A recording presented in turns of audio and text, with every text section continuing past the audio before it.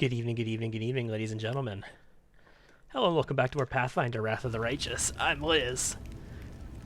These late starts on the weekend seem to be, like it's Friday today, for people YouTubing it.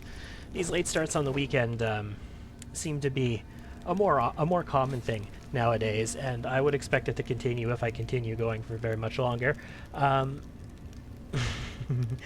Youngest Munchkin was just having a Roblox Royal High Halloween beauty pageant. So, little loud, little bit of an obstacle to getting started. But she's gone upstairs now, and we're good to go. So, we've got lots of stuff to cover today, first of all, guys. This is session number 30. Like, can you believe that shit? We've had sessions that range from anywhere between like 2 and 6 hours, essentially, with an average being somewhere around the 3.5 to 4.5 hour time. And at 30 sessions, holy balls, that's we've had some streaming going on this last month. I'm proud of it. I'm proud of all you guys. I'm happy to have you here with me. I love the experience. Anyway, game related stuff to cover. First, I have 2 game mechanic things to cover before we get moving. For people who are watching on YouTube, this is mostly for you guys, because you guys are the only people who usually see the very beginning of it. For the Twitch people, this is mostly just killing time until some people show up, because we always start nice and quicks. So, first game mechanic I want to talk about is critical threat range, and some revisions to comments that have been made about it previously in this playthrough. To do that, we're going to take a look at Lan, because he's our king of critical threat range here, with his 11 to 30 critical threat range, Fauchard, with all of his improved critical feats and all that kind of stuff. So, I was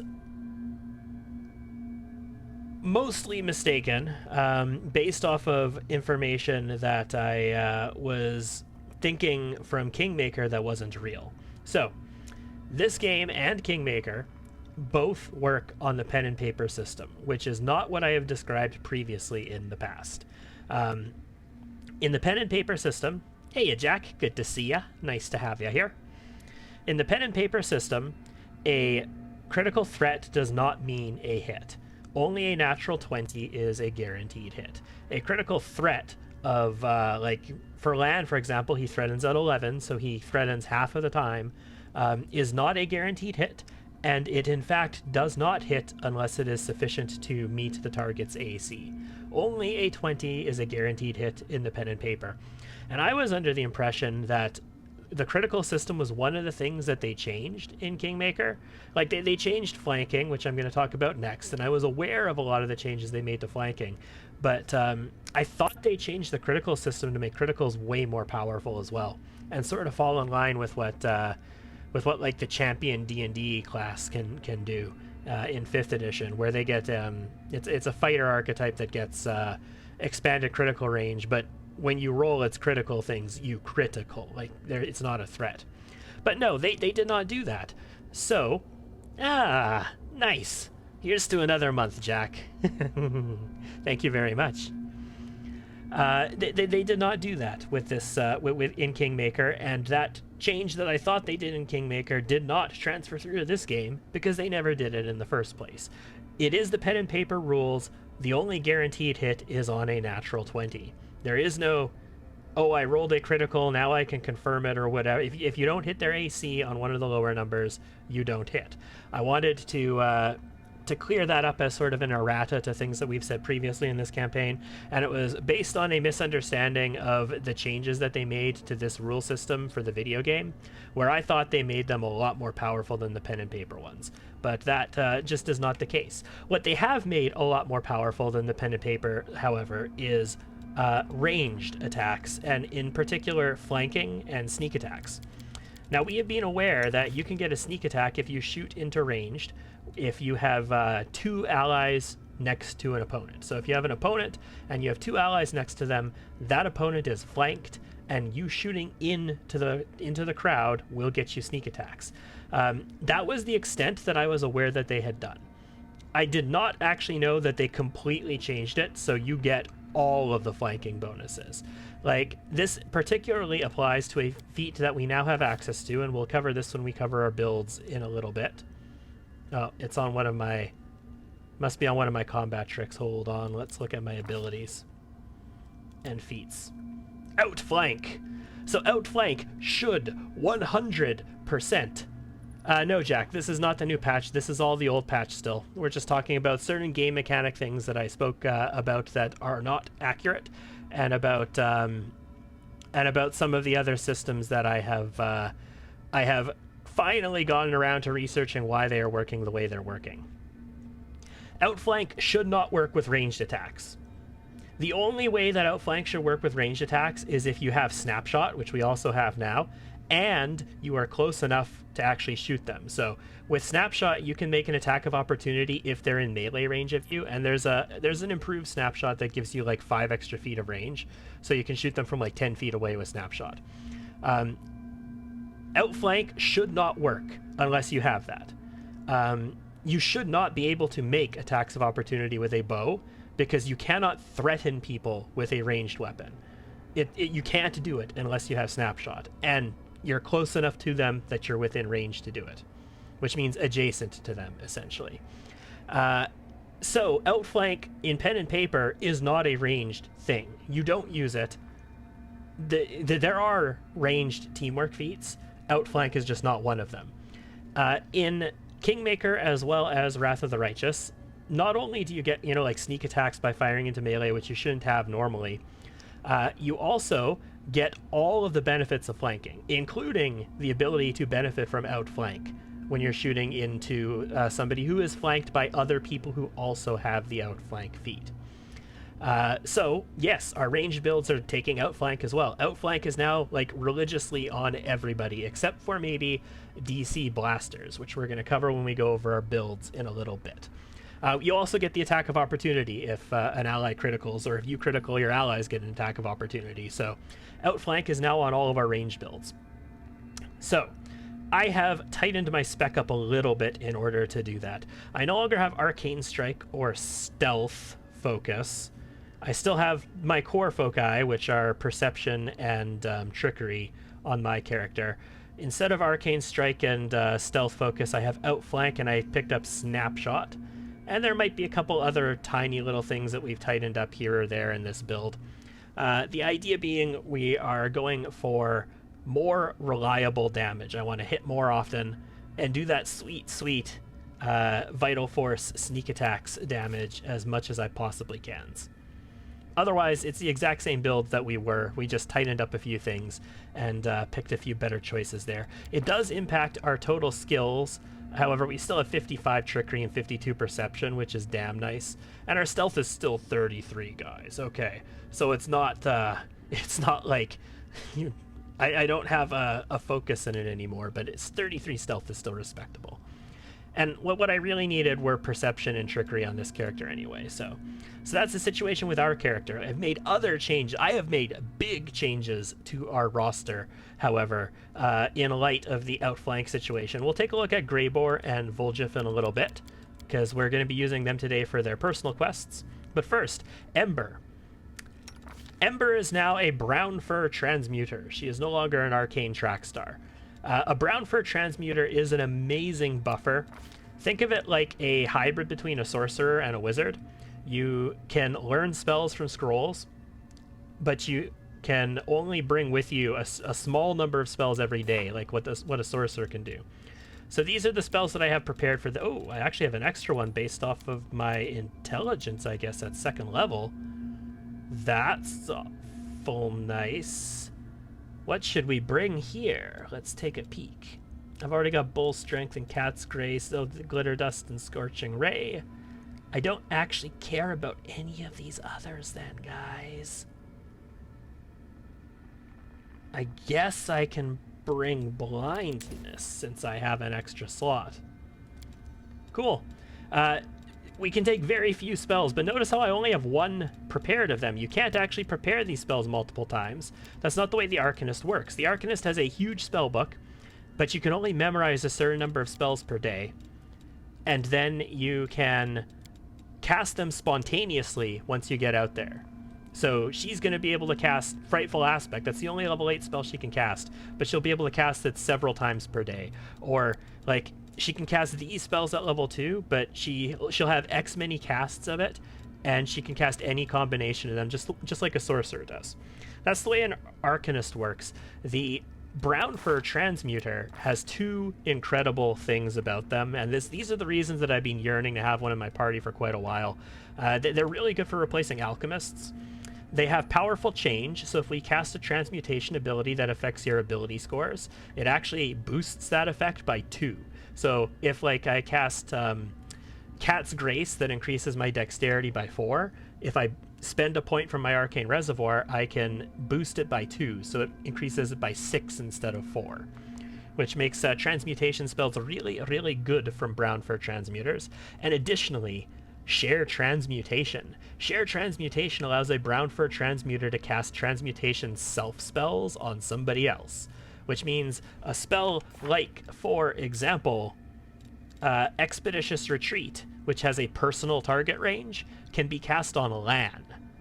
Since it's a transmutation personal spell, I can cast this on Lan, and now Lan is actually going to be able to get places in a reasonable amount of time and hit things on his turn. Also, more importantly, things like Frightful Aspect and Dragonkind 3 I'll be able to cast on Lan, which are both personal range transmutation spells that make you huge and give you massive bonuses to all kinds of things. And when she's not transmuting, she's going to have access to some powerful evocation spells. Things like Chain Lightning or Sirocco, or Lightning Dragon's Breath, or a Controlled Lightning Ball, or a Lightning Ball. You know, these are all lightning, is what I'm trying to get at, and we'll see that in a second. The way she works, she's got her spell penetrations and mythic spell penetration. She has her arcana knowledge still.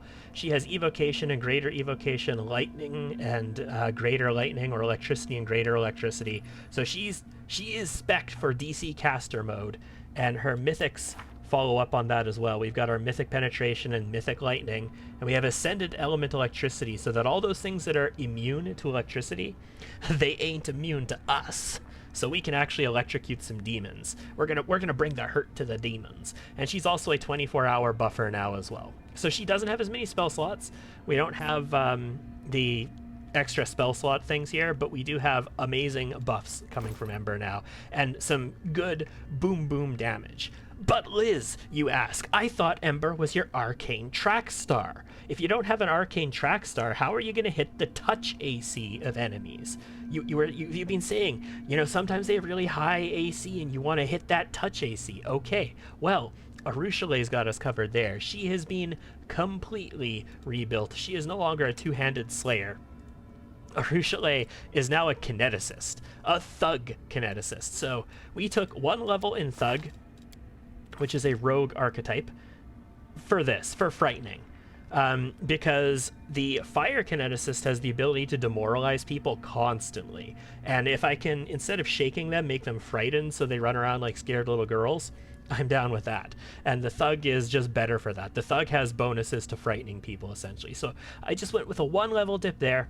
And then we went hard into Kineticist with our point blank and precise shot, the same way any kind of range person is going to have. They get Dazzling Display and Dreadful Carnage, which is what's going to allow us to demoralize things.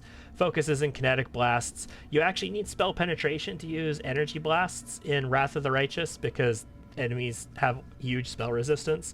So she is built for spell penetration. And then she's got Earth Blasts as her second element. So Earth Blasts allow you to do lots of trips and stuff like that. So she has a lot of tripping and fearing abilities, and she is capable of either with an energy blast, a fire energy blast, hitting people's touch ACs, but she has to go through spell resist, or with an earth blast or a combined blast of the two, she's capable of hitting people's normal ACs. So Kineticists are incredibly versatile, and you're just going to have to see how they play. It's been a little while since I played one. They are a very, very Very versatile and potentially like borderline OP like solo class. They're not a solo class that I usually recommend to people, but because it takes a little bit of knowledge about them to use them, but they are potentially very soloable. We took Ascendant Element Fire, of course. I don't think I'm ever going to use Overinfused Blast, so we might spec this out at some point.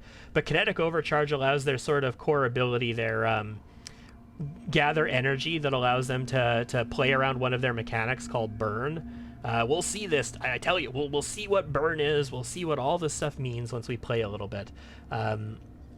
It gives them more freedom in using their abilities, basically. And again, Outflank, I took it as a bonus feat from the Mythic path because it's so important, and Mythic Spell Penetration again. That's how I'm going to hit touch ACs, guys, and I hope it works out. I hope our spell penetration is going to work for us. I have Ember's Robes of Inevitability here. I gave Ember Darren's Robes, which also have spell penetration on them. Otherwise, she's still rocking her spell pen gear. Arushale has that ring for touch attacks now. What else does she have? She has a lesser Kinetic Diadem, which will help her do some damage. There's a lesser diadem available in Act 1, and we picked it up in Act 1, so I felt no problem giving her a diadem here. I think there's a greater diadem available for sale on the Skeleton Merchant, so when we get back to Act 5, back to like Dresden and whatnot, when we're exploring, if we see the Skeleton Merchant, I need to ask for magical things, because I think they have a greater diadem, and that'll be a big power increase for her. And these boots were on Volgif. They were available on him. They just allow me to stand up without provoking an attack of opportunity. So I was like, whatever, they're boots, give me boots.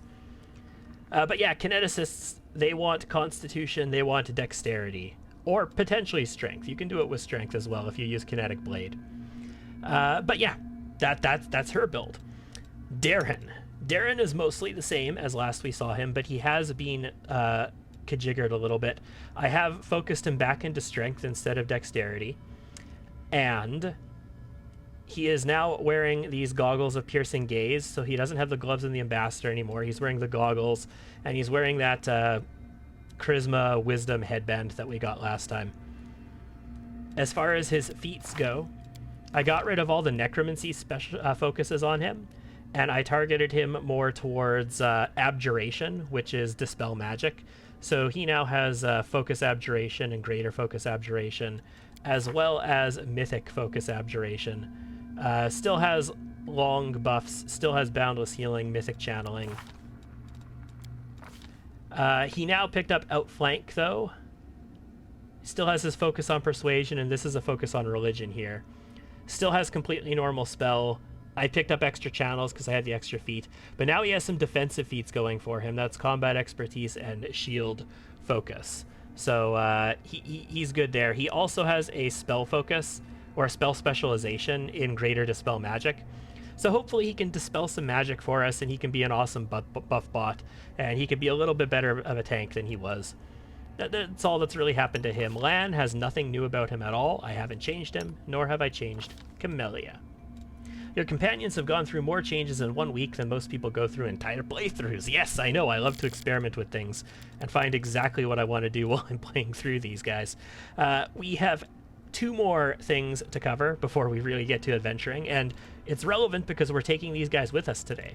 Grebor, I haven't done anything to. All I did was level him up. He's the exact same character he was last we saw him. He's got mostly the same gear, although I've upgraded a few things where I had a couple extra upgrades sitting around. But he is, for the most part, pretty much the same dude.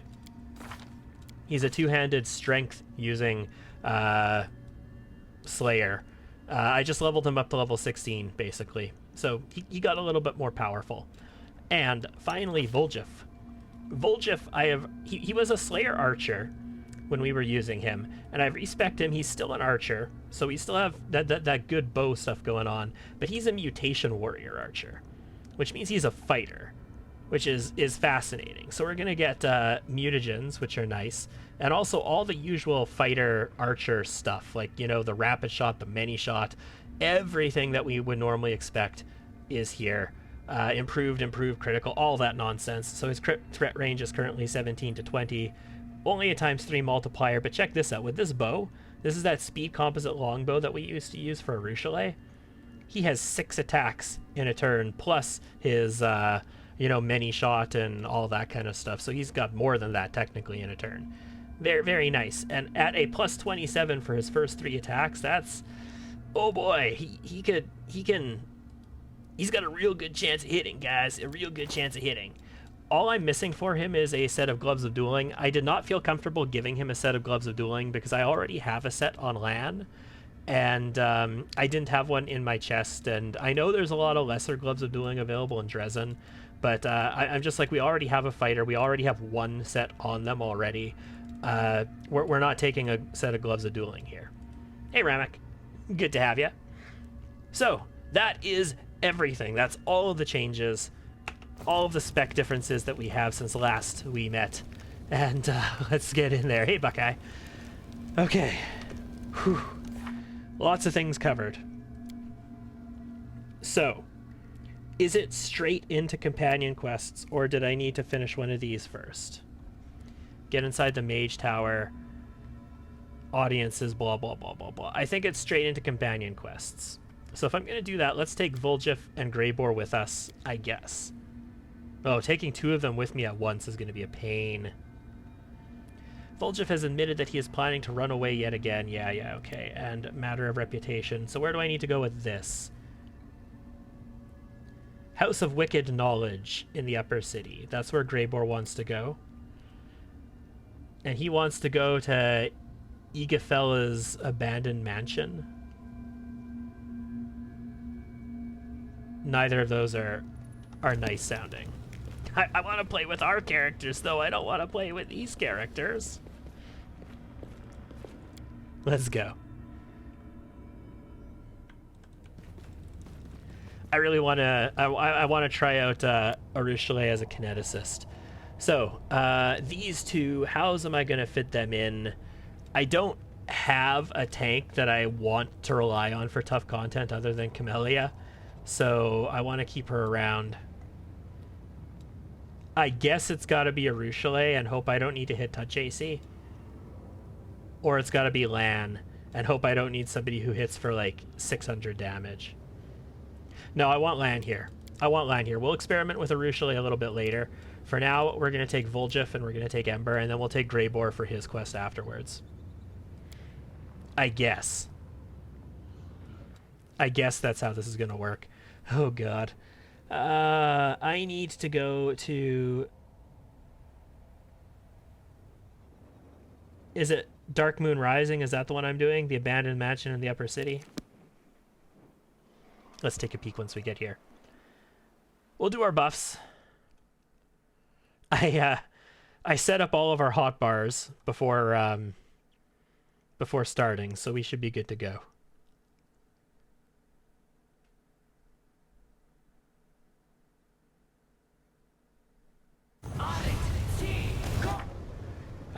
Dark Moon Rising, yes, that is Volgif's one. Oh, the waiting's never fun.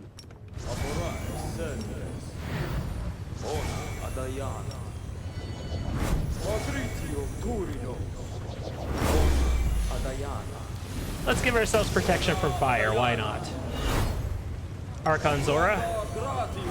Is this life bubble? Yep.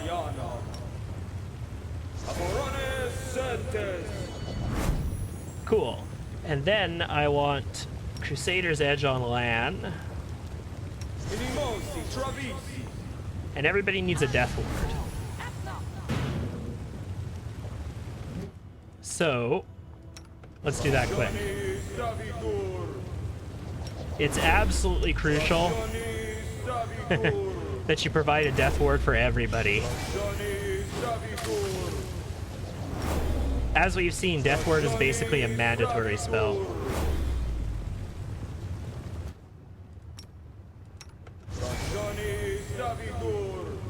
Death Ward is going to prevent us from taking energy drains and negative levels and all that kind of stuff. As well as, you know, suffering death effects, which are just nasty as they stand. Anything else that he needs to do right now? No, I think that is good for him. You're a good person. And now, I like you. I am going to Hurricane Bow. No, no, no, no. Hold on. No, don't do it like that. I need to hit Share Transmutation first, and then Hurricane Bow myself, and then Lan. I already have Bear's Endurance on my people, and Lan already has Frightful Presence on him with 10 hours left. I cast it and then I went to rest, so he doesn't need that. But what he could use is an Expeditious Retreat, I think. Trust in yourself. I think that would be particularly useful. So let's do a Share Transmutation Expeditious Retreat on Lan. And then Camellia, let's get all of your buffs on. That's your True Strike. You need your Expeditious. Shield. Blur yourself. Mirror Image. Buff your weapon. Shrink yourself. Okay, guys. We're ready. Where's the abandoned mansion? That's the House of Wicked Knowledge. That was Grebor's, right? The abandoned mansion is over here. It's actually on the tier we're on, it looks like, in fact. If we go this direction. Alright, well, let's take a peek. This building here. Can I walk around behind it?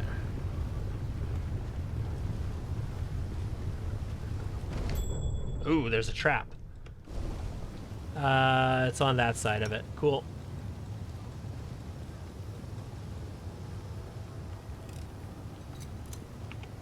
Alright, guys. Is there going to be a fight in here? I don't know. Unfortunately, I don't have 24-hour haste, so I don't want to cast haste right now. Maybe if I get extend spell haste, I'll cast it for walking around, but we'll just have to haste if we actually get into an encounter, I suppose. That'll be like Ember's first thing that she does. Yeah, that's going to be here forever since I can't pick those up. I was reading through some of the patch notes. It sounds like they have fixed the problem with the pathfinding in the upper city if you're in turn-based mode. They said in turn-based mode, people won't run off into the air in the upper city anymore, which is, I assume, what was going on with that. That's a statue to Baphomet. That's lovely. This is Volgif's quest after all, so... Now what is that? Shit, what did I see? A trap. It's triggered from inside. Stealthy wealthy. I can't wait until we get Knowledge World level 3. So at Knowledge World level 3, I'll be able to take any feats at all without needing to meet the requirements. And in addition, I will get the level 2 benefit, which is that if I roll a 1, it counts it as a 20 instead of a 1. So I'm looking forward to all of that. That's 2 more mythic levels, though. The mythic levels come fast at the end of this act, from what I understand, so we'll probably get 2 or 3 right at the very end of this act. Alright, let's get in there. What do we have here? Oh! Silver ring, potion of cure, serious wounds, fine, high, blah, blah, blah. Okay, cool. We're going to take a look at this, but before we do, yeah. This is Lan's strength at the moment, and this wasn't ideal. So he's got his racial bonus, he's got his frightening aspect +8, he's got his display of power enhancement bonus +6. That's coming from his belt, right? Yeah, display of power belt. I could give him +6 with like what is it? Not Bear's Endurance. The other one. The strength one. Bull Strength. Yeah, I could give him Bull Strength to get that as well. But, like, yeah. That gets his damage up. That gets his attack up. That's going to be nice and valuable. It also gets his range up because he's big. He's big and swole. In fact, I think... This war must end. I can technically also enlarge person him to increase his size. It's a size bonus to strength, so it won't stack with it, but I'm pretty sure I can also enlarge person him at this point. Just make land super big. 1,300 gold just randomly. I like that. Just a random longsword and also a party bowl? No, a golden ashtray. Looked like a golden party bowl to me. I made sure to turn Darren's halo on as well. Every time I respec Darren, his halo gets turned off, and I'm just like, ah, I've had enough of this shit. Darren, your halo is on all the time. Before we heads upstairs, what's in this door? The only thing that I don't want to encounter a fight about is that I don't have a Ruchelet with me. But having Volgif here should be nice. Also, he can mutagen. He can mutagen, greater mutagen, constitution, dexterity, constitution, strength. I want dexterity and strength, which is obviously green and red. Or just, like, hardcore strength. But, yeah, no. I don't want to use a regular mutagen. Why would anybody want to use a regular mutagen? We want dexterity over strength, which is this one here.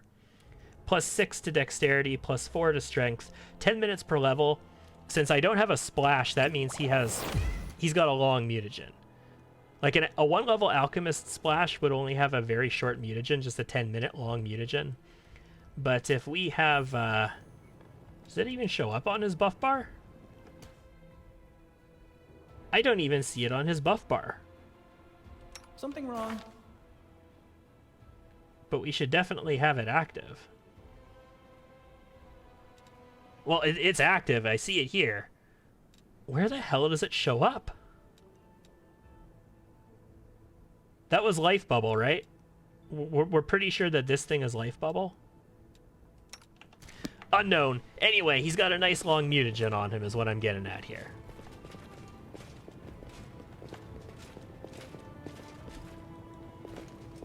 What is his to hit now? I'm here. 31. 31 with a bow for our first 3, which is technically 4 because of many shot attacks.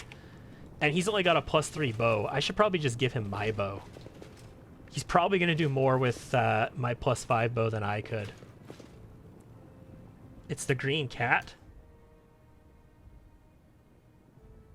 Oh, it is. Shit. I thought I had Cat's Grace cast on him, but you're right. It's the green cat. 2 hours, 39 minutes. Cool.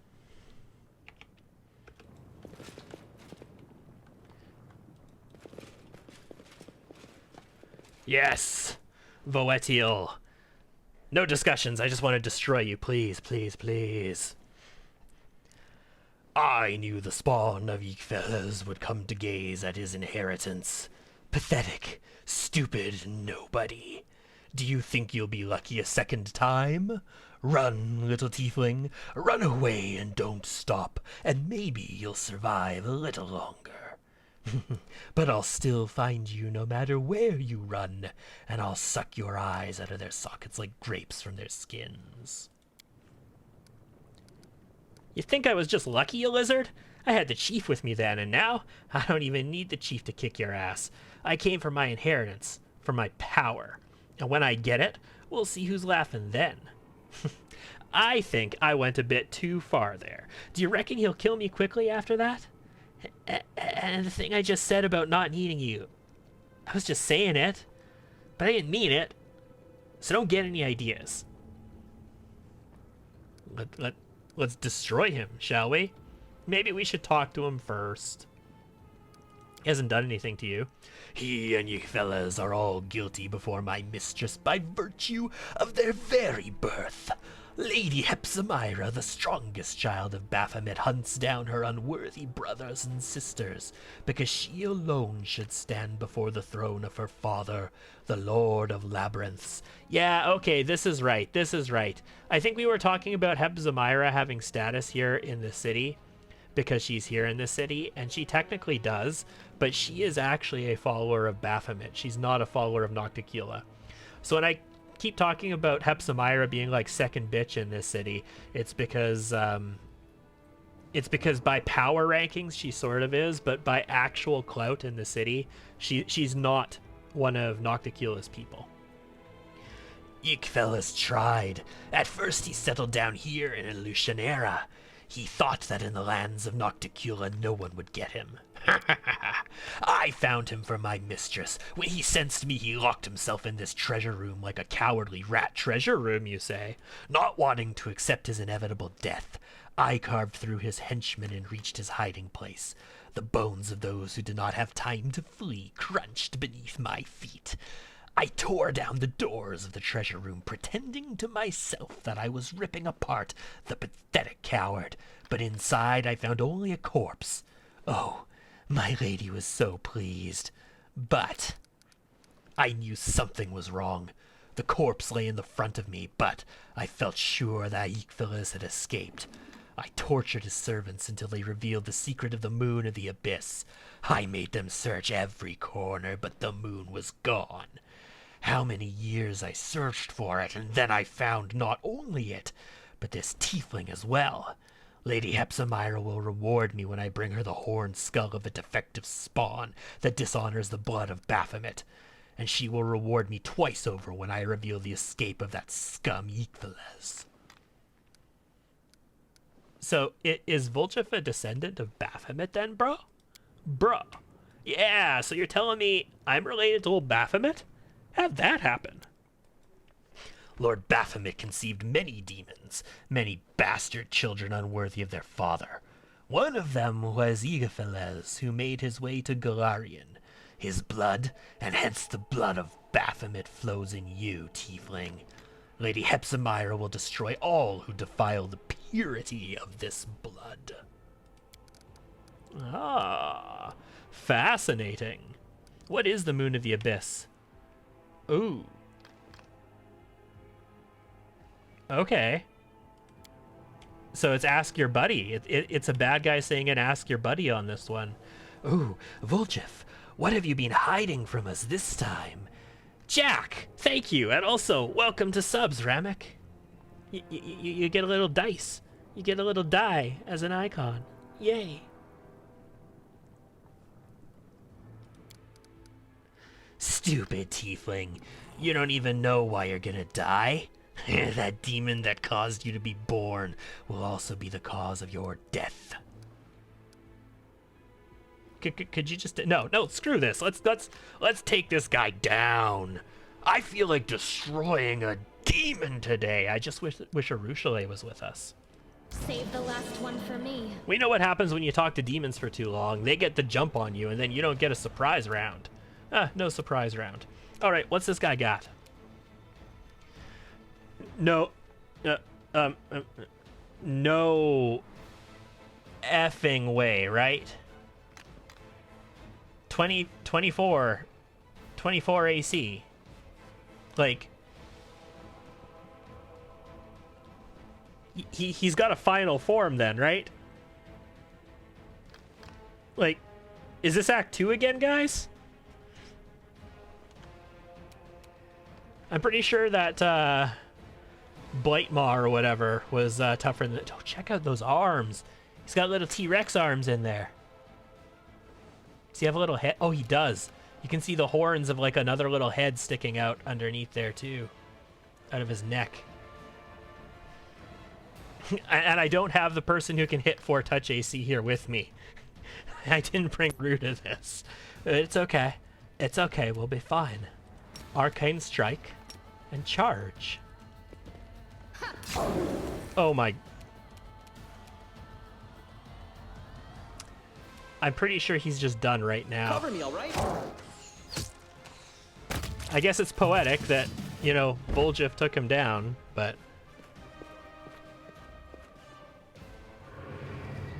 So fighters are not going to have as big of a damage roll as a Slayer will without the sneak attacks, but they'll have relatively decent damage rolls. Arushale could hit 4-touch, but I don't have her with me.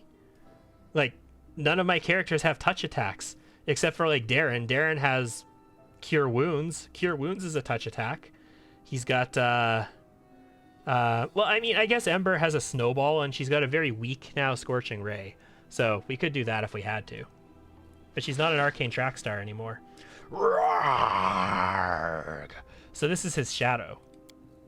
Revenge on Hepzibah and her henchmen. That's the demonic shadow. So now the shadow is calling Volgif its heir. Grandpa, I mean, Your Honor? I mean, I don't know what to call you. I've never had a grandpa like this before, and no, I always knew it was you, Shadow. You're my guardian demon, huh?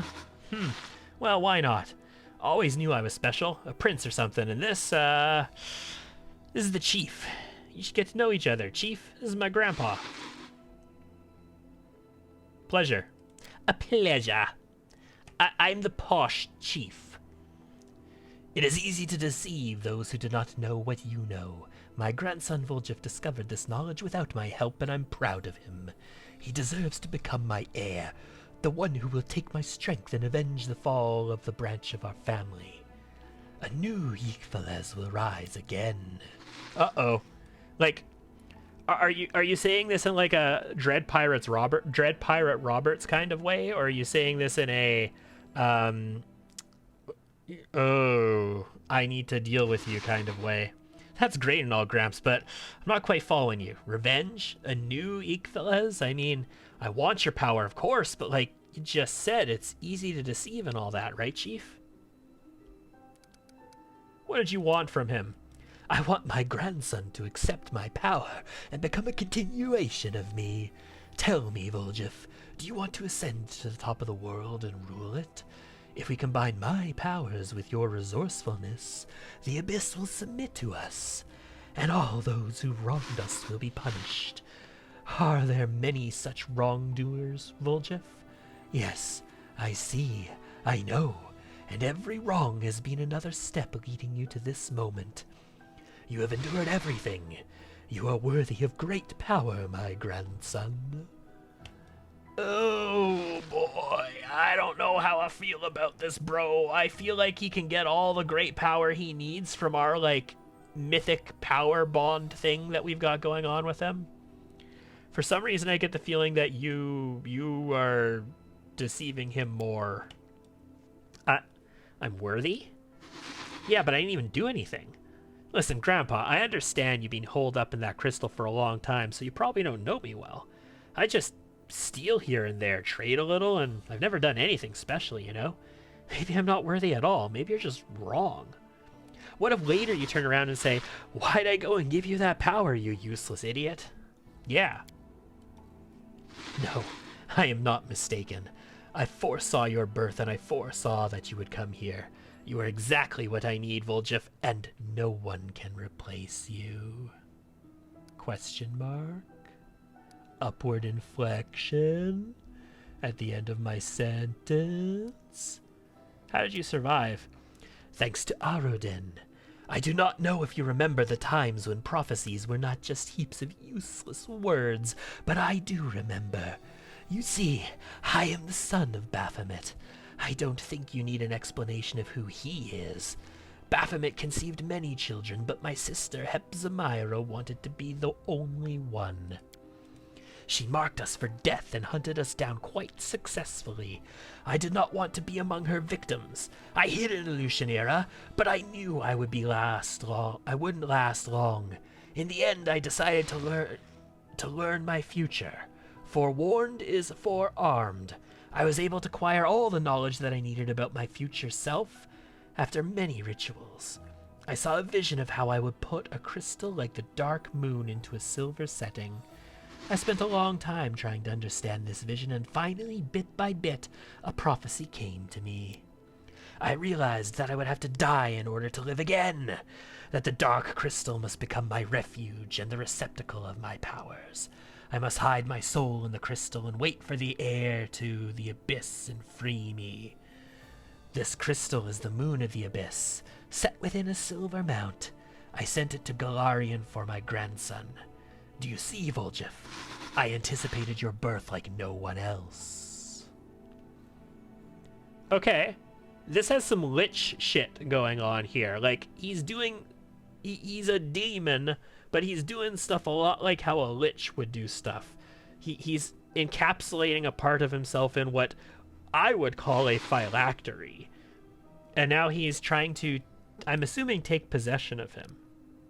Why did he dislike you so much? Because he's working for Hepzibah, right?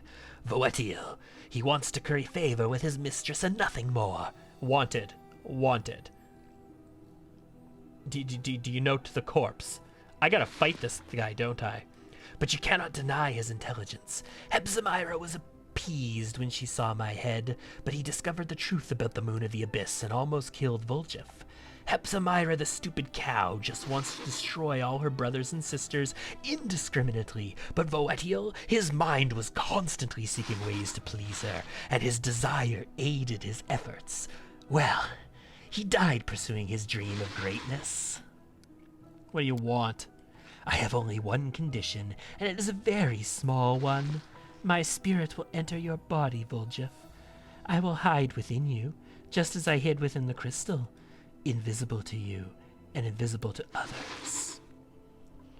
So you sort of want to take over my body. Really, Grandpa? I thought better of you. I'm your grandson, you know. You shouldn't treat your grandkids that way. You take care of them, put up with their hijinks and stuff, not make puppets out of them. You make puppets for them, not out of them. Yes, this is what we need to teach people about parenting, everybody. You make puppets for your children. You don't turn your children into puppets.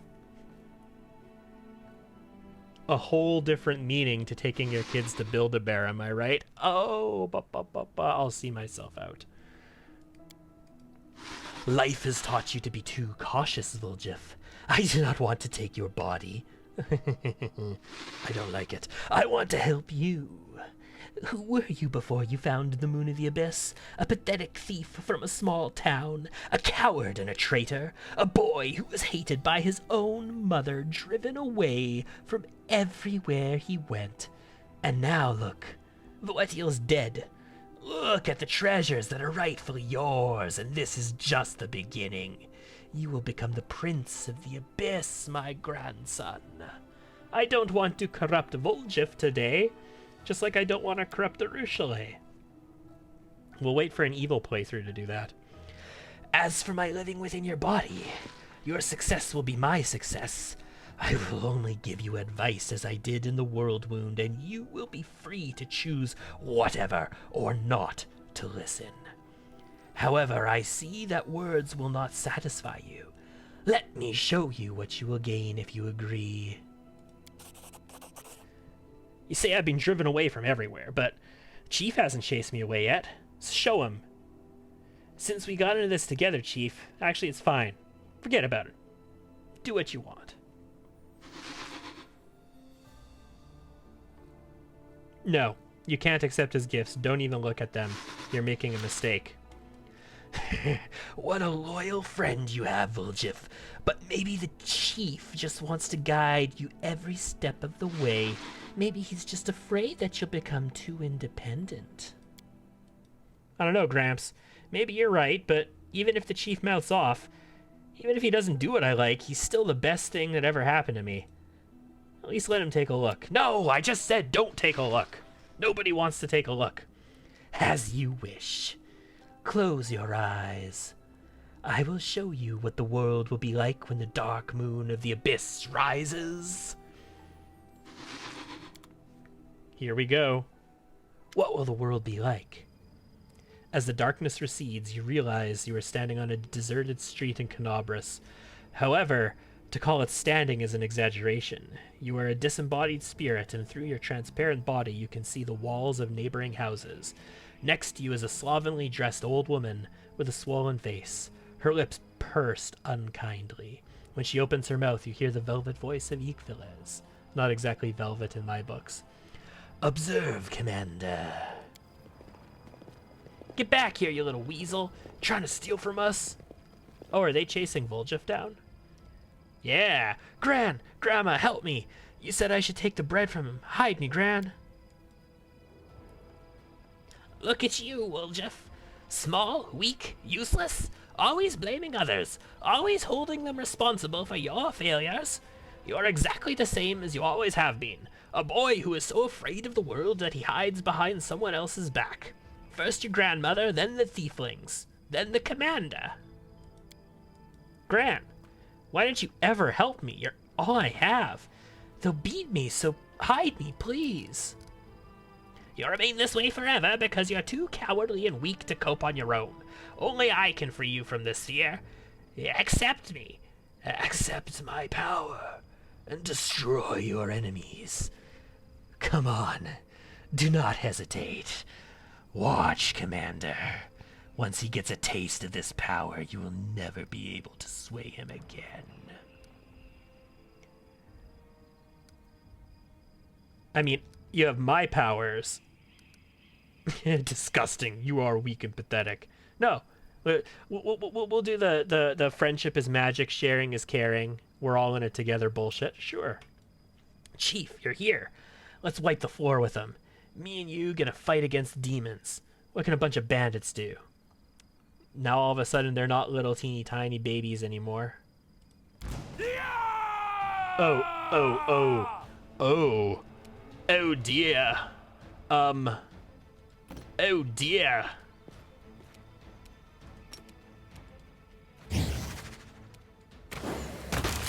Okay, good. I'm like, I'm an archer? I'm an archer. These aren't the kinds of fights I do. When the darkness dissipates, you find yourself in a familiar basement, and the one belonging to the Thieflings. Charisme and the others stand across from you as menacingly as they did before, and next to Volgif is you. Except I look a lot more badass here than I did then. I look like I do now than I did then. It would have been awesome if they actually like stored your model when you were here the first time and replayed it for this. But that might be asking a lot. I note that the Thieflings are not kneeling on the floor, so this must have been our first visit, and the rest of our companions aren't here either. I thought better of him. Oh, maybe it's not. And I trusted you. You'll never change, Volgif. I wasn't wrong about you after all, Volgif. You are a traitor. I took you into the gang because I heard you were a master lockpicker.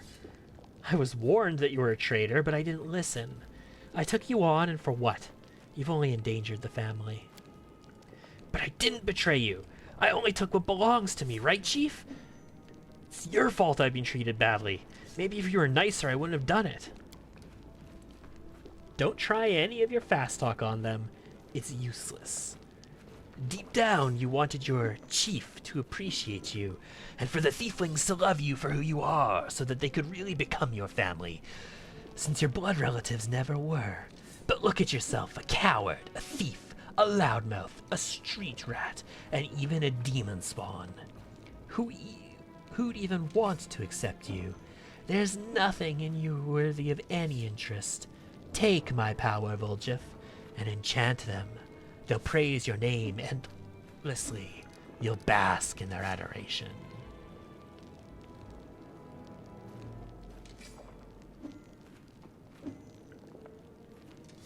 Yeah, no, try and tell them. You aren't worthy of love. Yeah. If I could tell you I took the moon of the abyss and stay here with you, I would. But I know I can't. The laws of the family don't work that way. I'm sorry it ended this way, sister. I had fun with you. I had fun with you a lot. You're the best gang I've had. You were. It doesn't matter if you love me or not. Damn. You've always been a nasty street rat, and you always will be. And only your fleas will mourn you. What kind of rubbish are you talking, Volgif? Oh, they want to kill him? They want to kill him? Do I get to kill me some ethereal thieflings? No. I don't.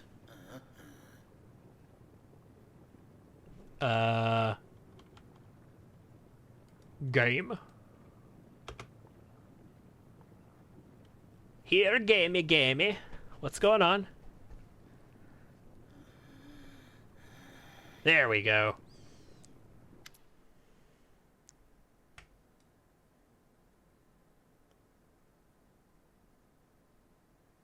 Hepzamira. Now look, Commander. No, don't kill me. Have mercy. See see what my power bestows. Imprisoned in crystal, I felt how he called to me, how my magic was changing. I can defeat Hepzamira, even Baphomet himself. With my power, you can easily crush your enemies, and any crusade will seem like a leisurely stroll. Now come and guide my heir to the right place. Is this what I'll become if I accept your gift, Grandpa? I do look pretty good. Do we decide right now? There won't be another chance? Alright. I have to ask the Chief one last time. What do you reckon, Chief? You have my power. And my power. Take my power. You don't need his. If necessary, I will fill you with power over and over again. Nice, creamy power. Once I'm done with Camellia.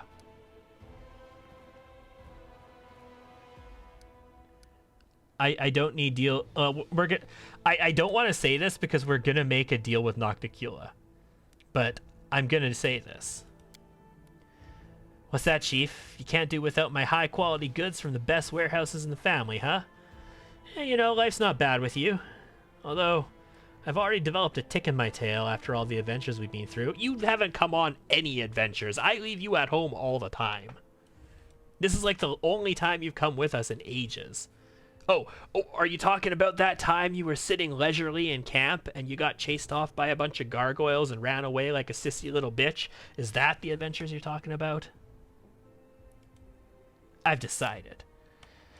This thing's beautiful and expensive, of course, and I'll miss it, but I don't need any suspicious crystals, you know? I'll get rich after this trip and buy myself some ordinary ones. Weak? Coward! You give up power, and for what? For human sentimentality? For friendship? You, who never before believed in those sweet words, have allowed them to poison your mind. The case of overly attached Volgif. Damn. And overly attached Volgif's grandpa. Hey, no, Gramps. I've been watching the Chief for a long time. After all the stuff he's done and said, he's never once lied to me. That's probably incorrect. I mean, I guess it isn't, because they probably checked for that in the script to make sure before he said this. But I want to feel like I personally would have lied to him at this point. I am a track star, after all. Not ever. He was on my side when nobody else was, and you? You sat in a medallion and waited for your prophecy to be fulfilled so you could put me out and wear me around like a little meat vest. Think on it good and hard, Grandpa. Of the two of you, who do you think I trust? Stupid little rat! I thought better of you. Apparently your horns have finally grown through your brain. I'll have to beat that nonsense out of you. You will only serve me. Fight! Okay, what do we got? We have like 3 of him. Yeah, we got like 3 of him, and he's like Hepzamira's little baby bastard brother. So he's going to be rather ineffective compared to her, I imagine. 43 AC is a little more like it. Flat-footed 32, touch 26. All is doable. Very... Okay, no, he's got 34 spell resist. Lots of energy resistances that don't matter. I'll cut you wide open. Back rank assistance. Oh, shit. Yeah, so extra attacks coming our way.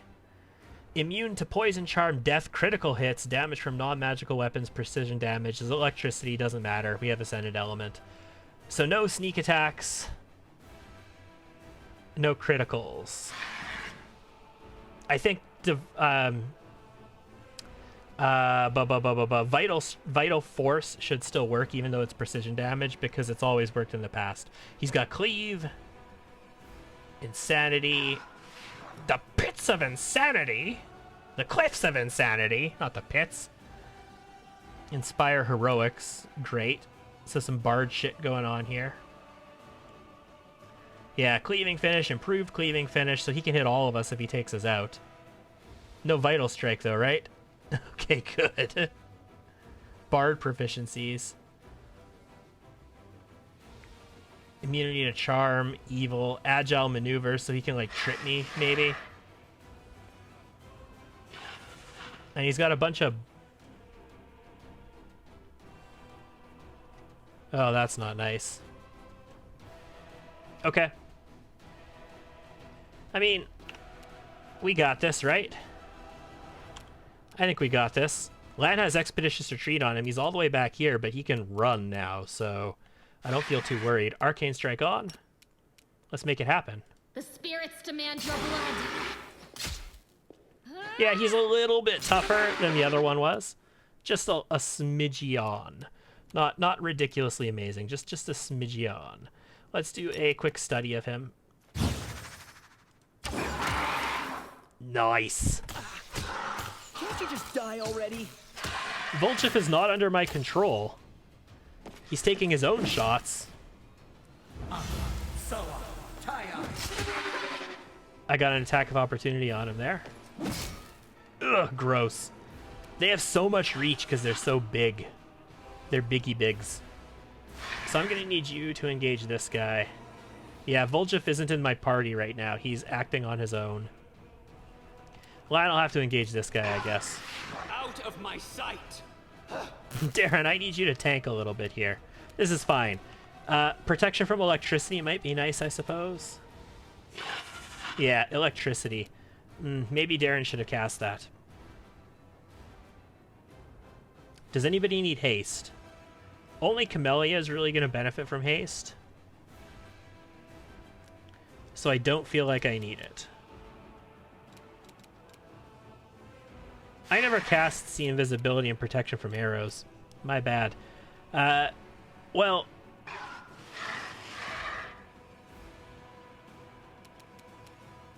Let's cast a little... We'll make sure these bracers are turned on. These Stormlord's Resolve bracers are what convert our damage into lightning. The reason we're using Acid Splash is not affected by target spell resist. So, we get through their spell resist for free with it. Surrender or else. And do 3 damage. Hells yeah. Hells yeah. Let's make it happen. Just take a few steps back. Lan. I would like you to obliterate this guy if you can, please. You've crossed the wrong mongrel. Oh. That was only 195 damage. Because he's immune to criticals. He's immune to criticals and he only took 3/4 damage from that. But that's 8d8 plus 220 non-crit plus 2d6 force damage. Yeah, I like it. I like it a lot. Let's move in on this guy and let's try and obliterate him next turn. Camellia. Stay here and tank. You are today's sacrifice. The world in crimson. You're up against 12. That's not that hard to hit. I need Volgif to like take 5 and try and get away from this big ass monstrosity though. I need to take 5 and get away from this one because he actually has range on me. And he's studied, so we'll stealth. We'll try and hit us flat-footed. We've already studied him. Yes! I love it when we hit the big bosses on their like regular ACs. Oh, that's that, I guess. And I was just getting used to having a grandpa. Voice He's not acting! the type who will teach you how to fish and fill a pipe, you know, but he's all right. Probably even decent for a demon. Not surprising that Gran remembered him well. But who gives a damn about Grandma? Chief, I mean... Thanks. I don't know why you've treated me so... I'm nothing, you know? Well, look at me and... and you... But it turned out that we're, well... friends? Actually, friends. And you've been there for me. Why are you looking at me? I'm not crying. My voice is like this because my throat's dry. It's dusty in here. That's why my throat's itchy and my eyes are watering and my nose is running. What are you gonna do now? Now? Are you the chief or what? You tell me. Damn straight. You know, I've got a good feeling about our campaign. So far, we've dealt with everything that's been thrown at us together. I'm starting to think the wrong gang was called the Family, you know? I got a good feeling about our campaign, you know, we After just the got sent to the campaign, well- abyss out of nowhere. You'll have to live long enough to find out. Let's defeat all the demons and then we'll see. What'll happen to the Moon of the Abyss? Huh? Uses a dagger to pry the crystal from That's its that. setting. But I'll keep the setting. It's nice work. Delicate, and another stone will look better in it. I'll keep it so I don't forget the choice I made and why. I'll just get it out, look at it, and remember. Ooh, and then if I live long enough to open my own shop, just a thought, you know, I'll put it in a glass case where everyone can see it and drive themselves sick with jealousy. Jack says I diagnose him with a major case of dependent personality disorder. No shit, right? Better get out of here. So long to the old family nest. The old family nest that Pity you I can't just bring this found. back to Galarian. Well, not all of it, but there is something we can do. Hey, Chief, let's clean this place out from top to bottom so not even a speck of gold is left behind. Might be trapped. You know, I Might be don't bring you treasure. with me normally, but sometimes it is half decent to have you along. Sometimes you think, you know, not ridiculously. What, I found a trap. Where's the trap? Oh, I spotted a secret door. Where the hell's the secret door? Where's the secret door at? Right there. Okay. Was there actually nothing in here before the secret door? No, there's loot on the demon, it looks like. What the hell? Why can I not loot you, sir? Why can I not loot you? Where is your icon?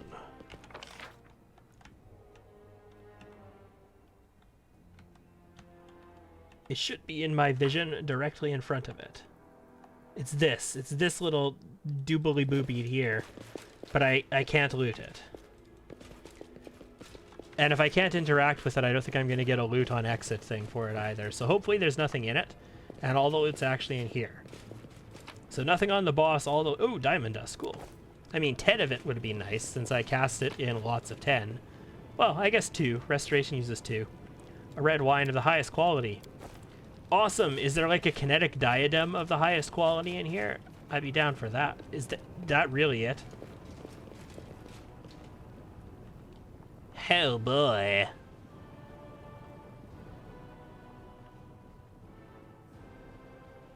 That's a door on the second...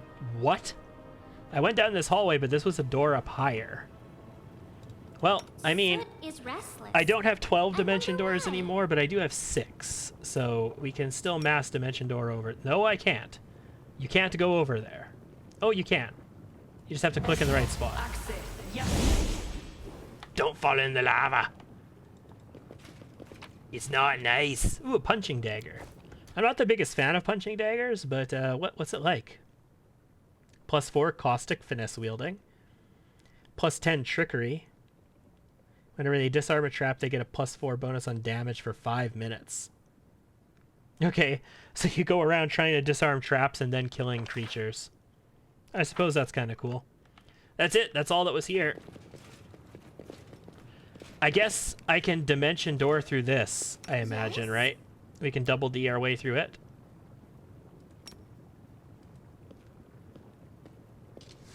Oh god, no. We'll go back this way. We'll go back this way. I don't want to leave anybody Meditate behind. on your mistakes. We'll make things Might right. make you feel better.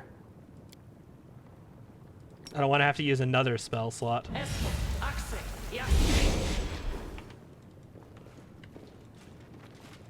Alright.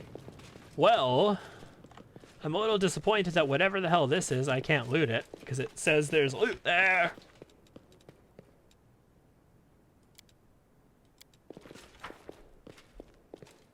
I can't click on her on the map either and get to it, so... Alright, fine. Is there anything else I need to do about that? Is it like talk to him in camp or something? That's Nenio, that is Finian. This is Ember. I have to arrange a meeting with Nocticula still. And no, this is Grebor. Okay, so Grebor comes next, ladies and gentlemen. We'll go trade Volgif out for Grebor. He didn't do much, but he is actually a really well, like, he is a very capable archer right now. Like, +31. I have +26. So he's going to hit a lot more reliably and stack up the damage over time. He doesn't have as big a hit, obviously, than I do with Vital Strike. He doesn't have as big a hit as a Slayer would have had with sneak attacks. But he still has a very respectable hit, and he'll hit way more consistently. Not to mention, mutagens are just nice. I like mutagen classes, I really do. It's just... they get very gish, guys, they do.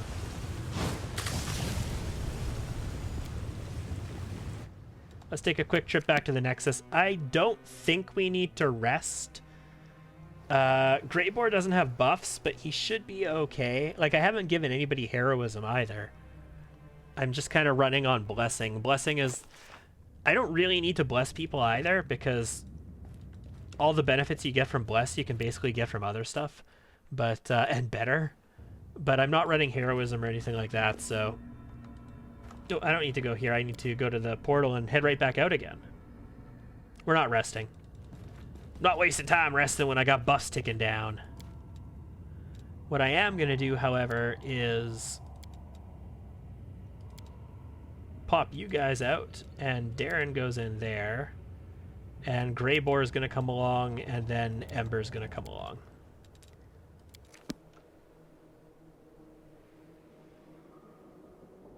Is this is that place that's next to the Palace of Incest and yay fun times, right? The place that I tried to go to previously, but I couldn't get into it. I don't expect Grebor to do as well as Volgif did. He's just kind of along for the ride. I need to go to the House of Wicked Knowledge, which is next to the Palace of Incest and Fun Times, right? Yeah, it's next to the Palace of Incest and Fun Times.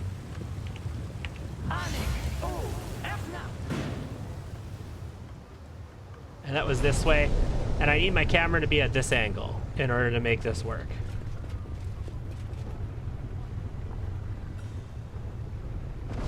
There was a chest. Yeah, there's this puzzle over here still. There's a building over here that I don't know if it has any relevance to anything. I know I'm changing my camera angle, but I'm doing it because there's a platform with a chest on it somewhere. And I'm trying to see it. But I can't. So let's come up over here.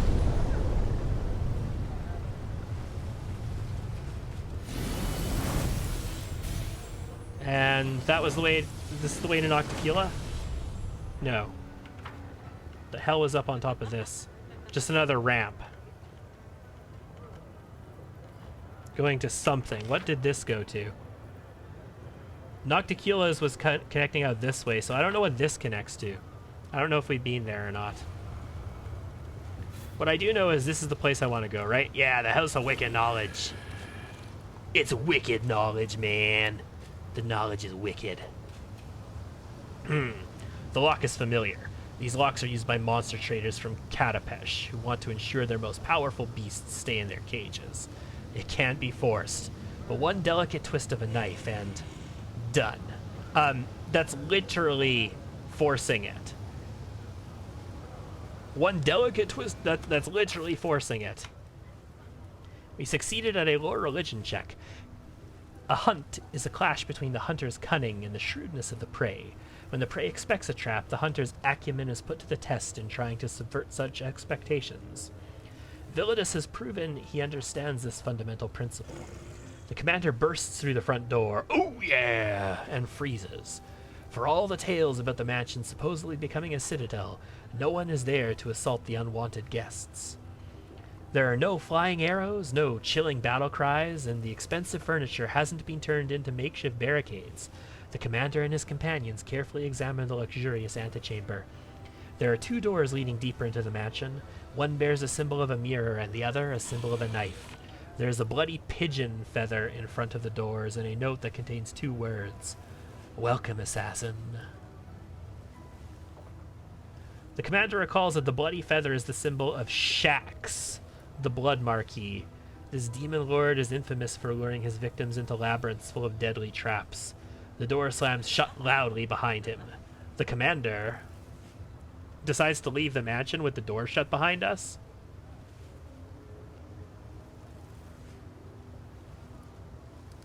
Enters the door with the mirror or the knife.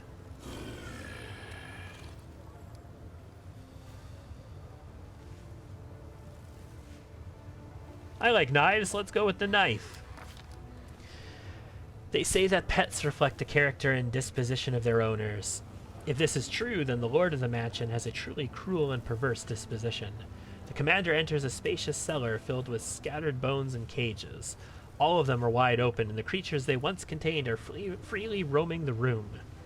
They've all come from different planes. Some are monsters, some are mere animals. Some are intelligent species, yet all of them shamble around aimlessly. They pant loudly and drool lips their slack jaws and open mouths. Their horribly humiliated and scarred heads provide evidence as to the reason for this behavior. A merciless surgeon has opened their skulls and taken out most of their brains, leaving only the bits that govern the most base instincts, such as hunger. These creatures are very hungry indeed. Scare them away. I'll distract them. I can distract them. I think we pass all of those. Lort picks up a bone shard and deftly throws it towards the side of the room. 3 doors lead from the dark cellar and its oppressive stink of blood and decay. The commander decisively reaches for one marked with the symbol of a mirror, a tooth-filled maw, or a pair of scales. Ooh, fascinating. A pair of scales. No matter how gleefully the lord of this palace mutilates flesh, he is first and foremost a scientist. And a scientist by definition is a madman who can put to shame any giggling maniac with a knife.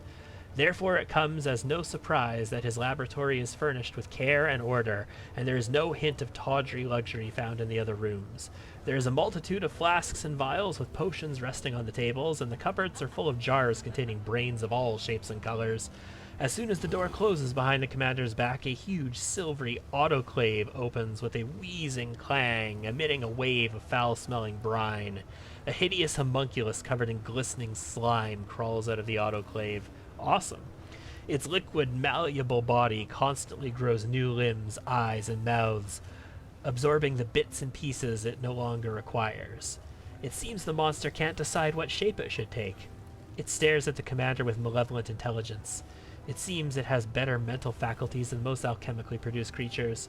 The homunculus giggles repulsively as it grabs a full vial of acid and aims it at the commander's head. Sure it does.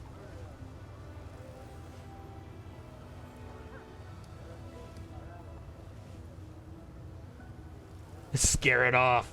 No, we'll use mobility on this one. It's surprisingly agile, but we take it down. I searched the laboratory and managed to produce an entire satchel of useful potions and balms. Stepping over the wreckage of expensive lab equipment and shattered glass, there are 3 doors. I choose the one with the symbol of. So we got healing potions, heroism, disrupting weapon. Cool. Sounds like your house. Very nice. You just have a random autoclave with homunculus goo in it. A tooth-filled maw, a full moon, or a blazing fire. I'll go for the blazing fire this time. The commander finds himself in a long stone passage. I can pass like all of these skill checks. No traps are triggered by his careful steps, yet at the end of the passage his vision grows blurry. The illusion of safety falls apart like a house of cards, revealing an endlessly fiery field, ashen mountains, rivers of lava, and magmatic volcanoes. Hot wind scorches his face. It's not difficult to conclude that the deadly place is the elemental plane of fire. Ash and volcanic rock tremble beneath the commander's feet, but walking on it seems safe enough for now. The only escape route is the distant 3-way arch, giggity, of rough-hewn stone containing the 3 familiar doors. However, in order to reach it, the commander must find a way past the river of fire, in which tiny islets of porous stone are just barely visible. I can jump. I can walk along the bank looking for a ford, guided by his knowledge of interplanar travel. Yeah, sure. I totally have knowledge about interplanar travel. I mean, gotta clean the goo. I mean, Ramek, it wouldn't be a proper house if you didn't have mystery goo. Lort remembers a few tales of travelers who have survived the plane of fire and decides to venture forth along the fiery river's bank. The trek is long and dangerous, but after a couple of hours, he finally finds what he's been looking for. A strip of hardened black glass arching across the stream of lava like a volcanic bridge. A rod, a boiling cauldron, or a full moon? I like rods, guys. I like a nice rod. The door doesn't budge. The commander forces it open with his weight and enters the same hall where this dangerous expedition first began. The cozy, comfortable setting in no way hints to the nightmares that await the commander within the mansion. The door outside is wide open, and through the doorway, dark figures can be seen clutching weapons. All of this was nothing but a warm-up. The final decisive battle is still to come. The commander prepares for a fight as he steps outside the accursed mansion.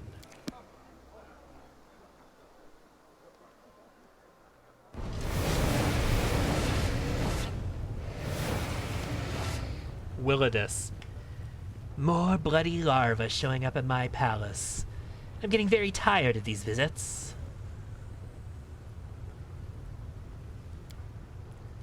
What a freak. Even I feel somewhat conflicted. Would killing this creature be an act of cruelty or mercy? I do not wish to show more mercy on the scum that set me up. Don't worry. I'm the last guest you'll ever have. Soon we shall find out what a tiny, ridiculous worm-eaten brain smells like. Kill him. I won't lie. I've been waiting for this moment. Tomorrow morning, my reputation will be spotless once again. Sweet dreams. Let's make this quick. Alright, so we got some suck you buy. Now we got an Incubus Butcher, a couple of them, and we have Willidus. What's Willidus look like? He's flat-footed at the moment. 11 touch AC, 29, 27 spell resist. Nothing special about immunities. Like, guys, why you all gotta be so plain? Like, one-shot him, 201 damage, with 34 and 30 on the Incubus Butchers as well. I mean, let's take out the Incubi, I suppose.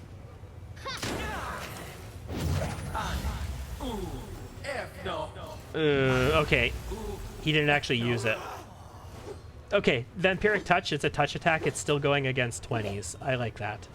Also, I never got an attack of opportunity on him there. That's kind of lame. Okay, there's 3 of these guys. There's 3 clowns here. We've got a Chain Lightning ready for them, I think. Ugh. Could have been better. They all failed their saving throws, but we did not roll very good damage. 16 d6s.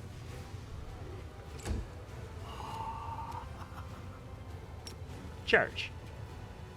Yeah, get our Archon Aura on them. Okay, good. Darren has a lot of armor, so he doesn't really have much touch attack.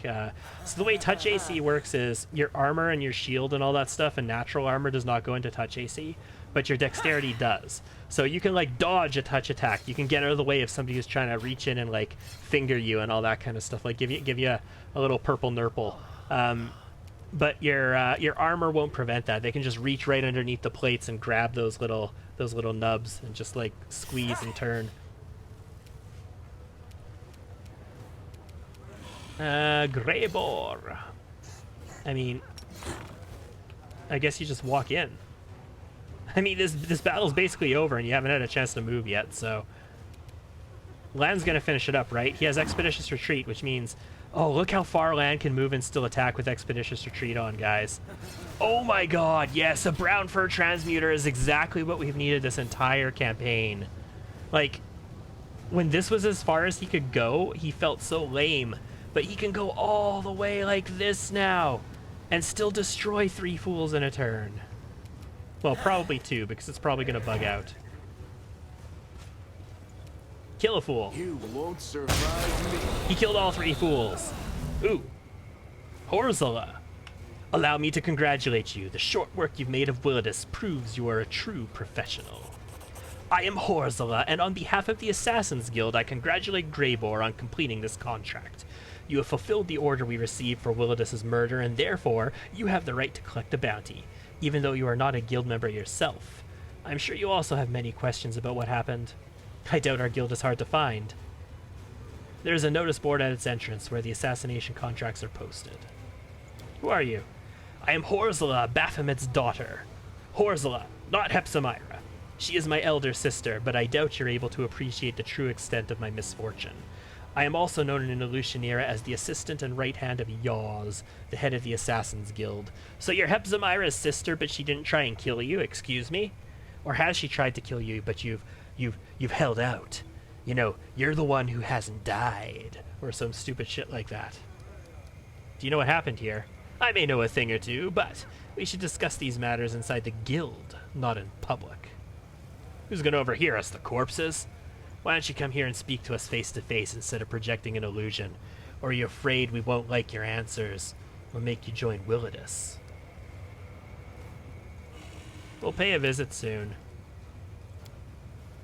I'm not sure what reward awaits us, but I truly hope it's a considerable sum of gold and not a meager payment served up at the end of a blade. Damn it all! More quests! So plus 2 rings of protection. Gross.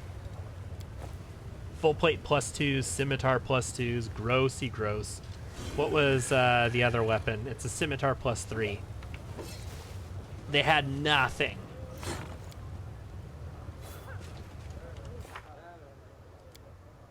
Willidus is dead, but it appears that he wasn't actually the treacherous client who set Grebor up.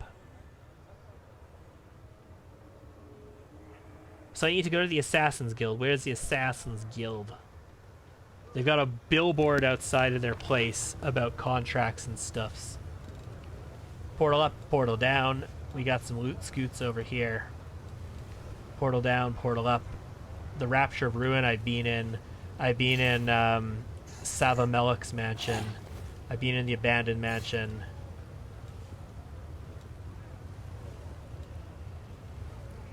There was a building over here that I went into, but it also didn't have anything in it. It was just some loot. This portal, right? I don't think there is a billboard out in front of it. I don't know where the Assassin's Mansion is. I assume I have to bring Grebor with me to it, though.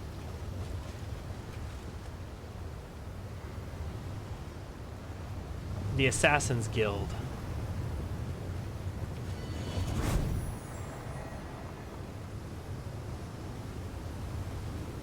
I almost feel like I want a dimension door up there, but I bet you I can't. But there are people up there, so... That looks like it has a door on it, doesn't it? It distinctly looks like a door. God, midnight... What the hell is this? Oh, it's a portal up. Oh, let's take this portal up. Where does it go? Hey, what do you know? I didn't need a dimension door up here after all. No traps? No traps. Pixelok.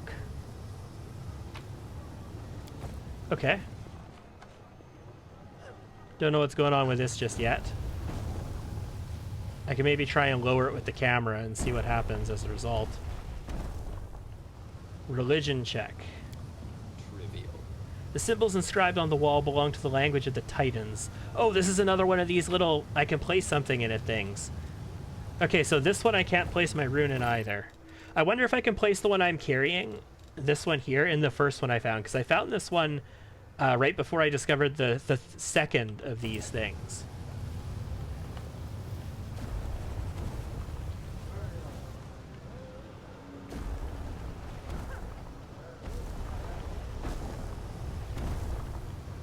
It doesn't look like rotating the camera has any relevance on these. Although that might not be true at all.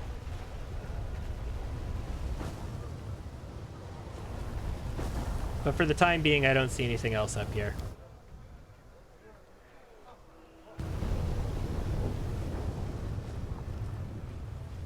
What has a billboard in front of it?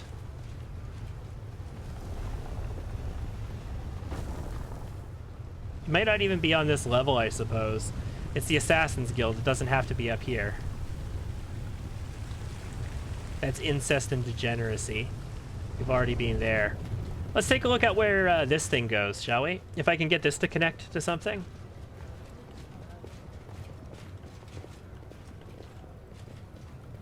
So not at this angle, that's for sure. Oh no, there's a mobility check. What the hell?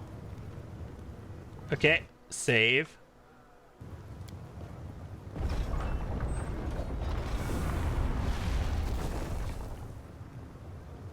Oh, the Mage's Tower. Okay, I want to do this, but I don't want to do this until I have Arushale here with me, I think, right? That's, what's that for? That's for this one, the art of making friends. Yeah, we'll go back to this once we have Arushale with us again. Which I might just, you know, go and swap her out right away, potentially.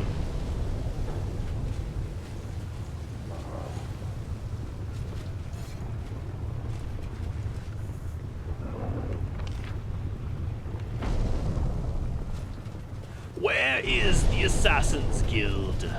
You must tell me. This looks like a door that's not a door, but there's also not a billboard in front of them with jobs.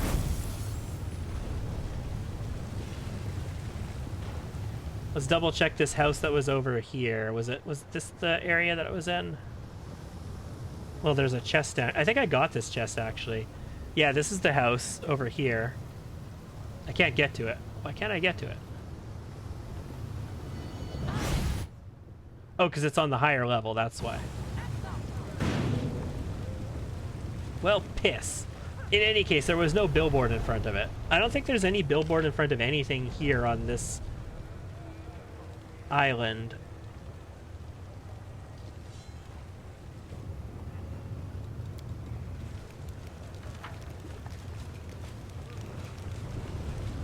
Well, let's head to the lower city and take a look around there, or maybe the middle city thing. Terrace of the Favored Mistresses, Art of Making Friends, get inside the Mage's Tower. Yeah, so the Assassin's Guild is not actually listed here anywhere.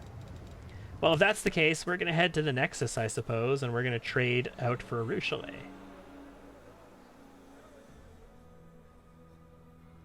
We're going to go take on the Mage's Tower, whatever threats we're going to get in there. So we're going to get to see Kinetic Arushale. We'll see if she can actually overcome spell resistance. Like, I was considering a Kineticist for this playthrough from the beginning, guys, but I was like, okay, there's huge regular ACs. I'm never going to hit the regular ACs using a physical blast. And there's huge spell resistance. I'm never going to hit the spell resistance using an energy blast. So I've got her built for some spell resistance. Hopefully she can hit touch ACs relatively reliably. Hopefully she's going to be a decent replacement for our Arcane Trackstar. Alright, so we're going to swap out Grebor. We're going to bring in Arushale and Ember. I don't need no restin'. We're not going to rest. Let's head to the Terrace of the Favored Mistresses.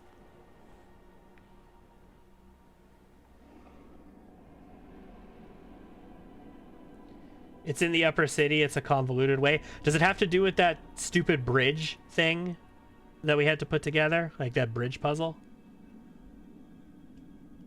Because that would be a convoluted way if that's the case. In any case, we'll go there, you know, eventually. I'll deal with this Mage Tower for now. Hopefully it doesn't lock me into, like, endgame mode or anything. Arushale needs some buffs, though. At the very least... I like you. I like you, too. At the very least, let's... Oh, no, no, no, no, no. Don't do that. Don't do that. Don't do that. Let's give her... buffed Cat's Grace. I gotta time it right, otherwise it's gonna...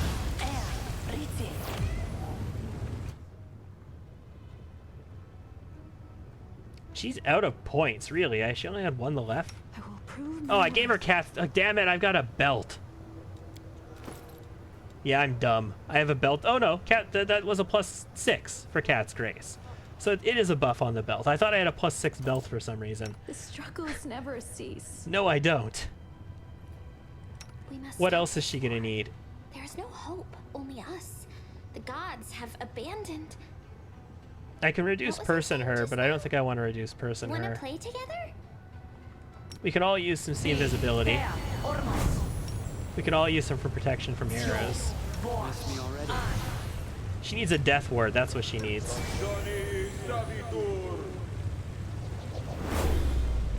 It's below the Den of 1,000 Delights. Fascinating. I think that'll have to do. That'll do for her buffs. She's a range unit anyway, and she has outflank. Outflank is her big buff. Let's go to the mage tower here. Since I don't have Grebor in my party right now, I'm not going to go after the assassins.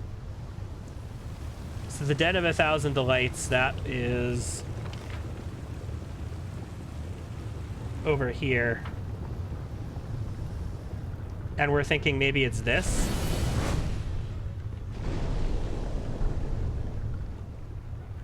I don't see a billboard, or maybe even that. Oh, is it the thing that has the roof that does the funky shit on it? That looks like it's like a portal or something?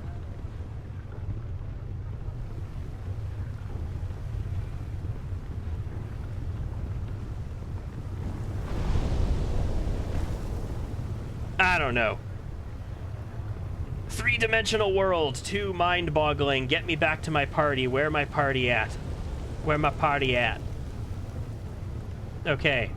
This I know. Let's get over here to the mage tower.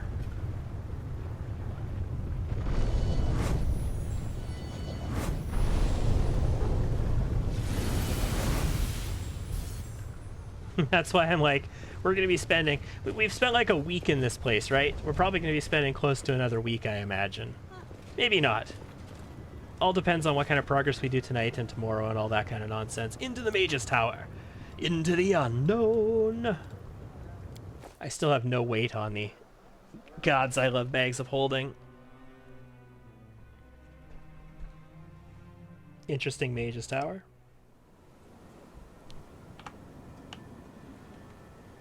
Knowledge Arcana. I did it! It happens sometimes. The inscription is written in an archaic elven script. You recognize the words, stranger's home, I see you, and I implore Callistria. Hey, that's my deity. It appears to be some kind of protective spell against thieves, but it has lost its power over the years, or has it? Callistria, you gonna let us in, right? No, what is that? We spotted a trap over here. Cool. I feel like there's probably another trap over this way. Yup. Where's that one's activation? I can't tell.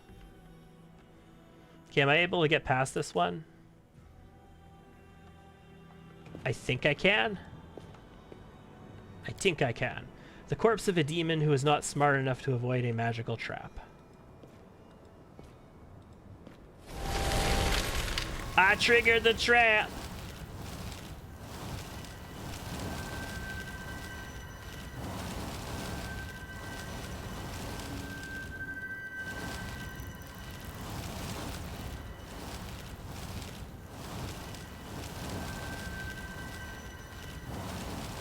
Are you doing anything, Trap?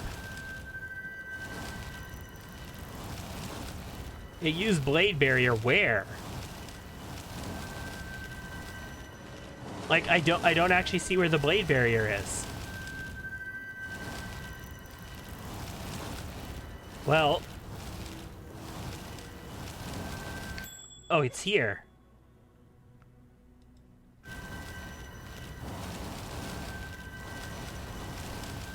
All right. Cool. Fighting for a righteous cause is certainly different I'm from a fine. simple massacre. The former is more bloody and performed with pinkies out.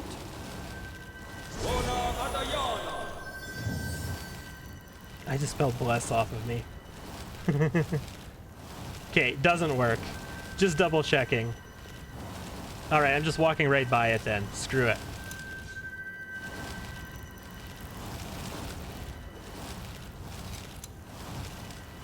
Can the rest of the party get through here, though?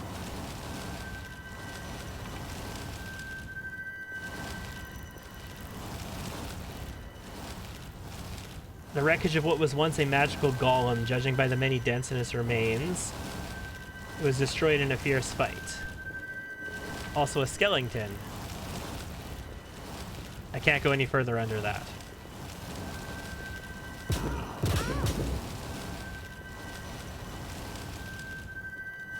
Cool. I welcome your company. I mean, I guess I could have oh god, does it go all the way up? Rules are I'm like, I made could to have be dimension broken. doored past it, I suppose, but... Does it, like, cover this entire hallway?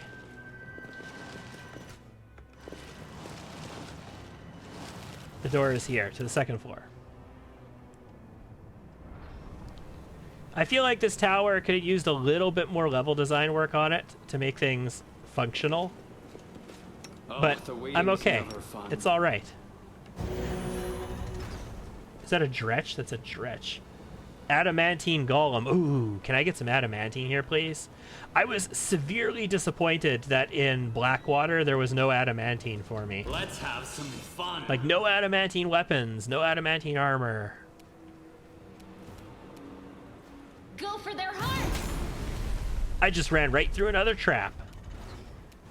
Okay, so let's take a peek here. We have 1 touch AC and no magic resistance. No spell resistance. Oh boy. Oh boy, guys. So I'm going to use a blue flame blast. I'm going to use it with extended range, I think. It has zero burn on it.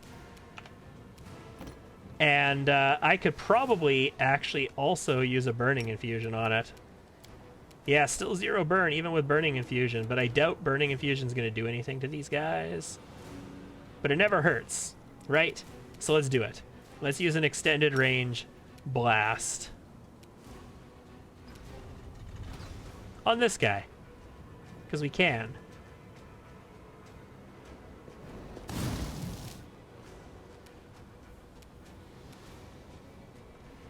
He's immune to extended range. What?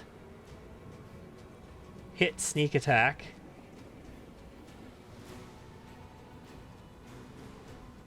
He can't be immune to my fire. It is fire damage.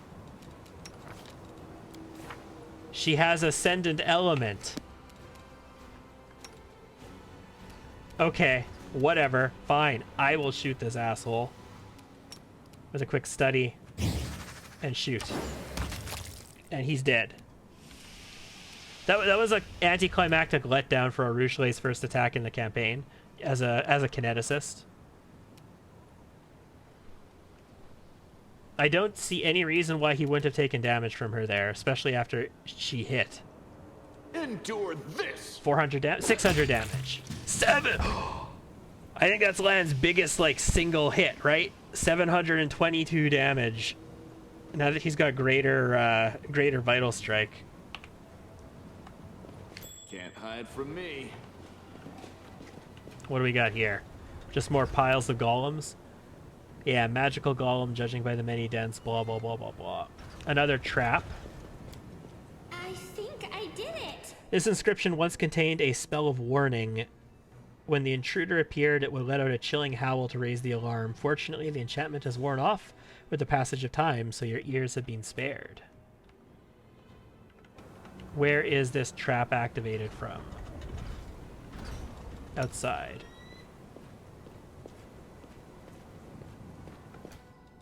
Right here. I'm getting Karazhan vibes from this, guys. Anybody else getting Karazhan vibes from this? Damn, man, I know, right? Yeah, just more golems that were killed in fierce fights. So that connects into here. Yeah, so there's a trap here. I think I can get around this again, but I'm also not convinced that I can. What's this way? Another trap. But this one activates from over here.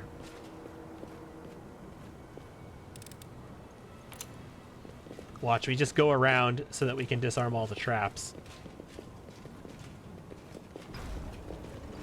I sense something. There's another stairwell here. Where's your thingamabooper? Alright, I'm going to try and get through this.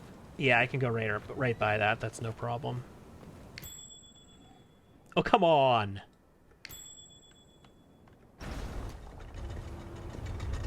traps everywhere. So now I need to disarm this one. And it's got a trap next to it. Everybody's got traps.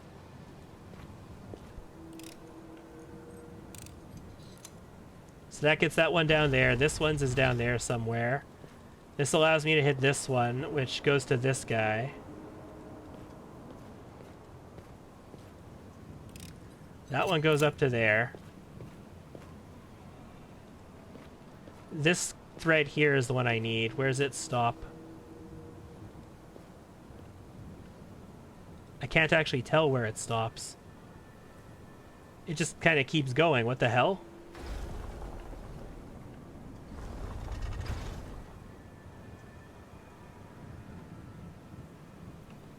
Does it go down to something?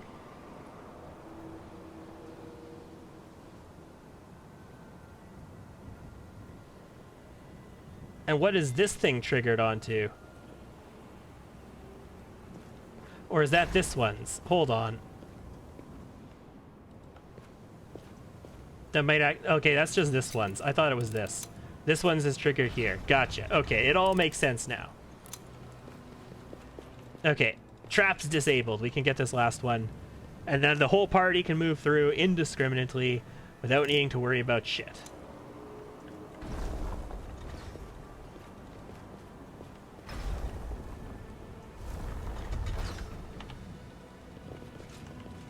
All right, let's start from the one where the door was, and let's find out what these things are. Hi. I'm Lort. Literally means shit. Okay. Cool. That wasn't anticlimactic in any way, or not really describing of whatever is going on here at all. There's another thing down here. So we can spin it this way.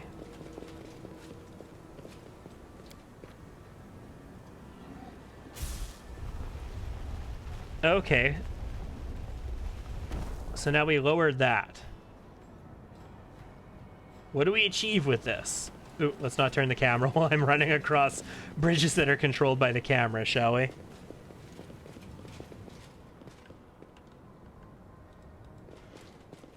Upstairs.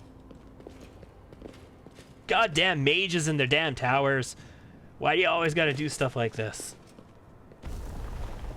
I mean, if you got a flying carpet or something like that that I can take from you and use, that'd be awesome. But otherwise, why do mages always have to have the most obscure, esoteric bullshit going on in their towers?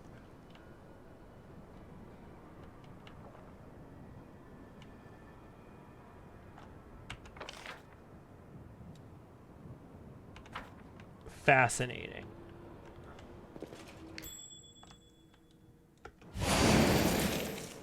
Another dead demon. That was Disintegrate.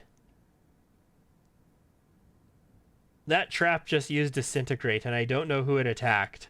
It must have attacked Camellia, but it didn't show the attack roll. Because it's a ranged touch attack in Pathfinder for Disintegrate. It's not like 5th edition Disintegrate. That's a nasty trap, man. Disintegrate traps are no fun. Like, players see those Disintegrate traps, and it's like, oh my god, my life flashed before my eyes. Especially lower level, when all you have is like things like Revivify and stuff to bring people back from the dead. Or Breath of Life, sorry, in Pathfinder. Where you can't actually resurrect somebody who's been disintegrated. The Magix has left this once powerful seal. Okay, so he had a seal that protected people from... I can rest here? And there's stuff to rest here with. I mean, we would get corruption. The seal isn't in place. I don't really want to do that. Why do I have the ability to rest here? Like, is there that much combat that's going to happen? Or are they like, oh, you've hit so many traps that you're super duper injured, you need to rest? Is that what the situation is?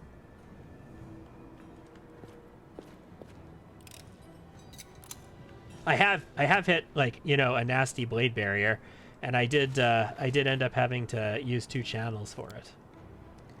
Within the pedestal, a faint purple glow emanates from a crystal-shaped hole. Giggity. Its edges are chipped and cracked, suggesting that whatever it contained has been forcibly removed. Okay. Tower, you must show me your secrets. Now what is that? I swear, if I find elven notes in here, I'm gonna be like, yes, this is the storytellers. Yes, this is the storytellers. I'm pretty sure this tower belongs to the storyteller now. Because he was here, his notes are here. Either that or somebody, somebody procured his notes and then brought them here. That's a possibility, I suppose. I need to be like, hey, storyteller, I was in your bedroom. Did you know that? By the way, your underwear, it stinks.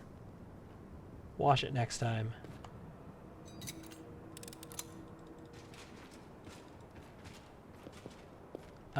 This is just a door in the middle of the room. Guys, if fantasy has taught me anything, just a random door in the middle of the room is usually a portal to something. Like some kind of weird-ass portal. So we're gonna open this door, but I'm gonna check out what's behind this other trap first, I think. Ooh, Arcana. I think I did it. Blinded any thief who gazed upon it. Damn. Badass. Yeah, this is just where... Okay, that's just the lower section of the tower shifting. That's actually neat, though. They simulate and render that lower section of the tower shifting. Like, we're actually in a higher level of this place. Godot? Restaurant to another world? Oh, yeah, okay. Yeah, exactly.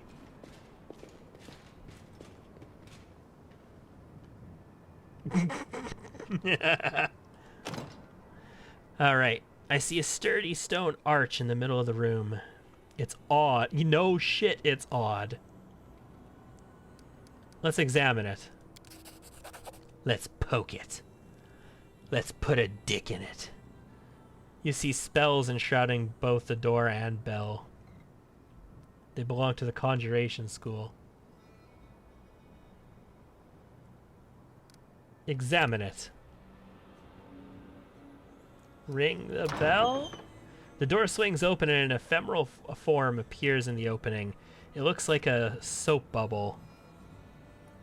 On the other side of the door, you can just make out the hazy interior of a small trinket-filled room. The typical ambience of a Galarian inn.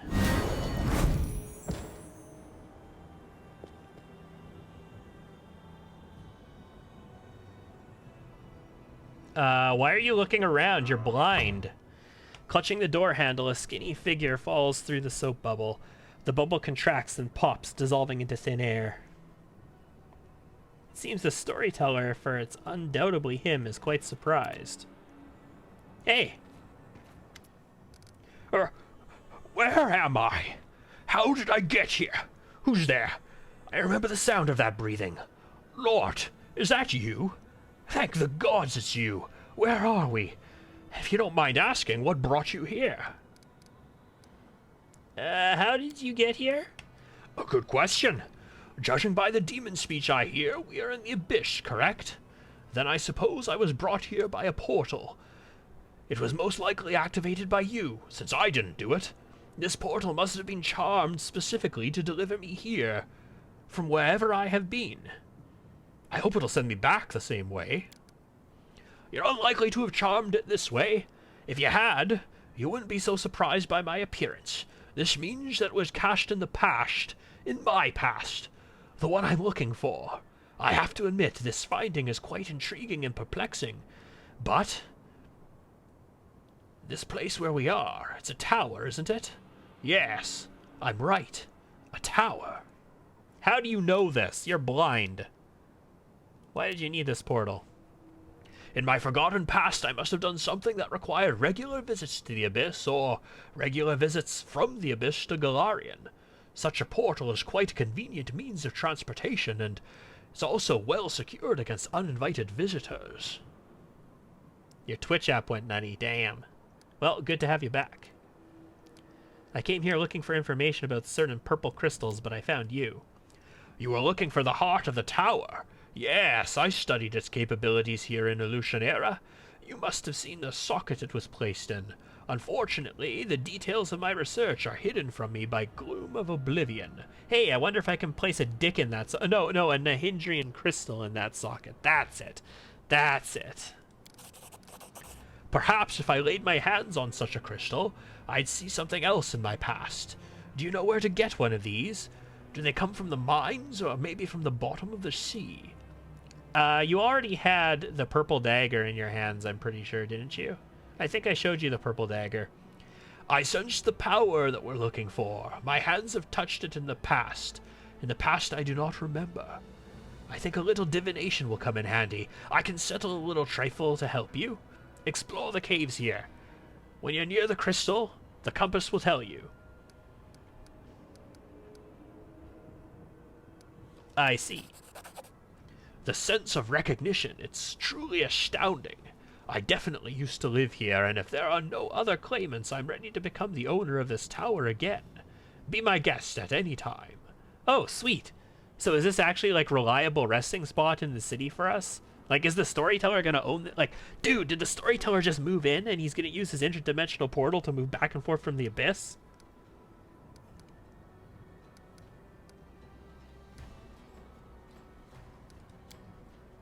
I suspect it's difficult for you to carry out your mission surrounded by enemies. I would like to help. Unfortunately, I will not be able to bring your allies or reinforcements through this portal. Supplies, however. When I return to Golarion, I will buy some travel necessities. If you need anything, just ring this bell, and I will deliver them to you. I found a page that might interest you. Oh. This unlocked a story. Nice, okay.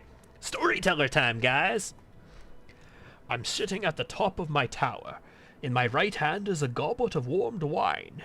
In my left, a bark-covered notebook. I breathe in the ash floating in the air. The wine leaves a bitter taste of soot on my lips. It's been about 100 years since I've returned to Golarion from the Abyss. 100 years spent in research, hard work, and rare journeys. I turn the page of the notebook. The wisdom of elves and the cunning of Demon Lord Baphomet are gathered here. There is a description of how the purple crystal from Illusionera works and my own observations of the Rift Carver, Demon Lord Descari's scythe. I know everything written in it by heart, but I keep paging through it all the same. Touching these pages makes me hopeful and strengthens my resolve. I have gathered everything I need to connect Golarion with another plane. I'm close to saving the smoldering embers of Golarion, hiding them from Earthfall. Just a little bit more, a decade or 100 years, and everything will be ready for the ritual. A cold shiver runs down my spine, and I smile. Kine's trying to get into my tower again. A world of ruin presents many opportunities for a thief. Forgotten ancient treasures left by their owners are there for the taking.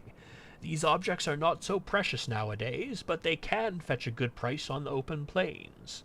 Other plains.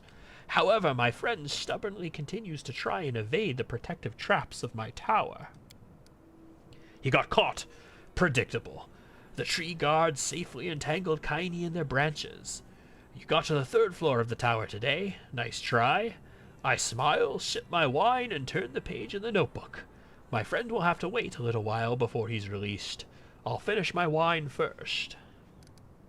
Tell me about Golarion after Earthfall. It's frightening here. Many people have perished. Cities have turned to ruins. The few who are still holding on fall deeper into degradation with each passing day, turning into barbarians or bandits. Not a week goes by without someone trying to attack my tower and rob me. But my spells are strong and my gods are impeccable. Hungry and crippled, the riffraff leave my tower in search of easier pickings. I watch them go and feel no mercy. They deserve their fate. They should have fought like me, but they chose the easy path of plunder. Why does Kine try and get in? All this started with an innocent joke when I boasted to him that my tower was now the safest place on Golarion, and he decided to prove me wrong. It's been 20 years since then, and it's become a very long-running joke. Once every few years, Kiney tries to get into my tower secretly and steal something from me. My precious book of research notes, or the heart of the tower, the purple crystal we got in Alushanira. I play along, truly happy every time my friend comes to visit. But deep down, I start to worry. Continue. Kiney takes the goblet from my hands, but it's not in a rush to drink it. You would learn so much if you didn't sit here guarding your secrets, he says to me, and I smile. Not every secret must belong to the world, my friend. Precious stones lose their shine when they pass through 100 hands. In the same way, knowledge is distorted and the truth turns into tall tales. This is why I sit in my tower, guarding what I have created and what I have obtained from others. My friend only shrugs and stops talking, dissatisfied with my answer. I start to think. When did Kiney and I drift apart? He blames me for dragging my feet. He says I should have opened a rift in the other planes as soon as I returned to Golarion. And now it's too late.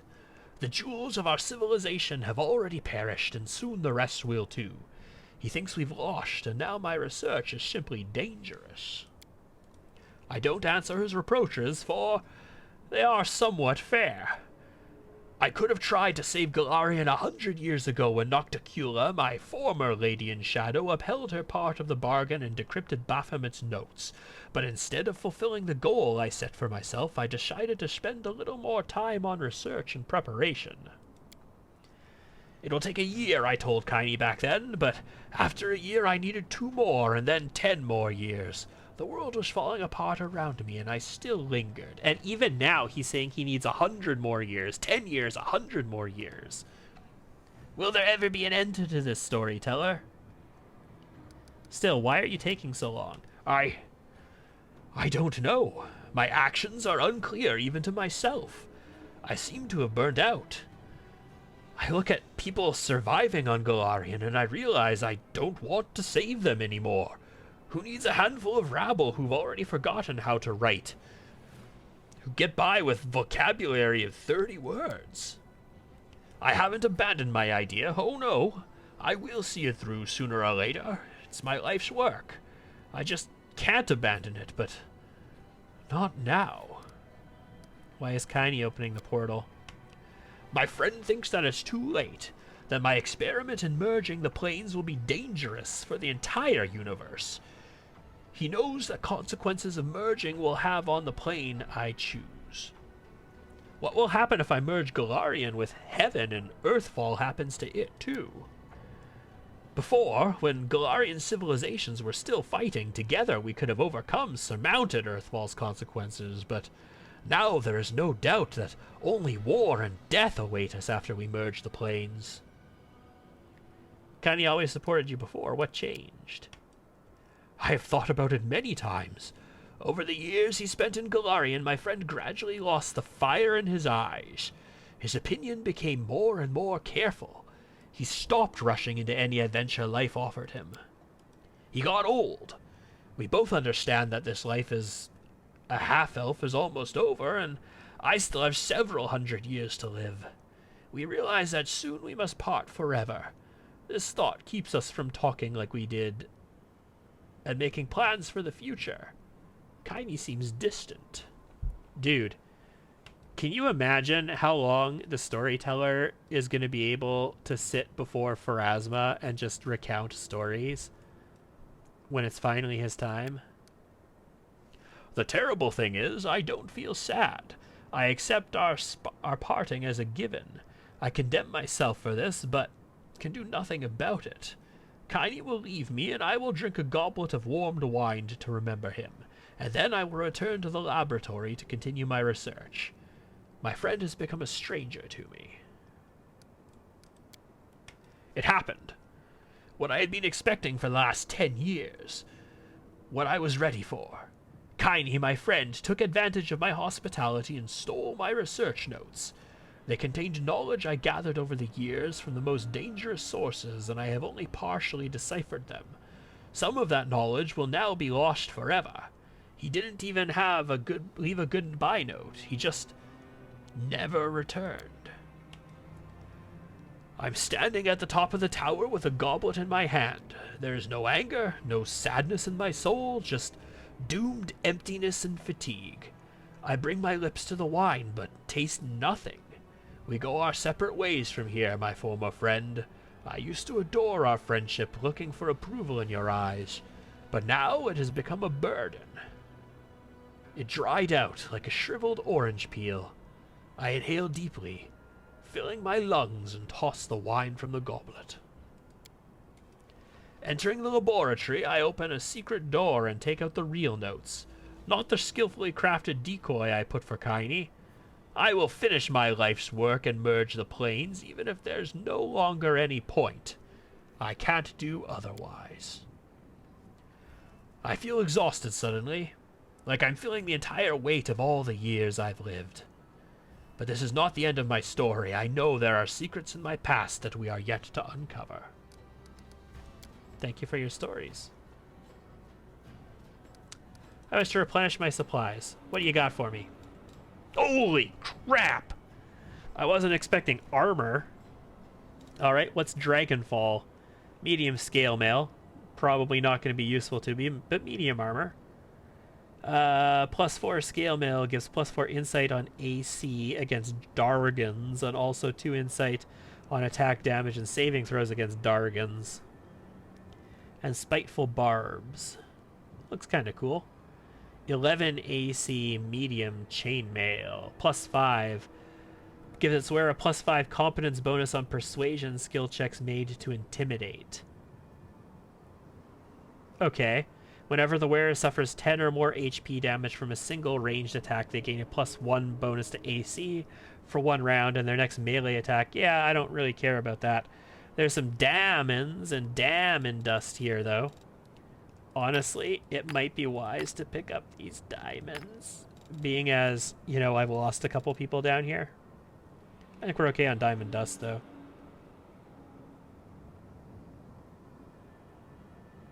Anything really cool? So extend meta magic, reach meta magic, a Nordic welcome, nice little throwing axe. Ooh, what's this? Crushing presence. This headband of charisma +6 grants the wearer an ability to push all enemies in a 15-foot area 10 feet away and suffer bludgeoning damage. It's charisma +6 though, so this is Darren's now. This is definitely Darren's now. Timely assistance.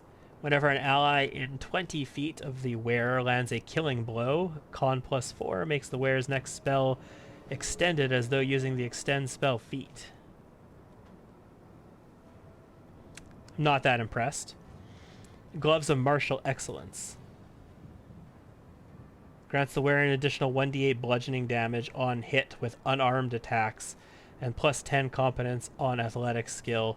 I think technically Kineticist blasts are unarmed attacks, but I'm not positive on that. Spirit Thrasher.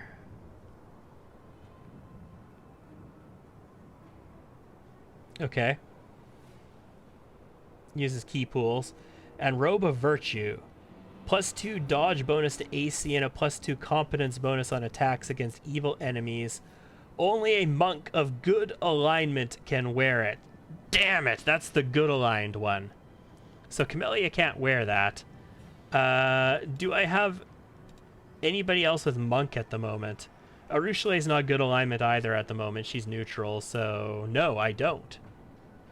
I feel like I want to buy this in case I get a monk of good alignment, though. In any case, we'll just stick with this. Deal. That's 100 grand. Whoop-de-effing do. Thank you very much, Mr. Storyteller. Would it be nice if you had a Kinetic Diadem, though? Yeah, so this will replace our +4 Charisma and +4 Wisdom.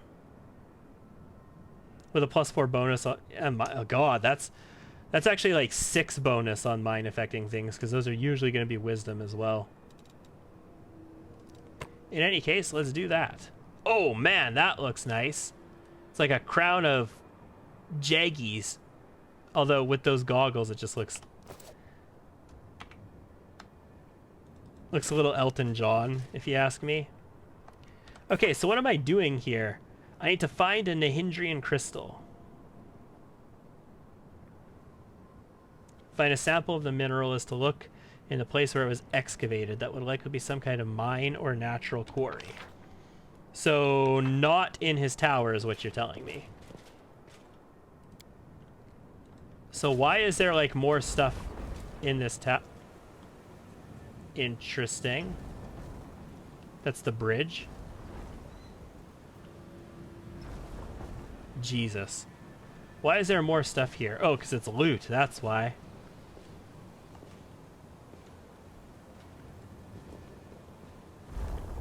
And then I need to move to get it down. Oh, God. Another wisdom band? What the hell is this one now? Headband of Righteous Training plus... I already have that. That's the one... I'm actually wearing that myself. I think. Yeah, because I don't... Rigorous, not righteous. Did I say righteous? Rigorous training. I'm wearing that myself because I wasn't wearing a hat. And I didn't have any hat that I need. And even though I can't take advantage of the perfect strike thing, this is for a war priest. Like Camellia has perfect strike as a sword saint, but this is really meant for a war priest. It's still plus 6 wisdom, and plus 6 wisdom is plus 3 to will saving throws. So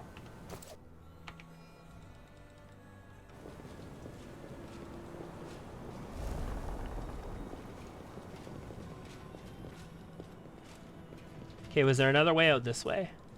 It does look like there is.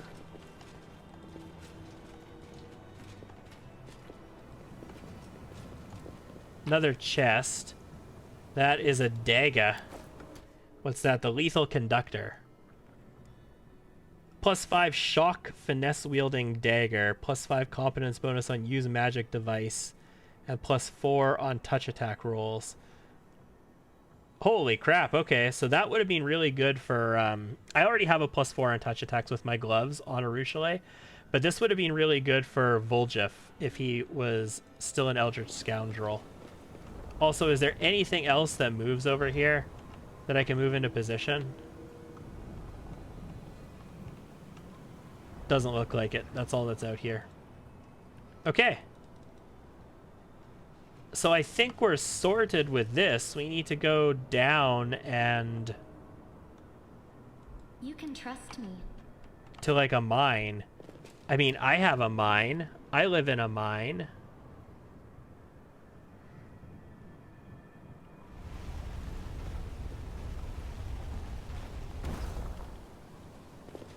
That's our place is a mine.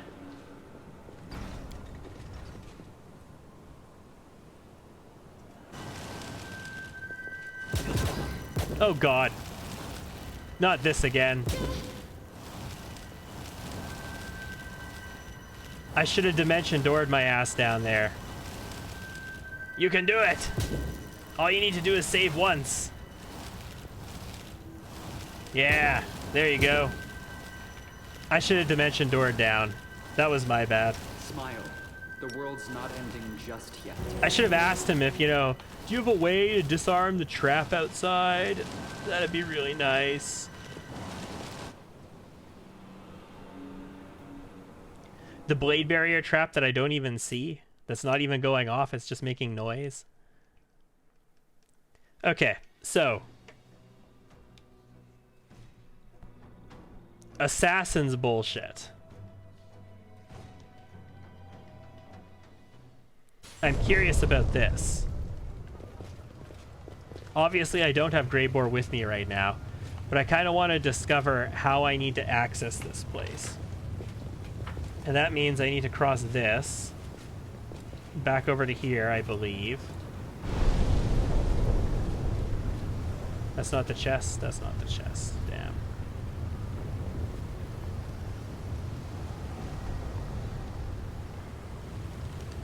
And I think we want to take this portal up, right?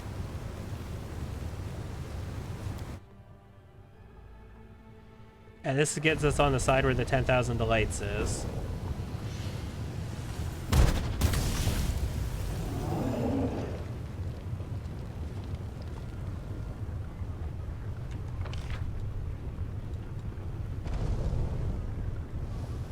Okay, so we are in front of the 10,000 delights. If this is close to the 10,000 delights...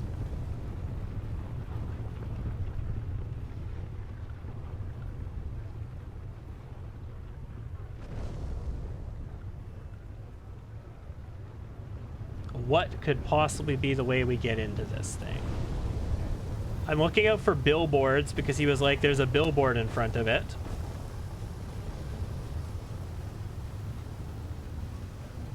And then go to the middle level.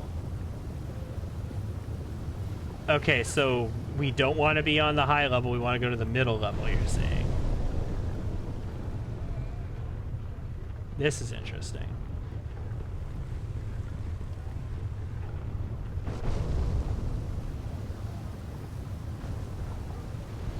It's in the middle level. Well, I can get to the middle level through the 10,000 delights, so we'll take a peek like that.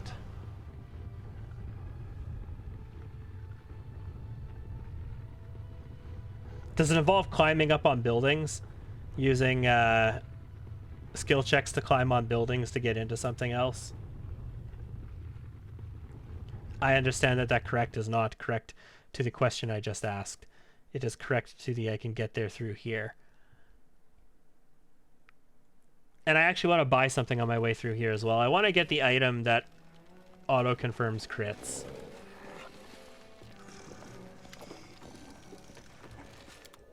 It was that red, Oh, do they not sell it here? Who the hell sells it? Who sold the item? It was like a red piece of cloth or a flag or a banner or something. I could swear. Or did I already buy it?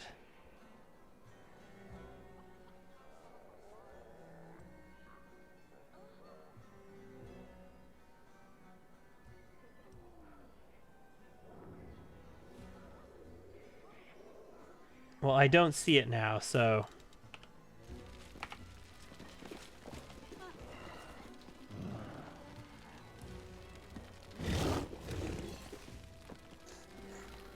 Alright, let's go to the middle levels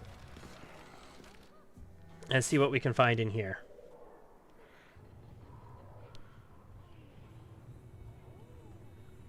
Yeah, I guess the 10,000 Delights is actually a very tall building in a sense.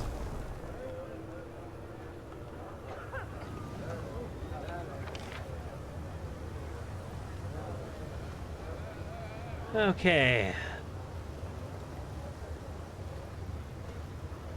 There's a portal on the side of that ramp with the lava on it, it looks like that. You're saying this portal over here? I've been in this portal before. That's the portal that gets us up here from down in this level.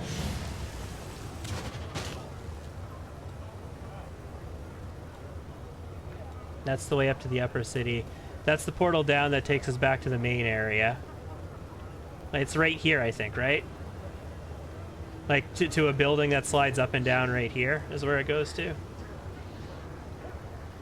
I want to say, but I might be totally wrong.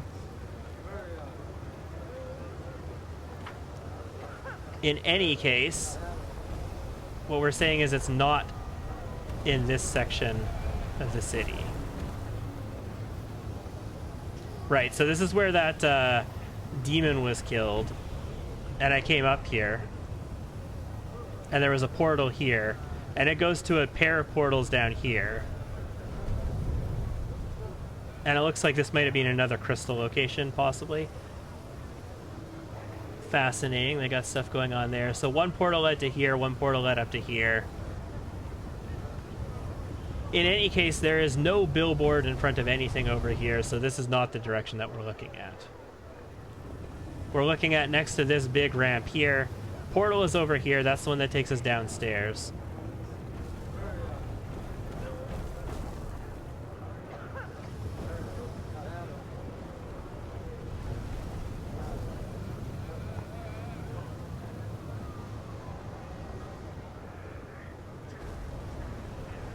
We can certainly take this portal down.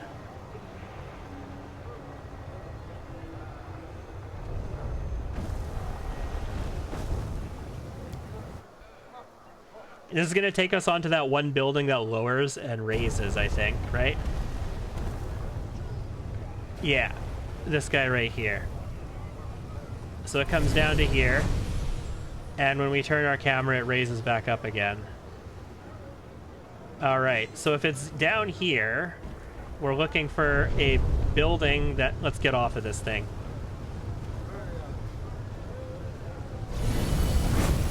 We're looking for something with a billboard.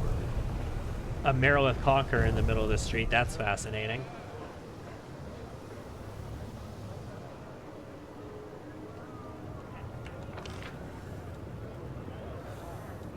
Yeah, there's nothing clearly marked other than the portal to the flesh markets. Portal up in this thing to the lower city.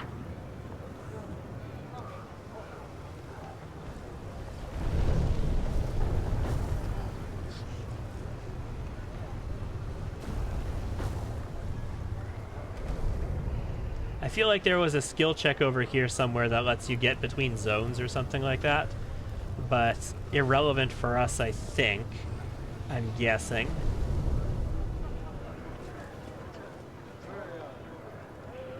That's a cage. To raise it. To raise this?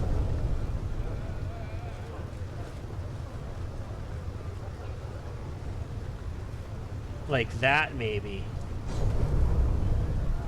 Unmarked door, possibly? Hey, what do you know? Also, that's the Assassin's Guild. Also, where's the billboard?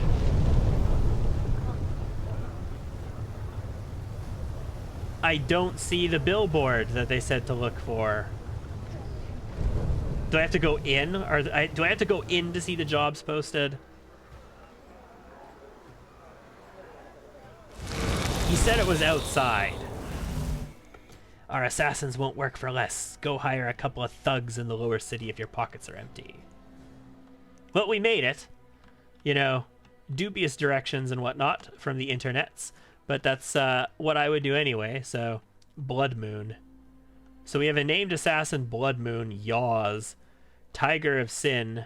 Obviously, Horzala is here. Bunch of named assassins to me indicates fight. Oh boy. Yeah, you know what? Sod is restless. If there's a chance I wonder might be why. fighting assassins, I almost kind of want to cast Detect Invisibility. Missed me already. It costs 10 diamond dust, though. Not Detect Invisibility. True Seeing. True Seeing. Yeah, I'm gonna do it.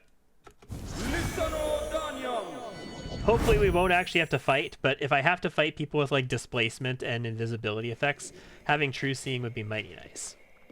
And it lasts for 24 hours, so I get to use it for whatever I need to use it for. Okay, so that was just her image. I could maybe speak to one of these. No.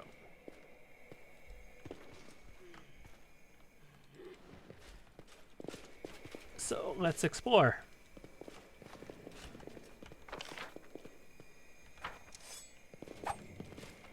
We can't pass through there. They won't let me pass through this side. I'm sure I can dimension door through there, though. Or dimension door up to here. Can I speak to the one who's all stealthy wealthy? No. Yaws. I gotta talk to Yaws, don't I? The guy standing right in the open in front of everybody? No. It says Grebor be present. I don't have Grebor with me. Gods damn it. Right. I came here to scope out the situation and forgot that I don't have Grebor with me. Alright, well we know where it is. So this is actually easy to deal with now. I know where this building is. It's the way up. So, quickest way out is going to be what? Probably just going straight to...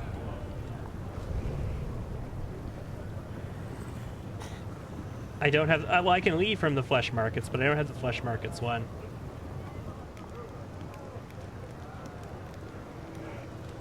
I mean, I could go up and go into there again. That'd be pretty quick.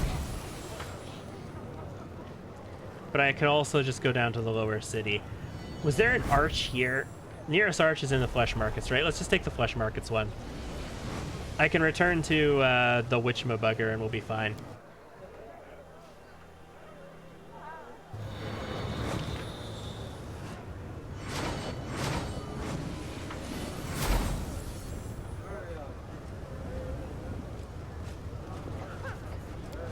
creepy dude with the creepy dudes. Find a Nahindrian crystal. Yeah, that's back at the Nexus. But we're going to take care of this companion quest first. I don't want to advance too far into the actual storyline. Like, Arushale got to come along. She got to do one blast, and it didn't even affect the golem. And now we're bringing Grebor back again. But only for a moment. It's funny, his buffs be gone. Why his buffs be gone? That's annoying.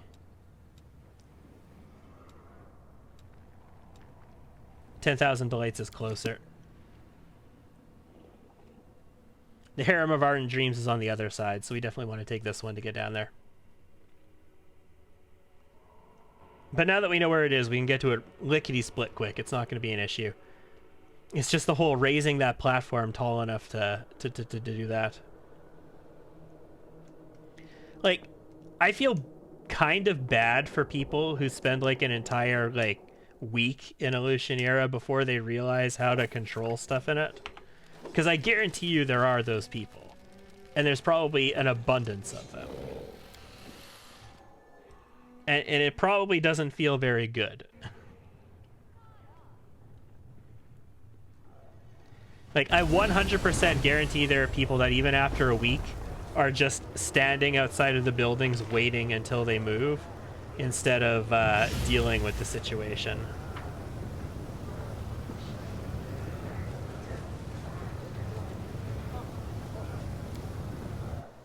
I think the Battle Bliss is probably where I would have noticed if I hadn't, if you hadn't mentioned it, because, or this right here, in fact, because at the Battle Bliss I would have actually been changing my camera around. No, up. Go up. You are required to raise.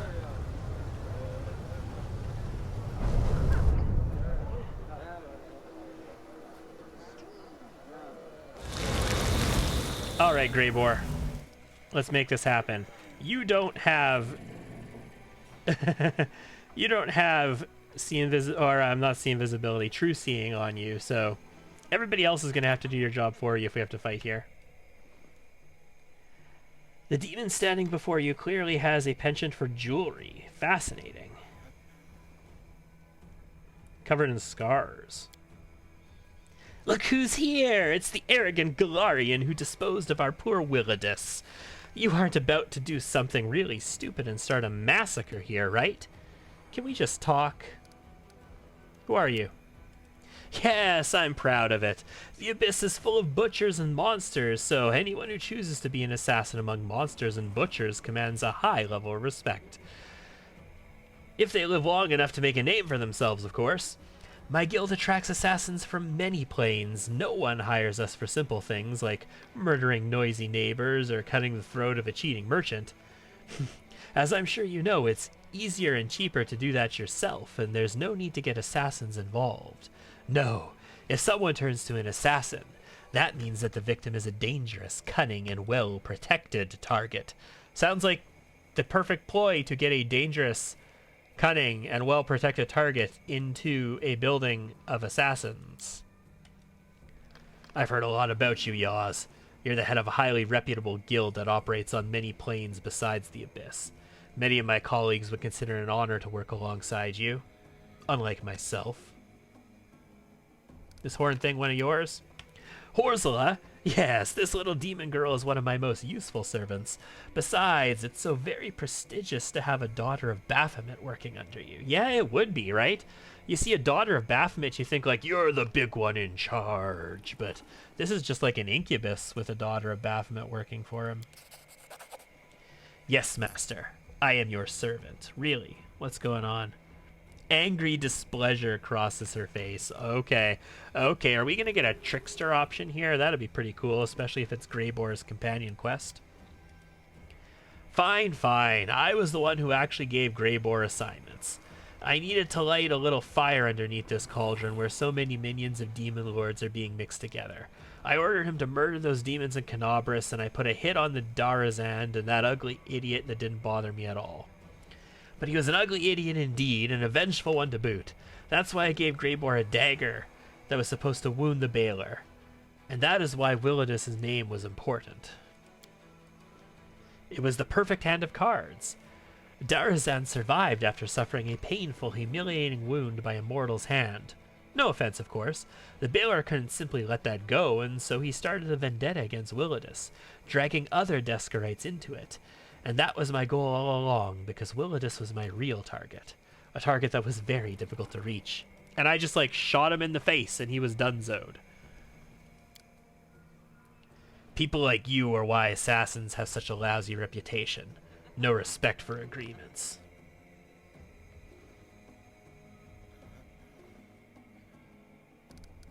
Disgusting. Disgusting, guys. I think we went to chaotic neutral the other day, and I kind of want to tip us back to chaotic good a little bit. How delightfully scrupulous of you.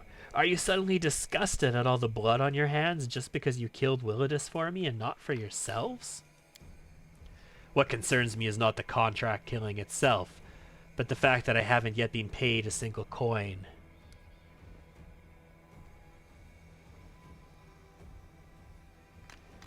Looks like we reached them before your killers.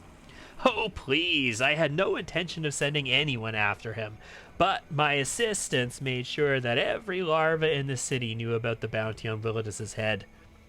I knew that Grebor returned to Illusioniera and decided to use him once more, just like poor Darazan, and he had no idea he was merely a pawn of mine. Just as I envisioned, you didn't linger. You paid him a visit before anyone else could. I had no doubt that paranoid Willidus would try and kill anyone who crossed his doorstep, but I expected you to overcome him. And I was right. Why? For money and power. And the bitches, apparently. This has been my primary motivation for many years now. Somebody wanted that old woodlouse dead, and clever Yaws has fulfilled their wish, with the expectation of being showered in privileges and treasures. You're getting a share of the privileges and treasures, by the way. I trust you're not going to refuse the reward provided for freelance operatives. Trust me, the sum is considerable. I mean, I'm a millionaire, so... I haven't forgotten about you either. You'll be rewarded in proportion to your truly astonishing lethality. What do you think, guys? Should we just attack the assassins in their own guild? Or should we take the gold? I don't need your blood money. I mean, I did the job. I should get paid for the job I did, right? I feel that Grebor would appreciate getting paid for the job that was done. 100,000. I had no doubt we'd come to an understanding. After all, we share a common language. The language of gold. Take the money? Yeah. Since it was my reputation that was damaged as a result of this plot, I consider it fair to lay claim to 20% of the total fee. Greatest also says take the money.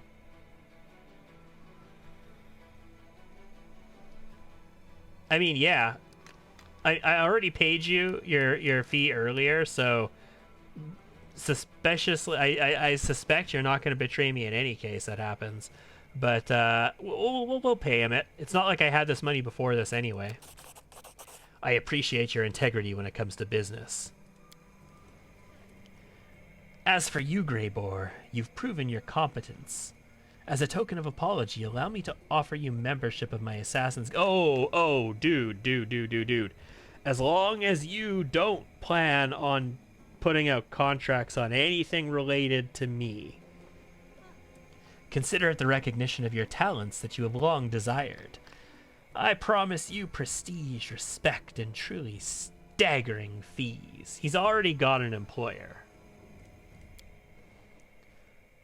We're bound by an active agreement, and therefore I must consult your opinion on this invitation. Are you prepared to throw your lot in with demons? Is there really much of a difference between me and them? You just said that you were disgusted by them a moment ago. They are the product of the worst parts of our mortal souls. They are sin incarnate. Many say the same thing about me. I was never a coward, so I'm able to admit that my soul is black and evil. I murder others for money, and I shall never become a respectable member of society, a friend or a father. But I'm tired of asking forgiveness for what I am. Here I will not be judged for my profession. Dude, take a chill pill, sit down, have a couple joints, watch Gross Point Blank. Get a new appreciation for professional killers. You don't need to apologize for what you do. There's no stigma about assassins. It's kind of sad, but there isn't. They're romanticized.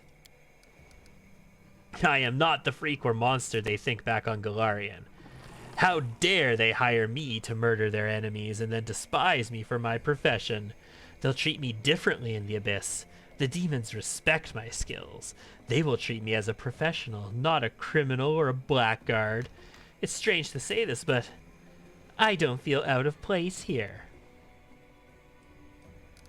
I know he's, as written, talking about it about himself, but he's a demon. I am self-injecting a teasing attitude on this, as if he's like self-narrating Grebor's thoughts.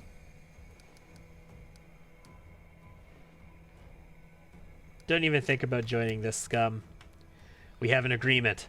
While it remains active, you have the right to oppose my decision. Well, who would I be if I didn't respect agreements? And I have paid him his money. It's a pity.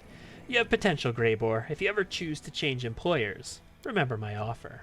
Well, this was very enlightening conversation, but I see no reason why we should continue. You received your answers and should probably be on your way. Meanwhile, I should get back to plotting another bloody and violent murder. Have a good day. Indeed. This was an unexpected meeting. If you want to discuss what happened privately, I'm at your service, Commander. No, I think I'm done with you, Grebor.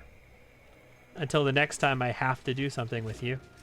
No, I'm gonna have to discuss it privately with you. I understand this. Let's go back to the Nexus and discuss this privately with Grebor, since he can't function without us, apparently.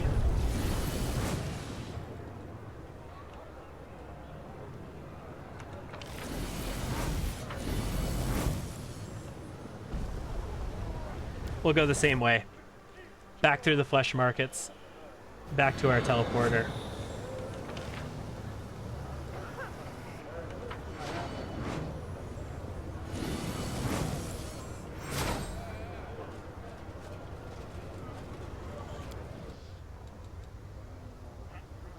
Oh, I have to come back here anyway, because I have to find another crystal. I mean, the mines are depleted. I looked for crystals the last time I was here. How am I going to find one now? Also, I still have the purple knife. The Eon purple knife is a Nahindrian crystal, and I still have it. And the storyteller held it at one point, because I had the storyteller look at it a long time ago.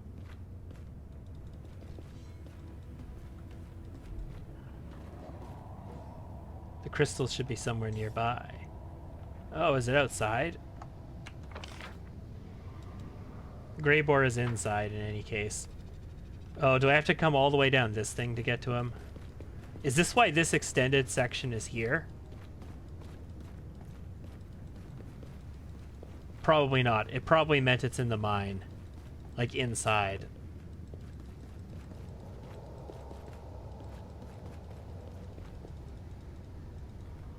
Alright, let's head inside. It started to freak out when I got close to the entrance, or this skull, potentially, as well. But I didn't get, like, a perception check on anything there. Nothing on tab. Does it say anything in the... Yeah, there we go.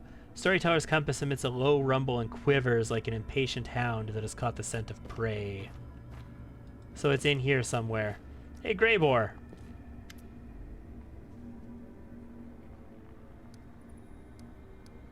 Your reputation is being restored. How do you feel? Cool. I see.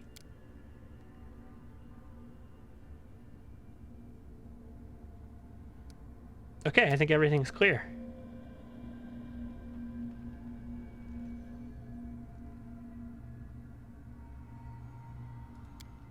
Okay, that's it. I think we're done with you for a little while now, Grebor. I can go downstairs. Downstairs is where we found some stuff before. Like, why? I was here already, and it's like, oh, everything's being cleaned out. Blah, blah, blah, blah. Obviously, the Midnight Fane. Zorges, right. It's a long time ago we sent him back here. God, I don't even remember coming this deep. Oh, I do. I remember this corpse. I definitely came this deep in here before. I can't check whatever this is out, apparently. Not anymore. I probably looked at it the first time we came through anyway. Alright, let's go downstairs and let's see if we can find anything down there then. It freaked out near the entrance. Does it freak out even more when... Oh, yeah, this is party mode. I gotta have a party for this. Let's go.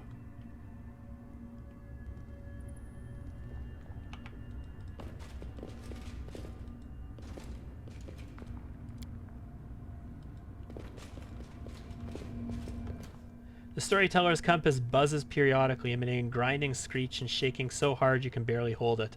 The crystals are very near, so we're on the right track. They're down here somewhere. Is it all of the crystals in here? Is that what it is? Oh. Balls. The entrance to the tunnel clearly disguised and indistinguishable from real walls. I noticed this the first time we came through. Like, we did the check on that, and we got, like, there's, like, deep grooves as if somebody was scratching their way through it or something, is what it said. Oh, God. Is there going to be, like, living crystals like there was in the Abyss part of the Fane? In any case, there's still crystals here. This is not a dried-out mine. Holy crap. There are still crystals here.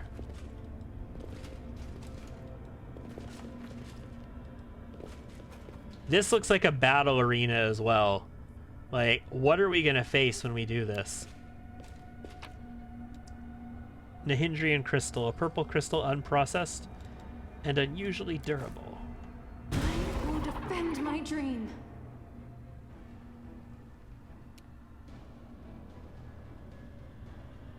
Well, it's a surprise round against us.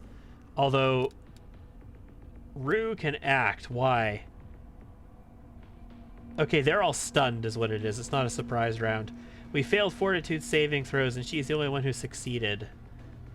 DC 31. She got a 32 by rolling a 14.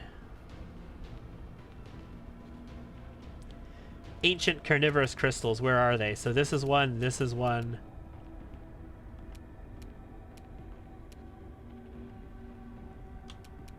What do they look like? 0 touch AC. No. It has 20 resistance to fire, but I have Ascendant Element Fire. So 100% I should be able to hit these guys with a burst. With a blast, rather. I'll gather power. We're going to use level 1 gather power, low gather power, and I should be able to do a blue flame blast on this. There's 0 burn. The people in the apartment below you are having a party. Damn. I will resist. Yeah, there we go. We did our damage. Oh god, those things are big. Is it going... there? Are they going to subsonic hum me every turn? Because that's going to get old fast. Also, he got closer to land. It's like he doesn't know. Make every strike count. Oh god, it's like he doesn't know. Almost killed that one too. Rue.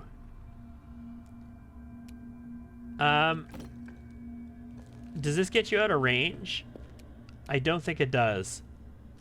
You're gonna do this anyway, but I hope you don't die. I need to gather power is the thing, and gather power at the first level uses a move action, so it takes a full round to do a blast. Prepare yourself.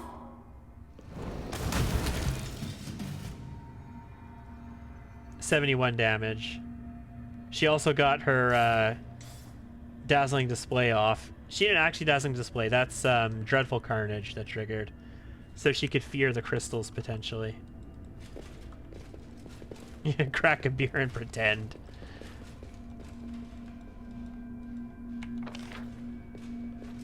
Satan isn't that boring after all. Well, shit. There's more. I guess I need to pay attention to where I'm going now, guys. Ancient Carnivorous, Ancient Carnivorous, Ancient Carnivorous. Is there going to be like a really huge badass one before we leave? Doesn't look like it. It looks like this is all there is here for now. I'll cut you wide open. Yeah, go ahead. Do that.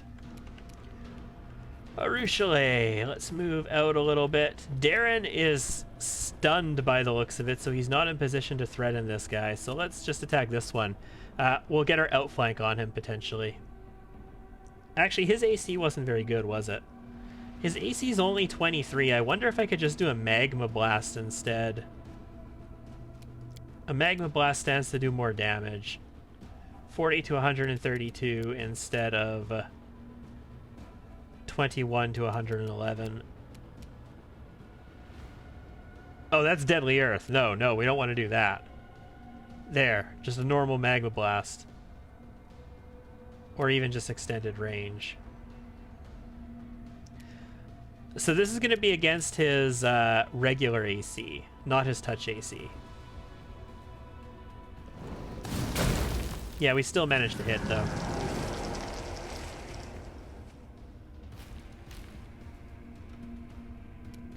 All right, Lan. You're huge, so, I mean, you could you have range on all of them from here, so if you can kill one... You've crossed the wrong Oh, you rolled a 1. A 1 is not what I need you to roll right there, bro. It is not what I needed you to roll.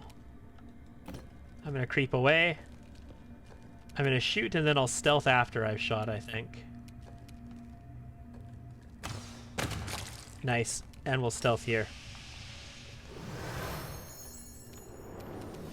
The spirits demand your blood. Yeah, these shouldn't be that difficult to get through. They're just big. And nasty. Just do a normal Magma Blast. Should be fine. I should have outflank on them. Cool.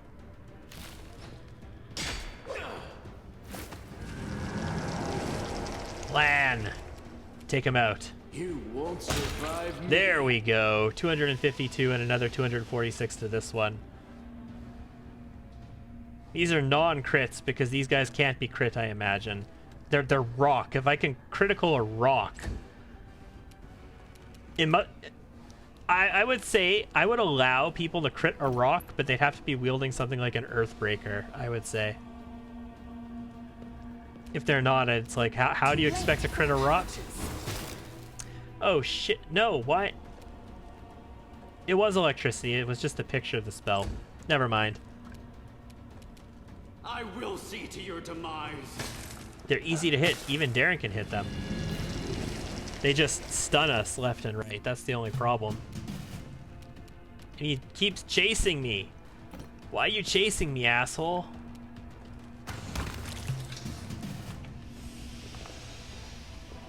All right, do we think there's going to be another one, like an actual, like, tough boss battle now?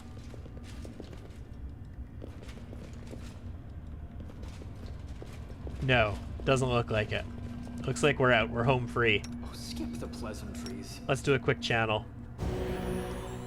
So what am I supposed to do with this? Bring it to the storyteller? Yeah, give the crystal to the storyteller, which means I've got a dimension door to get past that stupid barrier.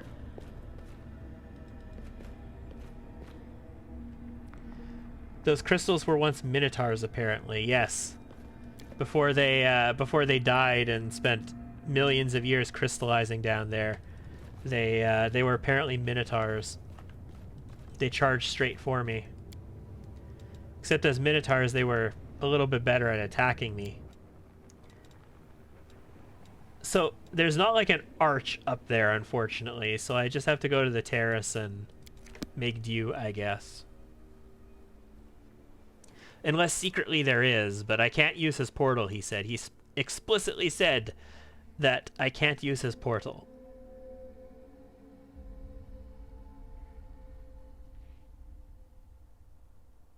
But I feel like he should let me use his portal.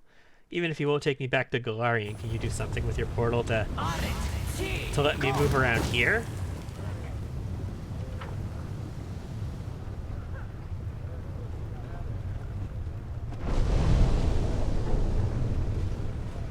I will shift the very world.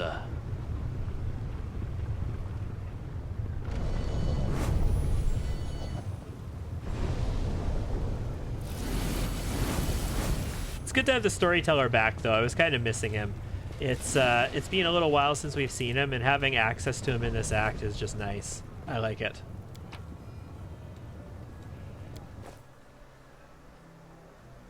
I wonder if when we get back, I'll be able to buy stuff from him as well. Because, like, if I sold stuff to him, the stuff that I sell to him would be available if I have him back in Act 5. That's the reason we're sort of selling to Volgif all the time. Okay. I don't hear the spell currently. I'm a little concerned because I don't hear the spell. It's done. Awesome. It might have run for like an hour or something and we burned it out.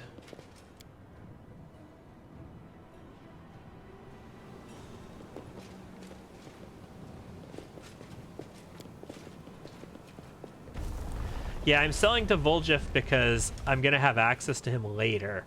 So if I sell to the Thieflings, whatever I sell, I'm going to be able to get back. That's sort of the reason I was trying to sell everything to Wilser when we were in the previous acts. It's because he stays with us, and I want to be able to get the stuff back again if I need to. This study.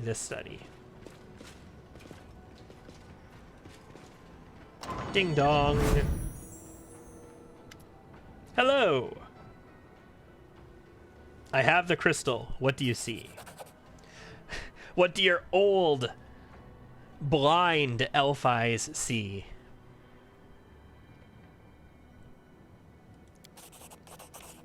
My wings take me higher and higher, stirring storms, but even they cannot disperse the ball of darkness hanging in front of me. Stupid little maggot! You think you can fly as high as me? My cheeky opponent does not answer, and the wound under my heart continues to gush streams of blood, tainting the feathers of the black bolt and dripping into the dark waters of Ishia. There's something wrong with this wound. My strength is dwindling too quickly. This means there's no time to waste. I'll grab her, scrunch her up, cut her with my claws, and throw her into the very bottom of the abyss. Quickly changing the direction of my flight, I rush forward and hit the center of the dark cloud. Well, where are you? My chest is thrust forward, ready to take any blow, and my claws are cutting through the air. But she's not here. She deceived me. The dark cloud was a fake. Where are you? Her triumphant laughter echoes over the black ocean. So insulting, so insolent and impetuous. Someone, catch that laughter. Choke it. I failed a will check. Oh boy. DC 25. I mean, I added a plus 15. I rolled a 2 to fail it. It's a little nasty. I seem to be feeling his raging emotions. Oh yeah, because that connection with us. Who are you? You don't know me? I'm the demon lord Alanithia, Lady of Harpies, sweet-voiced mistress in seductive peril. My wings can embrace a mountain, and all in the abyss know my name. Who are you fighting? That pathetic upstart Nocticula. She attacked without warning and wounded me, and now she is hiding in her shadows, thinking she can get away from me. Your pathetic leathery wings can't compare with mine. See, the thing about Nocticula is that Nocticula has personally given final death to more demon lords than all of the Crusader gods combined. Nocticula is doing more for the Crusade as a demon lord than the Crusader gods are. What are you fighting for? For power, for might, for superiority, for the right to fly over these endless waters, for the right to seduce the unlucky ones of our choosing. One of us will perish and the other will rise and get everything the loser owns, and I will be the one to triumph. Think again, Harpy Lord. How will it end? She will win, overpower me, weaken my spirit, and my body will drop into the water of Ishia. From now on, I am blood. I set and thicken. I grow firmer, stronger. I crystallize. I gain edges. Power lies dormant in me, and I lie dormant in the dark. So, are we saying that Nahindrian crystals are demon lords? Like, slain demon lords? Like, demon lord oil? I failed a will check again. 30 DC, harder this time. Rolled a 12, just barely failed.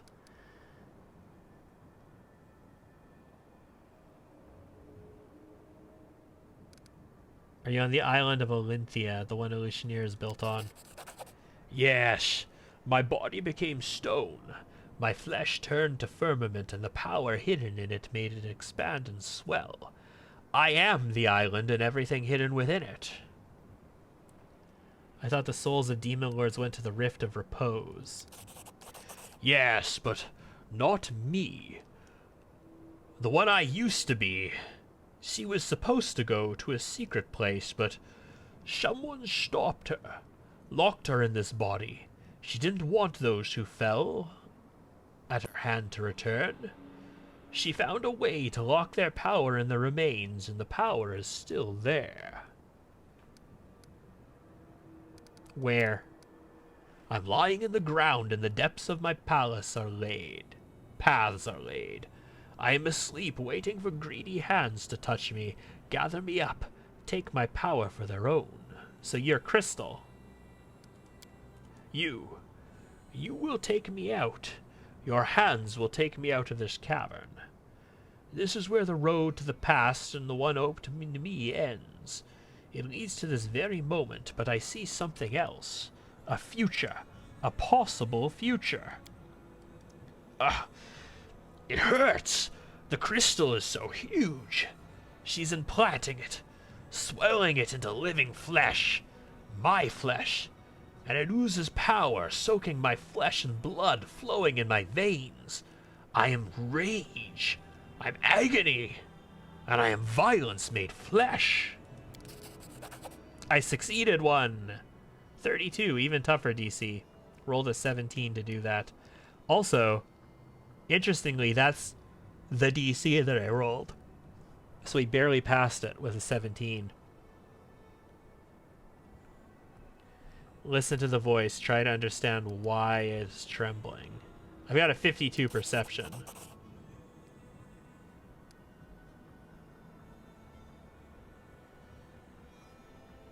Okay. Who are you?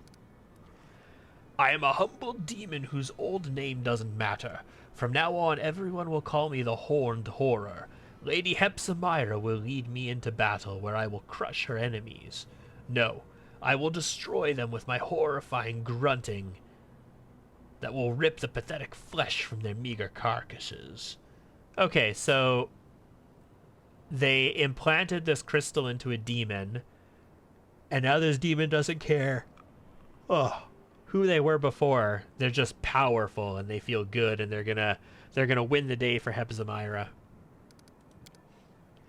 Mutafasin, that cunning one with snake eyes, one of the fosterlings of the upstart Arilu.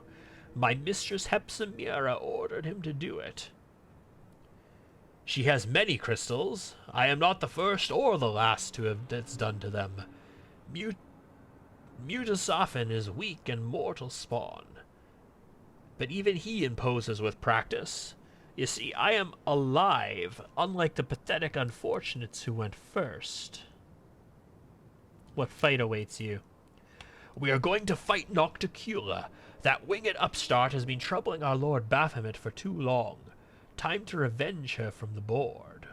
Remove her from the board. So this is the future. Like, he's envisioning the future. This crystal that we're holding is supposed to go into a demon in the future that's going to be used to fight against Nocticula on behalf of Baphomet, which is fascinating because they're supposed to be allies at the moment. How do you expect to defeat her? We have followers in Illusionera.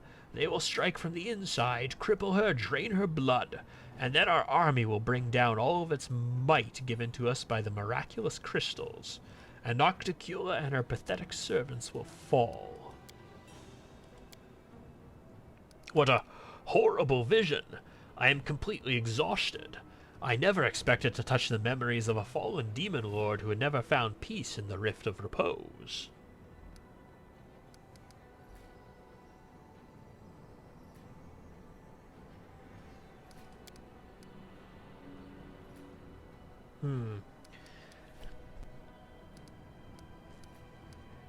So we have a lot of connections here. The stone chisel, again, the purple knife. Call it what it is. It's an Ahindrian crystal. Yes, they're connected. Yeah, so the crystals are hardened blood in which spiritual power of the perished demon lord is sealed. Huh.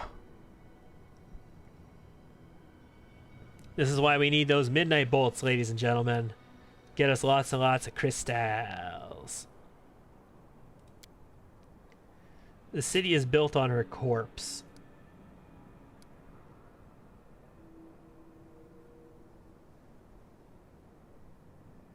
Is that like the skull outside of... It is, isn't it? That's the skull outside of the Nexus. The giant skull and the big set of rib cages and bones and shit. It was a demon lord, and Nocticula slew this demon lord there, and obviously where the demon lord was slain is where all these crystals are.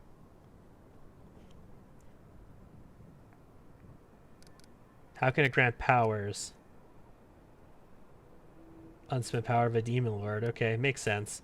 If it's the blood of a demon lord, they're using it to, like, power up regular demons. It makes sense from a narrative MacGuffin sort of way. What is the Rift of Repose? That is where the souls of fallen demon lords go. After death, they usually return to the abyssal realms, but if death finds them again before a year passes, the abyss dumps them in its cemetery. In this stone rift full of fog, the souls of the grand demonic dead turn to stone statues and stand for an eternity, slowly becoming threaded with cracks and gradually falling into ruin. It is a kingdom of decline and decay, and a visit there might serve as a good lesson of those who believe in their own might and deem themselves invincible. Okay. I had a brilliant idea. The stone knife you showed me in Canabras. Do you still have it? Can I examine it again? I do, it's just not on me at the moment. Well, alas.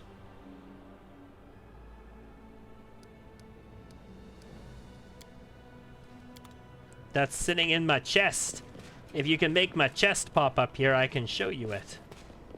But yes, it's a Ahindrian crystal.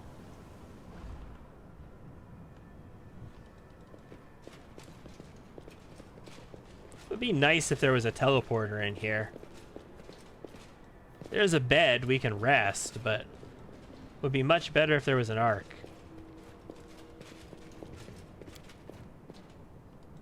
I can't stick a crystal in it, unfortunately. Okay, so what's left on this? I need to go back and talk to Shamira. Shamira, not Velexia. Velexia is the one we killed. Shamira is the one that's like in the middle levels. the one who was running the trial. We went on a date with Alexia to the trial, and there was a lot of miscarriages of justice that happened there. Let's just say it was interesting.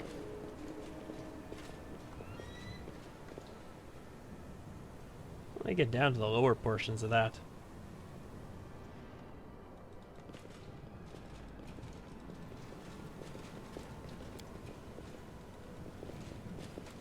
I wonder if I can bring back the purple knife, or if that was just like a one-time deal. I must be able to bring it back to him. He can take another look at it.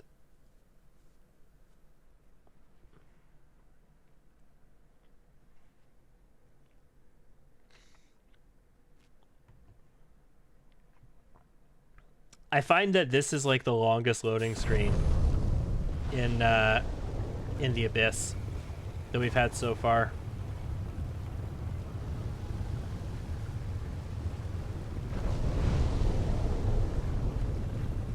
I gotta turn the camera the other way, don't I?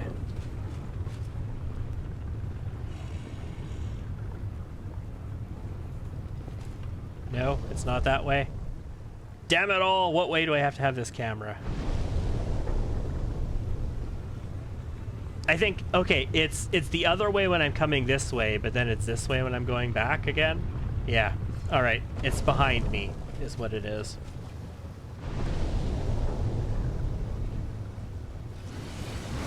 So we need to get to the middle levels. I don't really want to take the teleporter, but I will. Oh, right, I've got the one at Shamira's place. Never mind. I've got the one right at the Harem of Ardent Dreams. I'll just take that. That makes more sense.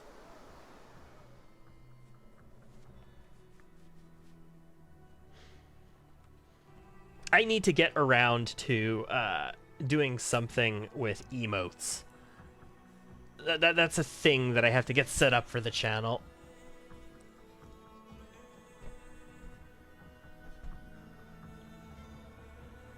Sooner or later, I have to devise some sort of theme for them. I just don't want to. I'm busy.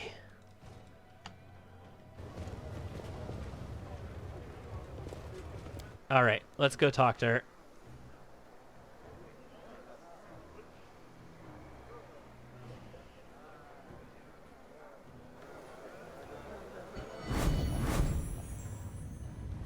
Uh-oh. Elite Labyrinth Minotaurs. That could be a problem. No? Cool. Hey, Shamira. You again. Have you no friends that you must keep coming here to chat with me?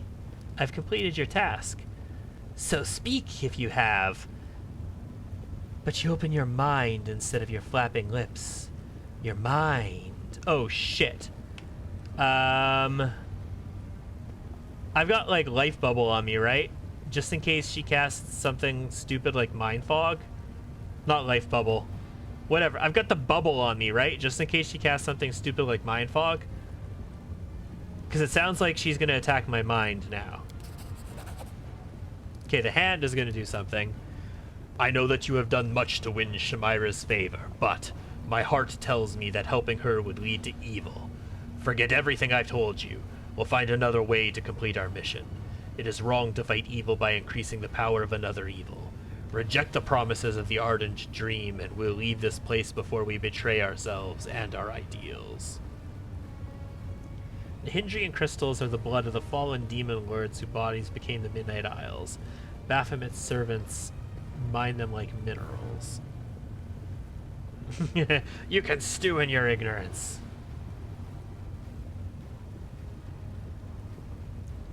Okay, so the hand is here with us, and she is in our mind, and we could tell her about this.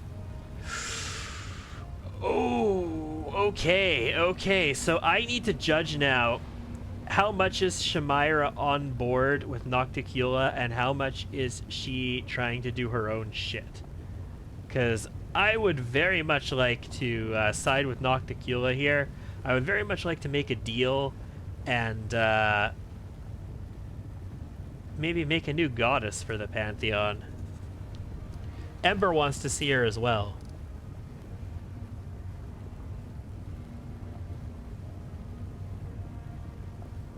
I mean, I made a deal. Oh god, the hand is not gonna like this. You've handled my secret task fairly well, though I was expecting to do it with more skill. Take your reward and leave. My interest in you is at an end. I have no further need for you.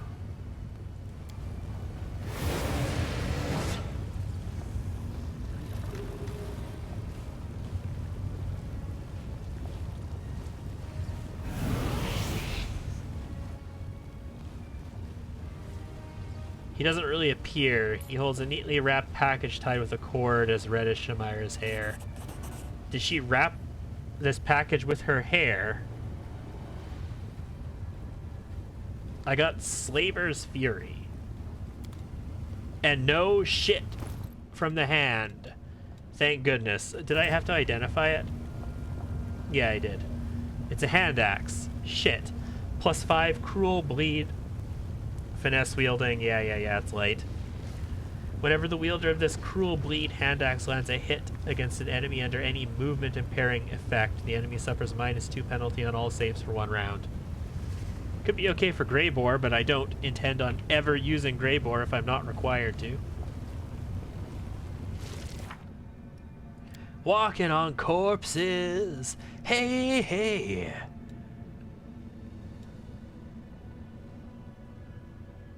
Their leader is Hepzibah, Baphomet's flesh and blood, a powerful Nephilim. However, the rulers of the city, the Dark Lady Nocticula in particular. Okay. Guys, I think I can go see Nocticula now. I think we are probably renowned enough that she will... Most Oh, curious, shit. mortal. She absolutely will see us since she is here talking to us. You're rather intriguing yourself. There's a reason they call me Nocticula, the Lady in Shadow. My words and thoughts are shrouded in darkness. No, not the Lady in Shadow. Our Lady in Shadow. Our Lady in Shadow. I take it I finally have your attention. Yes. Your arrival in Alashanira was quite impressive. Rumors have reached me even here, behind my locked gates and my wall of valiant guards. Rumors of a remarkable Galarian taking my Alashanira by storm. So what do you need? I would like to meet you in person. Hey, what do you my know? That's what I wanted to do too. Daring Galarian guest. You have been granted a great honor. An audience with a Lady in Shadows. You have my permission to enter the palace. Go there and wait. I will arrive when the time is right. Until then, you will be taken care of by one of my servants. No mention about Arushale so far, which to me would indicate that, you know, she's not like here talking to us. This is really just telepathy. She's not present with us kind of thing. Which means there's probably going to be a reunion when we get there. Ooh, I'm so excited, guys. I'm excited. And I'm glad we took care of all of the companion quests up to this point as well. So in her lair, we need to take care of our mythic quest as well. We absolutely have to do that. Divine Seer, you say? Let's go upstairs. Should we go and rest before we do this? It might be smart for us to go take a rest before we take all this on, right? It would make sense to come in with full buffs and spell slots available and all of that nonsense, I imagine.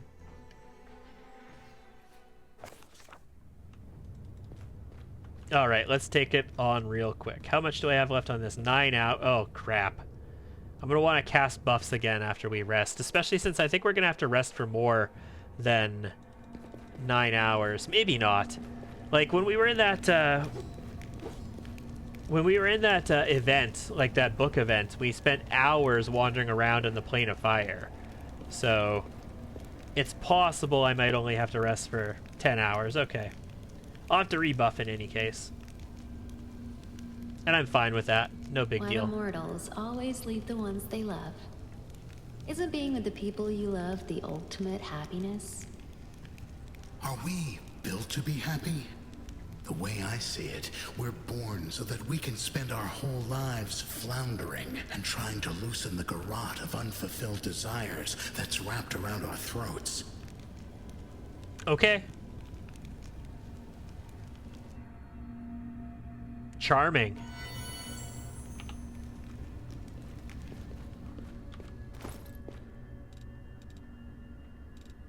Oh god, I got more heads again too. Hold on. How many heads do I have now? Like, Camellia has been going batshit since we got here, guys. 8, 2 more. I have 10 demon heads. Like, she has been going just nuts with the killing demons and cutting their heads off bullshit. So I'm glad she's enjoying herself. That's all I gotta say.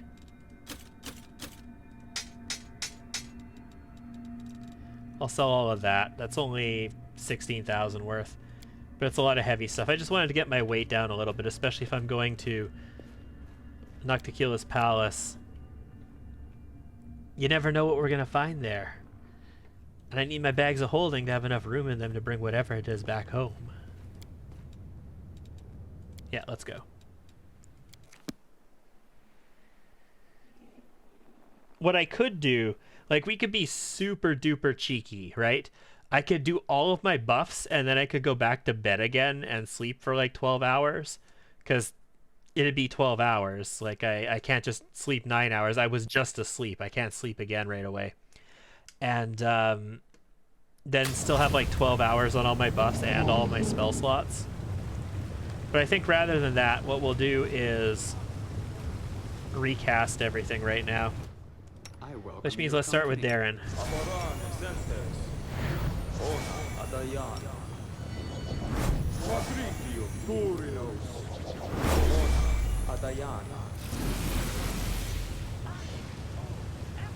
What's a good thing to go with? Fire? I could always cast other things.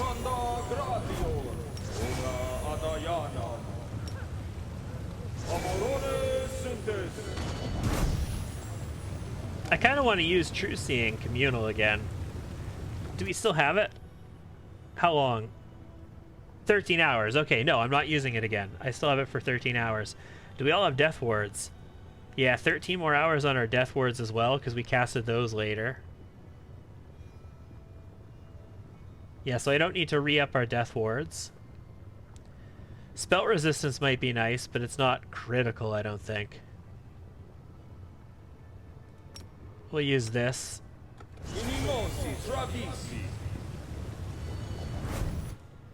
Yes? And then I would like you to powerful change up a Bear's Endurance for me, please.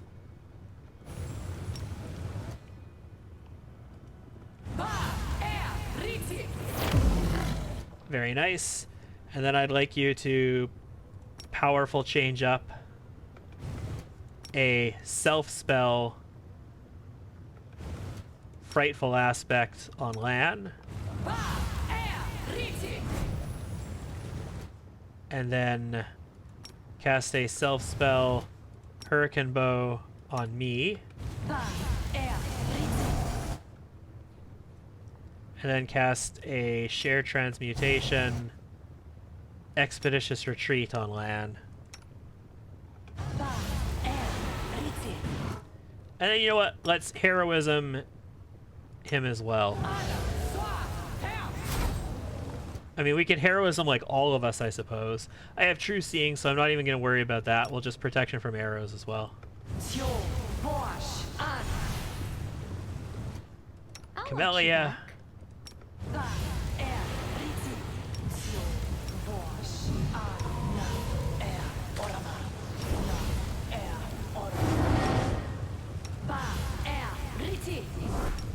Lots of buffs to get through, guys. Just a second.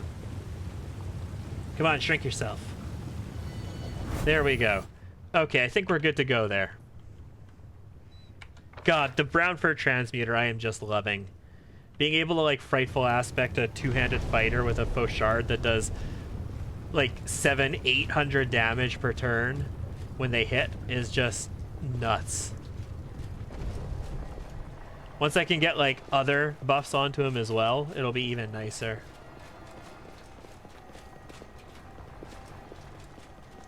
If only it was us, like if it was my character and we were a lich, I'd be able to get like 24-hour hastes and stuff like that as well.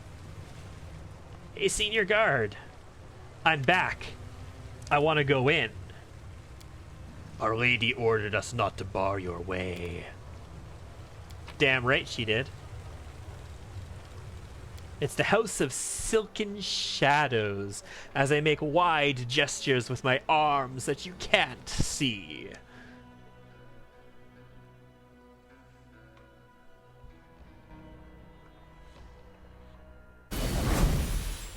You know, I don't think I have once encountered in Wrath my camp being attacked when I camp out. Happen in Kingmaker all the time, but I don't think I have even a single time encountered it in Wrath. It's a lot of succubi. I did it.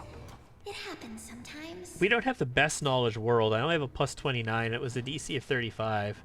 I just barely did it with a 6 as well. The ink on the page is still wet. The book tells of the murderous massacre committed by the Lady in Shadow among the Colossus demons of the Midnight Isles. It seems it happened quite recently.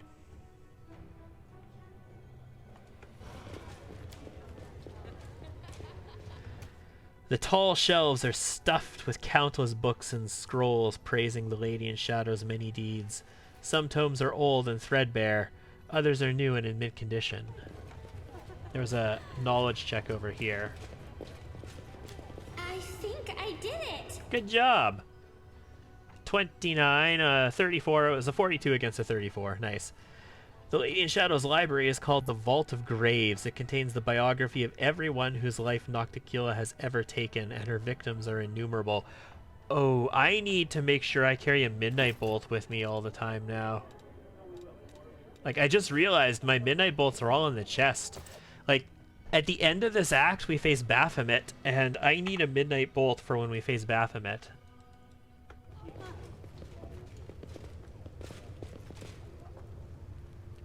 Eats a statue. Our Lady in Shadow, the Queen of the Midnight Isles, Lady Nocticula, Demon Lord of Darkness and Lust. Who's gonna entertain me while I'm here? She very distinctly said that somebody will entertain me. Fascinating floor. Greetings. Mom! Good to have you. It's been a long time. We need to find Arilu's room while we're here as well, remember, guys. Greetings, Commander. And Suture. The Suture's here with you. What are you doing here? The Suture is my servant. I did not expect him to rush into the abyss after me, but I have allowed him to remain with me while I take care of some business. However, you asked what I am doing here. I bring answers. We're about to get a... We're about to get Mythic Rank 6, aren't we, guys? I have the sneaking suspicion we're about to get Mythic Rank 6. I know Arilu offers you Mythic Rank 6, and you can choose to take it when she offers you answers. You have walked a long path, one where shadows constantly flicker at the edge of your vision, and questions multiply like flies above carrion. It is time for answers. At least, some of them.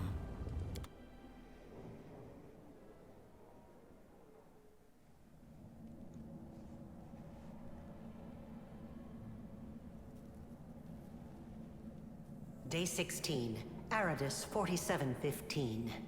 Experiment Transformation. Subject. Let's skip that. Objective. To embed the essence of a Nahindrian crystal in the soul of the subject. Expected result. The essence will coalesce with the subject's soul, which will ready itself for total transformation, triggering the concomitant powers. The time has come to put my plan into action. This is us.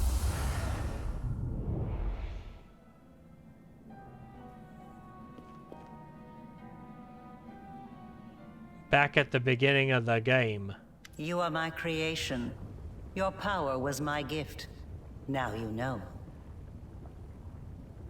So we are her creation in the sense that she has, okay. Nahindrian crystals, demon lords, come from demon lords. Blood of demon lords, the essence of the power of a demon lord. In, like, crystallized, aged form. Concentrated demon lord, we can say. She took the essence of these crystals and implanted them in our soul.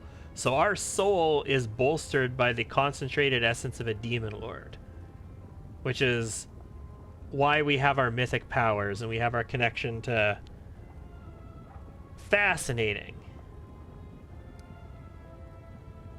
Let's say I believe you. Why did you need to do all this? You are asking the right questions, but the time has not yet come. Ah, such special memories. Remember the laboratory, do you? I told you back then. Go on, look around. See all the ones Lydia really worked on. Here with us is definitely the place for you. The angel does not speak, but his silence seems to thunder in your ears. Plus, I gave, what's-her-face, Shamira, the information. Your power is of the same kind. The hand as does that not of trust Nelkeneth, us. Jerrybeth, and the other demons that you have met. The power of the Nahindrian crystal dissolved into the blood lies within your soul.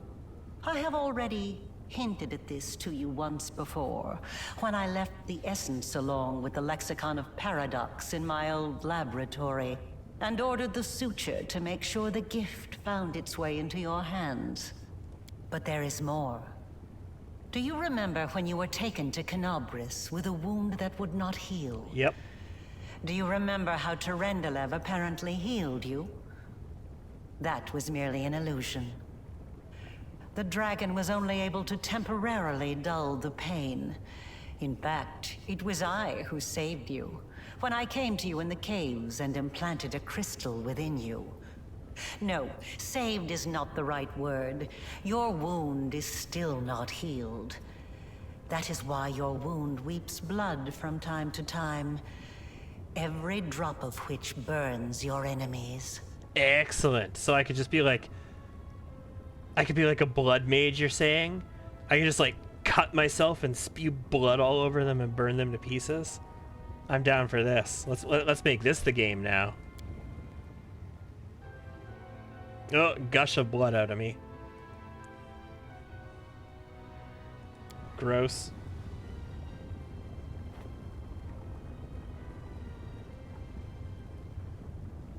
This is pure essence of Nahindrian crystal.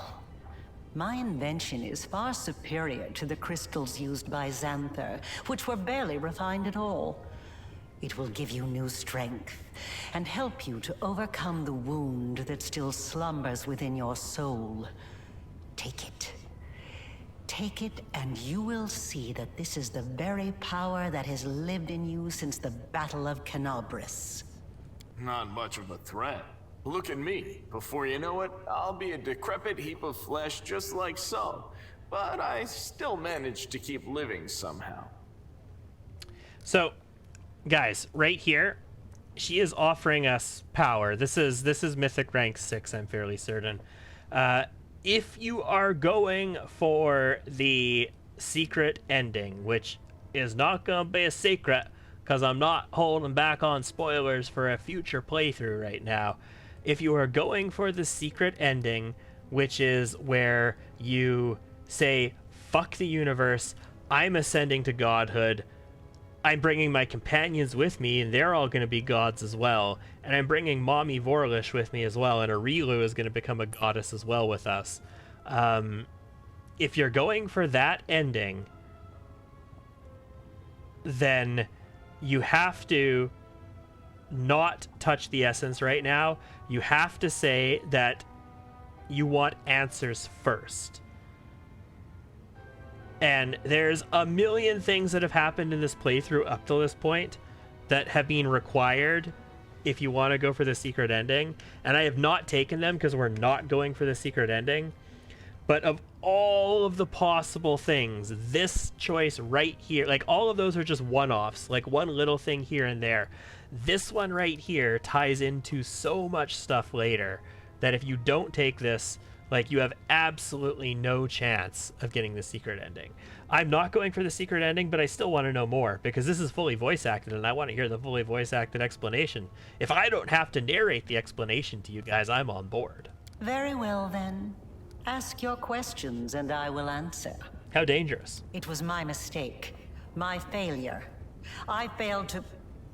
The tale is too long to recount here. Your wound is a reflection of the world wound in a way. It is very dangerous, even if you do not yet realize it.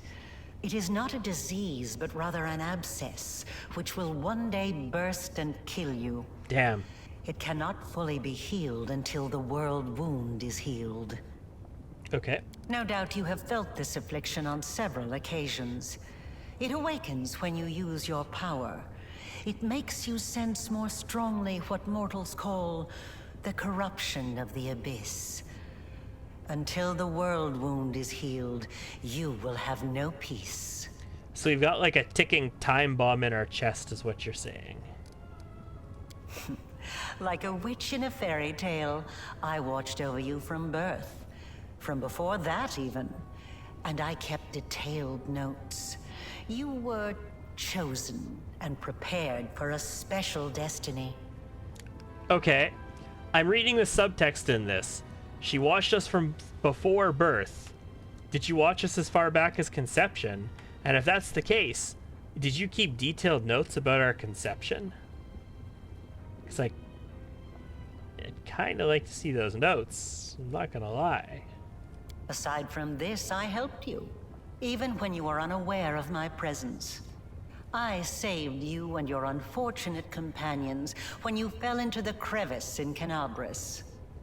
In the Grey Garrison, it was I who distracted Minago to allow you to approach the Wardstone. And in Dresden, I appeared under the guise of Yoniel to guide you toward the Sword of Valor. That's true. When we approached the Wardstone, Minago was in that room, and neither our group nor her group can see each other. Like, we just approached the stone, and she was just standing there guarding it, but we neither of us saw each other. And I also left you a present in my old laboratory, and told the Suture to see that you received it. I knew that sooner or later you would find your way there. That place exerts a powerful pull. As it turns out, you helped me thwart the plans of your masters, Baphomet and Dascari. They are not my masters. They are a resource. Okay. What was the whole ploy with the lab? You always have to sacrifice something. I wanted you to go to the laboratory to see with your own eyes what I had been doing and what I am capable of, so it would be easier for you to accept the truth. The laboratory is the place where I prepared your ascent. And the Suture was the only one who I could trust to execute my plan and explain everything. After all, he too once experienced rebirth at my hands. And that is why I was willing to risk his life.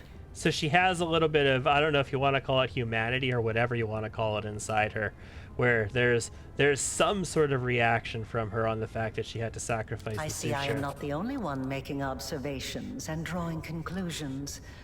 You are analyzing me. That is commendable. Okay, so Nihindrian crystals. Nihindrian crystals are formed from the solidified blood of demon lords. Their Got that properties already, are not thank well you. known, even among the inhabitants of the Abyss. And there are reasons for this. Acquiring the blood of a dead demon lord is very difficult. After a demon lord dies, their body is instantly absorbed into the Rift of Repose. Only the Lady in Shadow knows how to kill them in a way that allows her to preserve the bodies of her fellow lords and transform them into a solid state.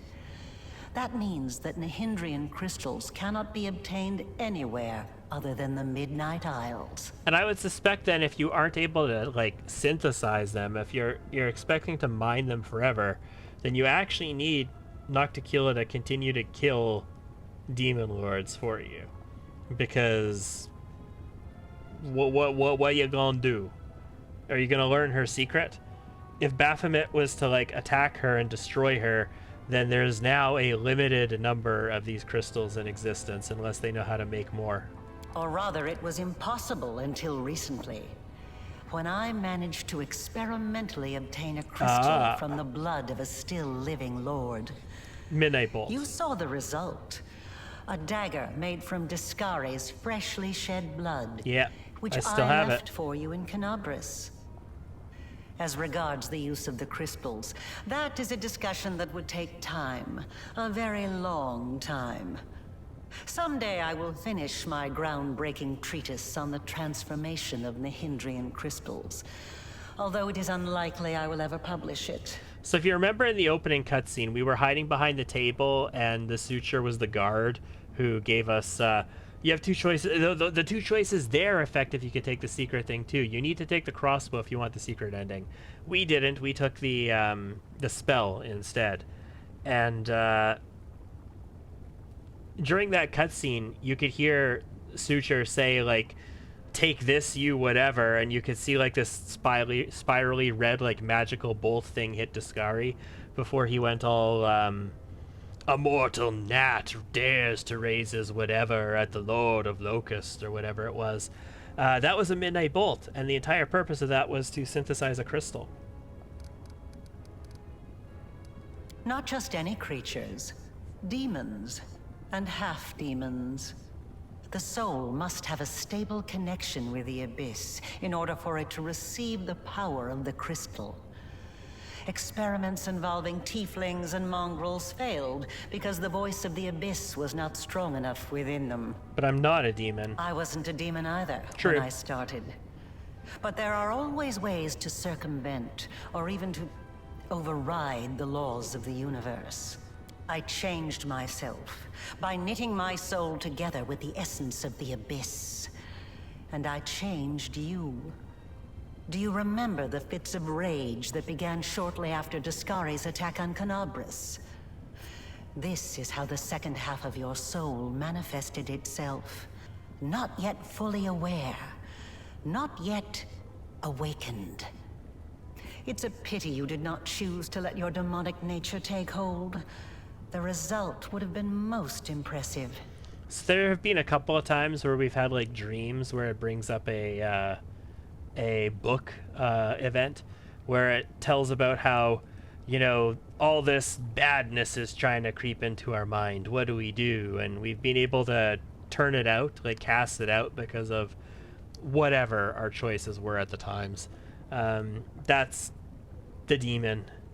All those arrogant crusaders, those knights with their eyes ablaze, those pious priests.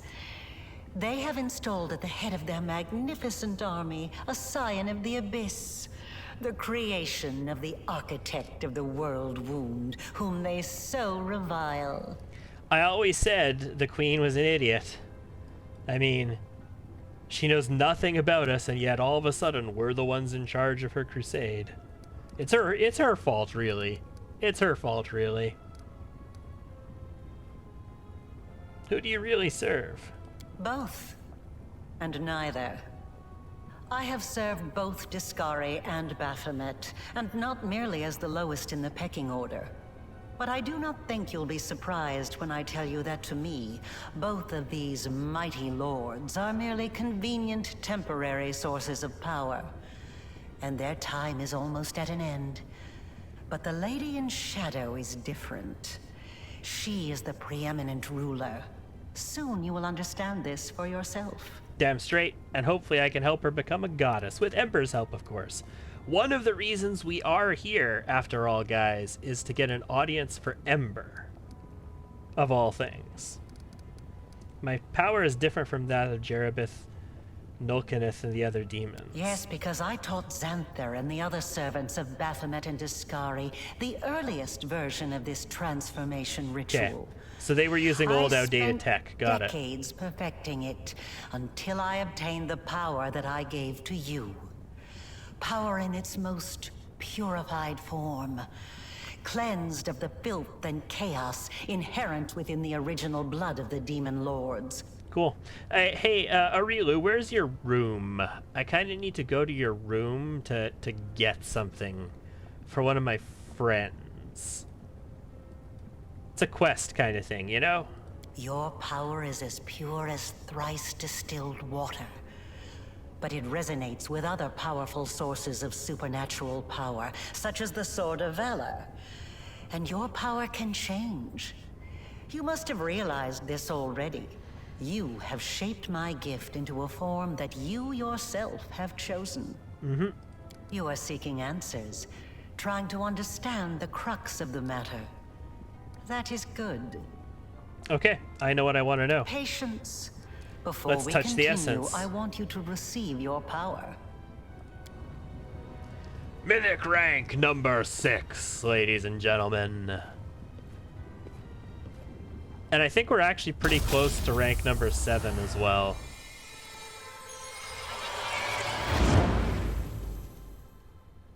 Because we've taken care of everything else in this act up to this point.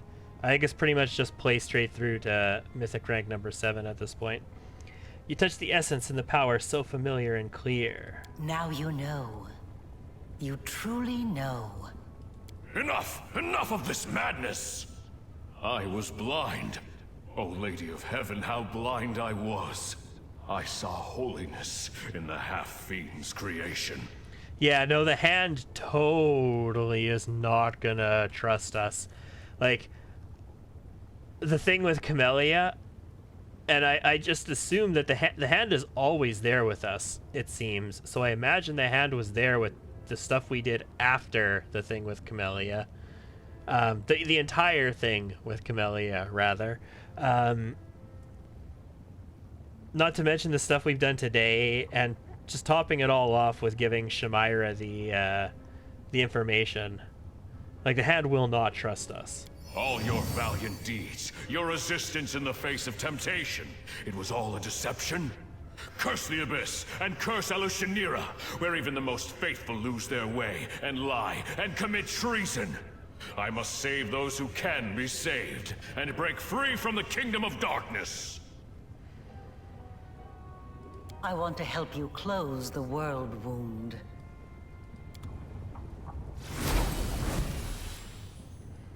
Arilu's words are cut off by a quiet laugh. Sitting on the throne that was empty just a moment ago is none other than Nauticula, ruler of Alushanira and the Midnight Isles, a powerful demon lord, and the one they call Our Lady in Shadow. The one I call Our Lady in Shadow. Her red lips curl into an ironic smile, and her large eyes observe you with keen interest. You were about to say, we are going to close the world wound, weren't you, Arilu? I see no reason to continue deceiving this mortal. Now I am convinced that he is quite worthy of serving me.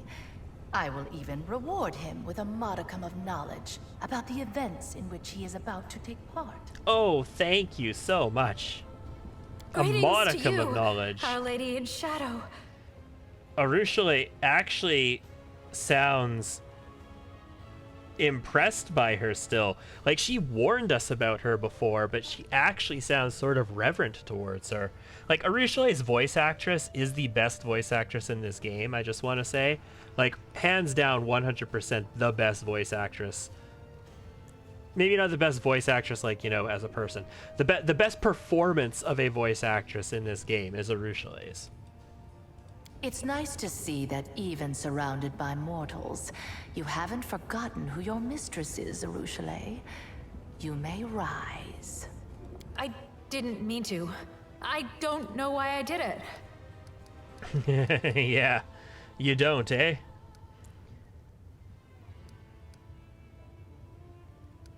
Reach for my weapon. No.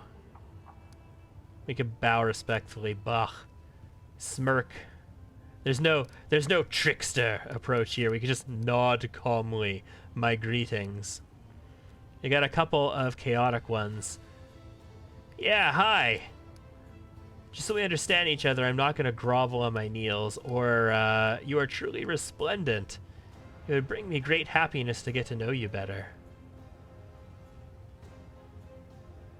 Please allow me to swear my allegiance to you and be your loyal servant. No. I see that rumors of your passionate nature weren't exaggerated. I have heard some rather impressive tales of your escapades. I hope so. I have had my eye on you for a very long time. You see, it was at my behest that Lady Vorlesh imbued you with such incredible powers. But I was curious to see your worth as an individual, not as Lady Vorlesh's creation. Thus, I decided to postpone our meeting and see how you'd fare in Alushanira, and whether or not you could win respect and power among those not so easily impressed by outstanding magical abilities. Well, you've passed my test adequately by proving that your character and your will are stronger than the Nehindrian powers Lady Vorlesh has vested in you. You are wise, my lady. However, only those who have never known or forgotten what it is like to be mortal can so easily dismiss the importance of power. To be someone whose life is fragile and can be cut short at any moment, like a candle snuffed out by a gust of wind. I'm going to admit, guys, I really appreciate the voice acting. I really appreciate not having to narrate all of these parts, but I also feel really awkward after 30 sessions of like 100 hours here with you guys in this game so far, in the streamed playthrough up to this point, of just constantly narrating and all of these things, just shutting up for a while. It feels so awkward. It is a shame your angel has left you mortal. I would have liked to talk to him. I don't expect I will get another chance, as that celestial buffoon's days are numbered. So she noticed. Also, his days are numbered, you say? The herald of that upstart goddess, here. Yes, although his defenses were quite intricate. A commendable precaution on his part, as word of the hand of the inheritor descending once more into the abyss reached the Echo of Discari almost immediately. Mind you, vindictiveness and guile have always been among his best qualities. How come it didn't deceive you? Perhaps you don't know everything about me yet, mortal. Perhaps you made the same mistake as many before you, and many who were more insightful and more powerful than you, by presuming to know what to expect from the Lady in Shadow. I kind of want to see what his explanation is if you're an evil character. Because he came down here and he was all like, oh, don't worry.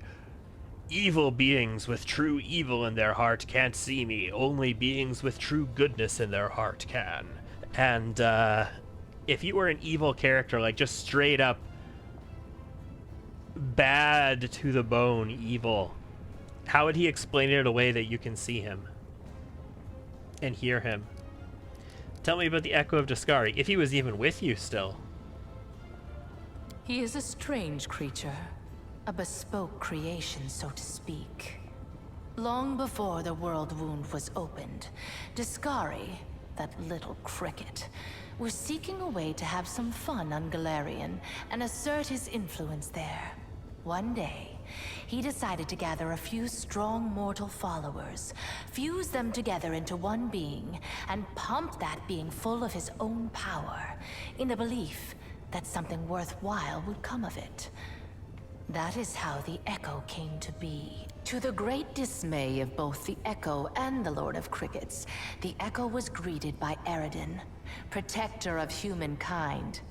Eridan gave the Echo such a thorough thrashing, the whole abyss thought him dead. And yet he was not. Cricket the Younger is alive and well, though I cannot say the same for Eridan. But the Echo remembers his humiliation still. He hates anything and everything related to Eridan, especially his inheritor, Iomedae. Her heralds, her priests, her temples. He would hate Iomedae's pet pug, if she had one. Exactly, Ramek.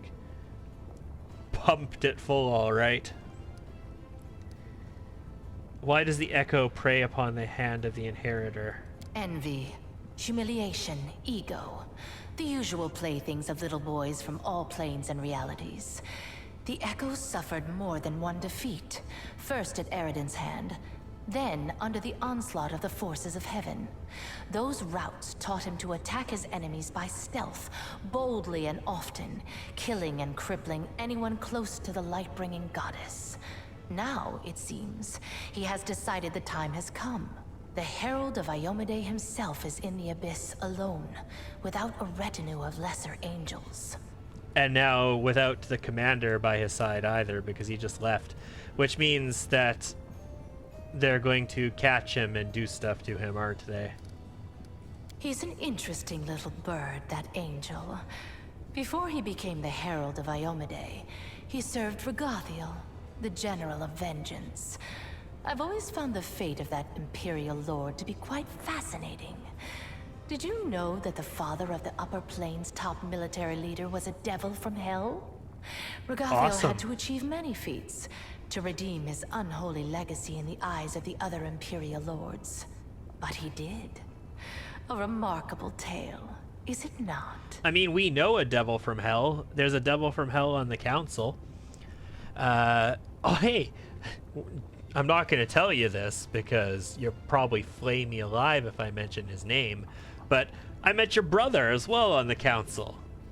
You know, your brother and former lover? The one you hate? A concerned-looking succubus silently approaches. Ooh.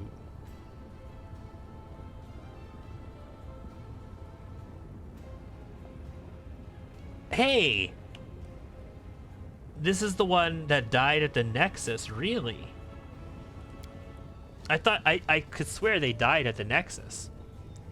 Another island, another loss. Enough. I warned them that I would not stand for the desolation of my realm. They have not heeded me, and they will regret it. Go to your sisters and tell them to prepare. I know her.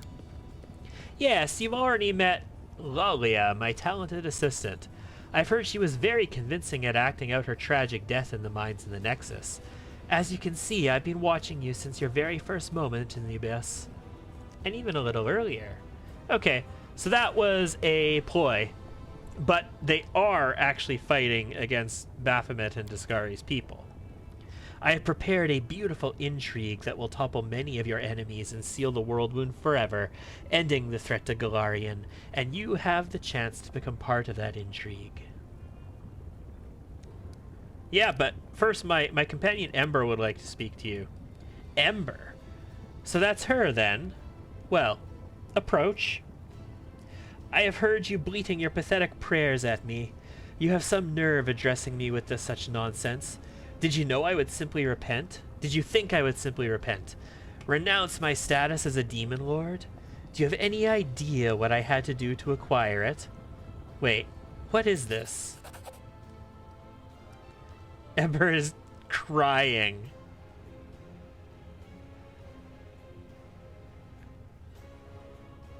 She shudders and cries before her. What? Why have you brought this simpleton here? This is a Lucianera, not Nerosian. We don't give alms here. Shh! I can't stand these noises. Do you think you're the first to try to move me with the display of tears? It only makes me angry. If you wish to speak, then wipe your nose and speak clearly. I know what you had to do. To others and to yourself. I'm so sorry. If only I could ease your pain somehow. Calm your sorrows.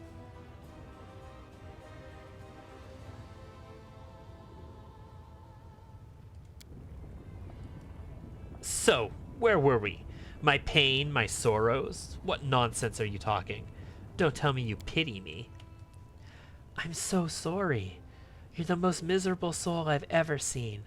I've seen people burned alive, people being devoured by monsters, people burying their children. They were in pain, so much pain, but I've never seen anyone in as much pain as you. What is this saccharine drivel? Do you even know of me, Gnat? I've seen your city. You were the one who built it. It's the way you wanted it to be. It holds all of your dreams, all of your heart, and everyone in this city is suffering. Everywhere, all the time, every minute, all who live here are hurting and scared. If these are its citizens, how miserable must its ruler feel? And this is what you brought here to me for. You think this infantile sniveling is worthy of my attention?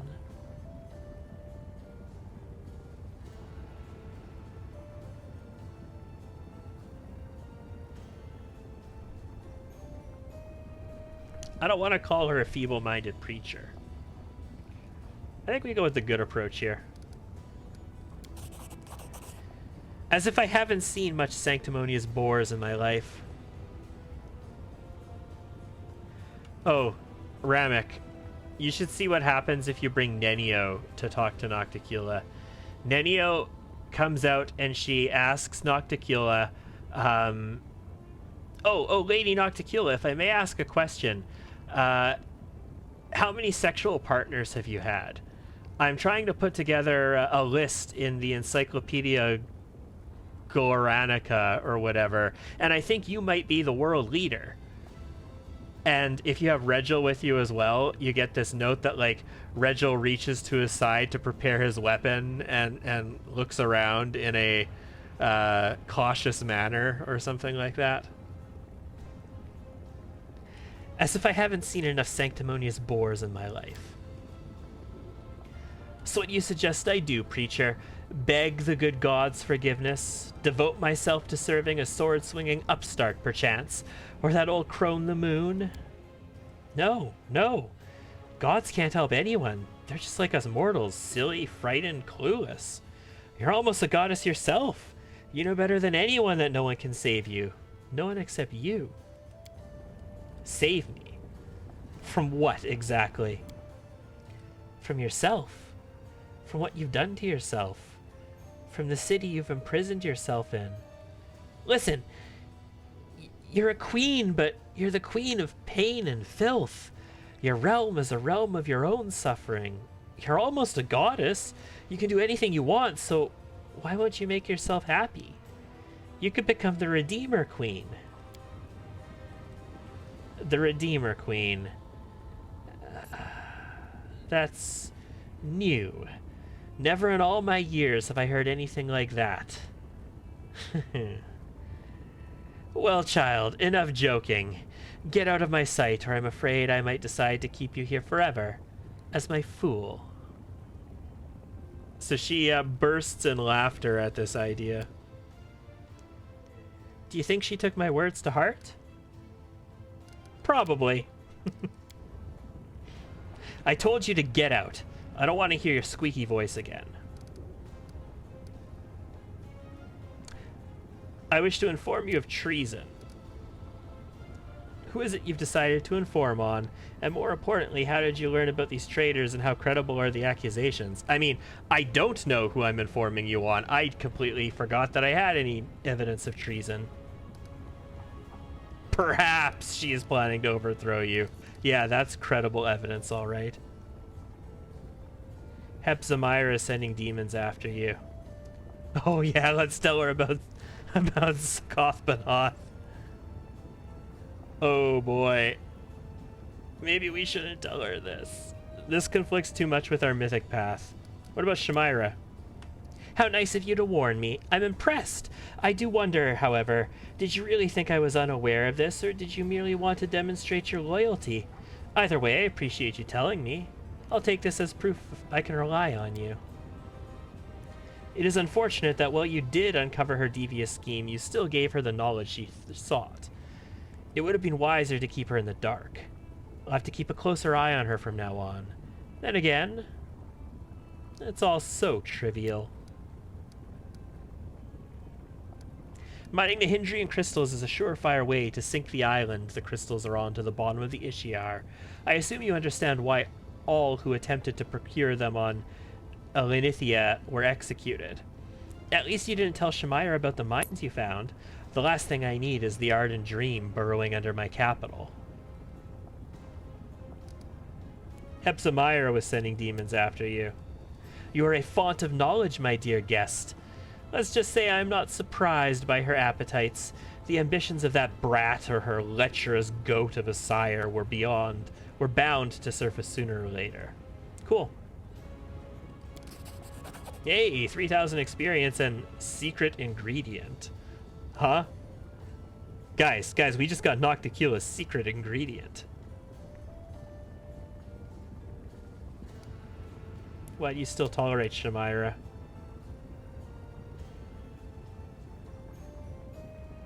Okay. We're not going to tell her about Sakothmanoth. Yeah, I think we're going to skip on that one. I killed Villadus. I am aware of this, of course. It is lamentable in a way, since his fear of me was strong enough to make him impeccably loyal. However, his death is but a single move in a much larger game. In games like this, losing a few pawns is unavoidable. Okay.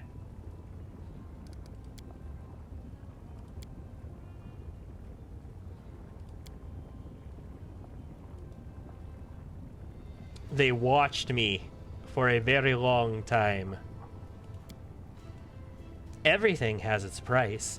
Your wound was, in essence, the flip side of all my experiments.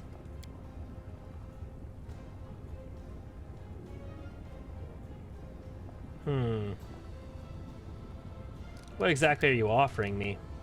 I'm offering you the chance to become my weapon. I may not know the reasons why Galfrey sent you into the Abyss, but I know how I can use your crusade to our mutual benefit. Your enemies are a thorn in my side as well as yours. What's more, I have never schemed against Galarian, nor have my warriors taken part in the conquest of your plane. At least not at my behest. There is no cause for enmity between us. Why do you want to close the wound? She was pleased that the wound was open, but other demon lords and all the shit that's been going on as a result. Yeah.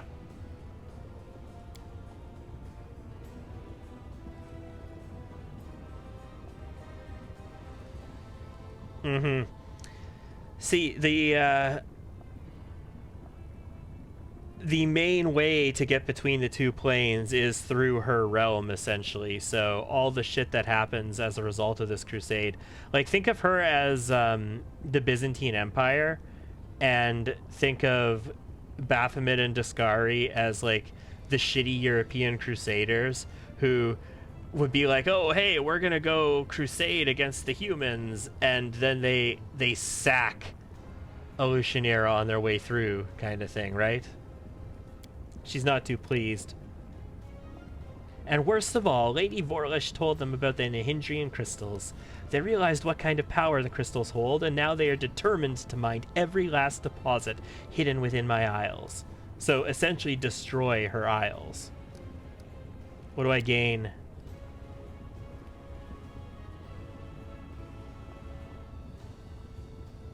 Cool. Immortality. Arrogant like divine powers. She's not a goddess yet, Lan. We gotta make her that first.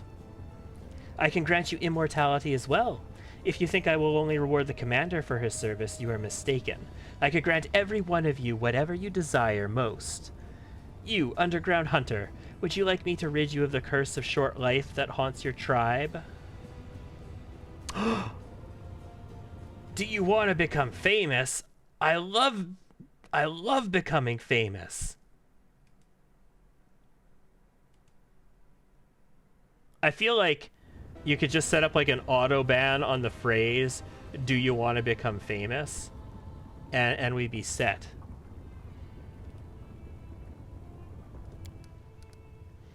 I would love that, but I'll have to pass. I don't know what price demons demand for favors like that, but I'm sure I've got nothing to pay with.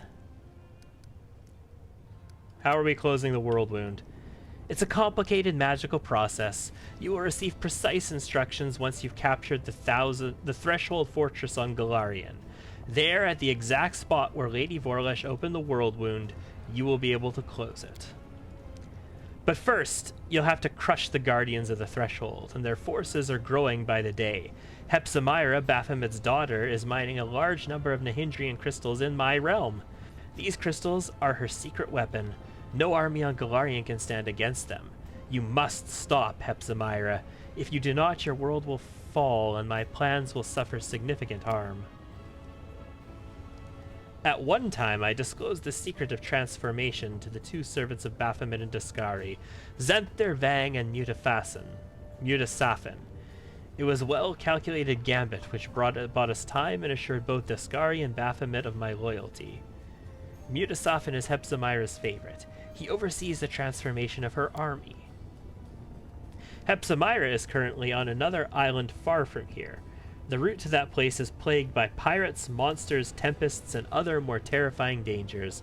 Have you heard of the living bubble of frozen time that swallows airships, and when the ships reach port, their crews discover that they've been gone for 100 years? That is not the strangest occurrence you can encounter on your journey. I'm willing to provide you with a decent ship and an experienced crew. If you kill Hepzibah, it will stop her sinking any more of my islands, but without giving Baphomet cause to declare war on me. Then again, I'm not offering you anything new, as you are already enjoying my favor, Commander. Your companion is a succubus, and I'm the succubus queen. This demon follows you around only because I allow it. Tell me, Arushale, are you grateful I'm not forbidding you from traveling with the Commander and fighting against your own kind? You are incredibly generous, Our Lady in Shadow. Okay, so she wants us to kill Hepzibah on her behalf. So the idea here is that Hepzibah's gotta die, but if she does it herself, then Baphomet and Discari try and fuck her up a bit. And the outcome of that is unclear, especially given the fact that they have access to crystallized demon shit. But if we do it, we're a third party, we're a contractor, we're a freelancer, we're a privateer. We're Nocticula's privateers. I feel like I'm gonna have to start singing a shitty song by the end of this about how the main draft took off both my legs. Now I'm a broken man on a Halifax pier, the last of Nocticula's privateers. Yeah, damn right. I will consider your offer. And accept it, I'm sure. I respect your caution and won't force you into submission.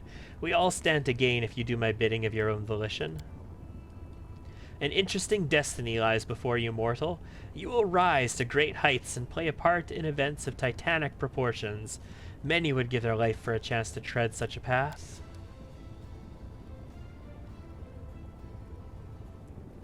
We're human! Fuck all y'all demons! Hepzibah visits Alushanera every now and again, but her true lair is far from here. She hides on the island of Calafir, to the northwest of my archipelago. There lies her secret fortress in the deep mines. Her slaves dig Nahindrian crystals for the invading army she plans to bring to Golarion. I will give you a magnificent airship and an experienced crew to take you there. It will be a long and perilous journey. Take some time to prepare.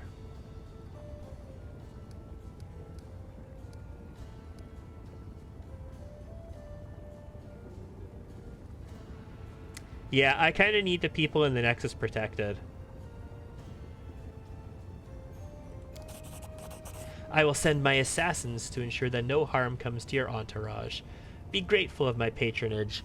I have some people there that I need to protect, like the Aasimar women are there. Not just women, there were men too.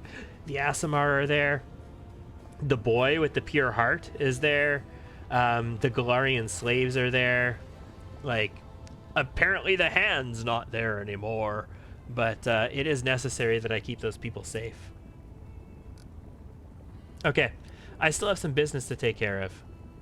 Arilu, you are no longer needed here. There is one more thing we must discuss. The Lexicon of Paradox, Lady Vorlish's magical treatise that contains many secrets of the world wound. You and my servant, Lady Vorlish, were just talking about the Lexicon of Paradox. For many years it has remained split in half, harmless, but what was once divided can be made whole again. Who knows what power that book can impart on its owner? What if they expanded the world wound even further, or connect it to other planes? Not a chance. The Lexicon of Paradox has caused more than enough trouble already. Connecting it to other planes, you say? You already possess the first half of the book. Find the other one and bring them both to me. I will reward you handsomely. Giving the book into my keeping will also protect Galarian from suffering a second world wound disaster. The Lexicon of Paradox will be much safer under my watchful eye than in your travel bags. Wouldn't you agree? I don't know, I have bags of holding. Also, your brother wants this as well. I'll consider your offer. The reward will not disappoint you, I promise. This dangerous knowledge ought to be locked up securely. I won't keep you any longer.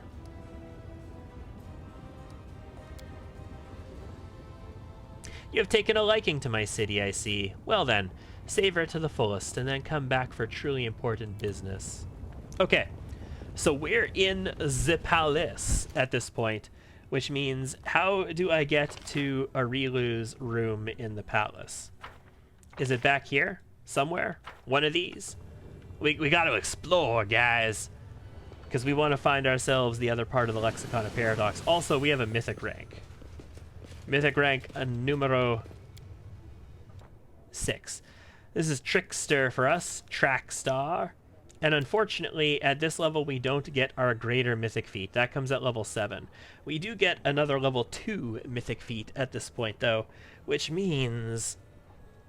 I mean, I have options. I got some options. For this, Deadly Aim is cool. Flawless Attacks is completely useless for me. Mythic Initiative isn't really that great. Mythic Sneak Attacker is cool. Okay, so here's the thing. Point Blank Shot Mythic gives us a damage increase and an attack increase of 2. But I have to be in range of a point blank shot in order to benefit from it.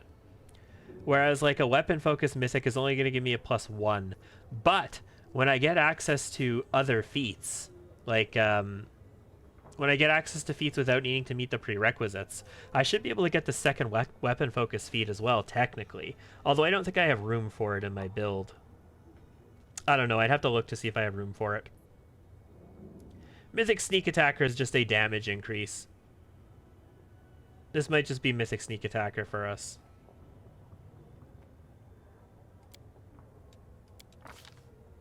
Okay.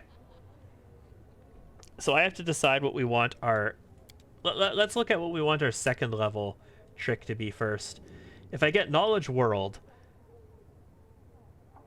every time a member of my party would roll a 1 on a d20, the result is instead a 20. So... I do crit on a 1, and I do crit on a 20, and also this counts for like skill checks and stuff like that as well, which is pretty cool. Arcana 2 gives magic effects on things. Athletics 2 isn't relevant to me right now.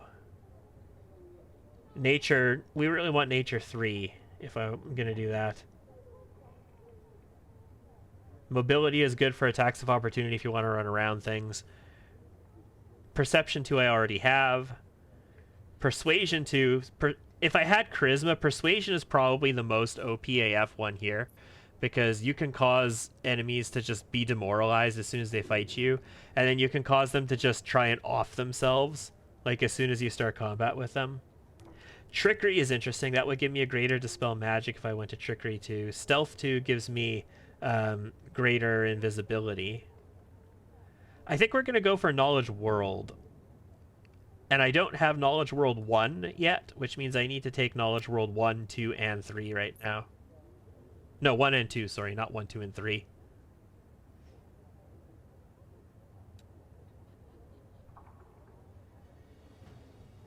World 2 for when land rolls a 1, I agree. And then the always a chance mythic ability does nothing anymore because it means like if you roll a 1, it's not an automatic miss. Well, congratulations, if I roll 1, it's not just an automatic miss, it's an automatic crit.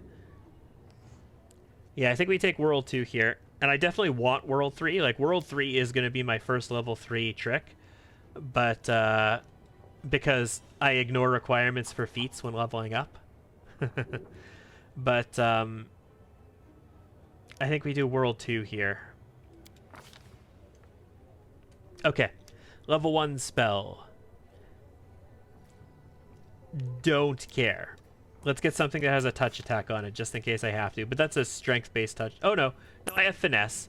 No, I don't have finesse. A Rowdy rogue doesn't have finesse. So that would be a strength-based check. More mirror images, sure. I already have a bit of luck, which is mirror image, essentially. Like, none of these other things are ever going to hit. So, blink. I'm just never going to use it. Greater invisibility is actually good, though. And Phantasmal Killer, qu'est-ce que c'est? We'll do Greater Chameleon Stride. This is Pass Without a Trace, if you're familiar with 5th edition. It's not exactly Pass Without a Trace, but it's the same concept. Okay, so we're also going to get Summon Lager Beer Elemental. Not large, Lager Beer Elemental. Summon Greasely Bear. The summoned creature appears and attacks opponents to the best of our ability. Yeah, it's just a Greasely Bear. And we also got Summon Wild Hunt Scout. So I have 2 Wild Hunt people I can summon now. Sweet. Camellia. So she has Mythic Sneak Attacker and improved critical Mythic S-Stock. So as a Sword Saint, she already has both of the weapon focuses, and she has access to weapon specialization because Sword Saints get fighter feats. They just get them later than a fighter would get them. So this is a +2 bonus. Like, this is a big bonus right here. Weapon focus to her to hit.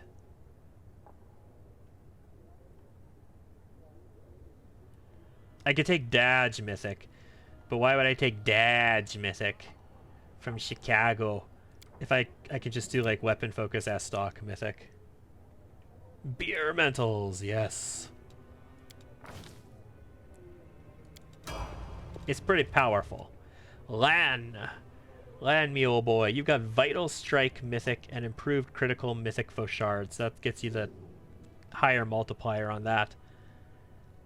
Flawless attacks would be useless on you because you use Vital Strike. Power Attack Mythic would be a good power increase for you. Weapon Specialization Mythic would be a good damage increase for you. But I think we want a 2-hit. We want the best chance to hit, and this is going to get us, again, because he's a fighter, he has both weapon focuses, normal and greater. This is going to have a bigger effect as a result. So we'll take a Mythic Weapon Focus on him. Out of curiosity. Oh god, yes, please. That puts him at a +41 to hit. And Camellia is at a +32 to hit now. And she's not even like a fighter. Yes. That's what we need to see right there. Yeah, so our weapon focus Fauchard is getting us +2. Greater focus Fauchard is getting us +2 now. And this is with the +5, or the -5 for power attack. If I took that off, I'd have a +46 on this. And heroism is on there. Yes. This is what we need to be seeing. Even higher than this, really. But this is the start of what we need to be seeing. That's a lot to do with our Brown Fur Transmuter. That's not just because of that Mythic rank we took. That only added like 2. The Brown Fur Transmuter is what we're getting those numbers from. Okay, so we have Focus on Abjuration, Mythic Channeling, Enduring Spells. Is this an extra Mythic ability, guys? He doesn't have Dodge yet, so he can't take Dodge Mythic. He doesn't need Spell Penetration because Dispel Magic doesn't hit hit penetration. Like, you don't need penetration for Dispel Magic. You just need high DCs. So I could do School Mastery Abjuration to increase caster level by 1. So if I wanted to improve my Dispel Magic, I could do that. I've got 3 feats left, technically. The 10th feat doesn't actually matter. You don't get Mythic Rank 10 until, like, 2 seconds before the end of the game. It's, like, within 20 minutes of the end of the game, essentially. There's one fight, basically, after it. So I wouldn't count this feat as an actual thing. We get 2 more Mythic feats.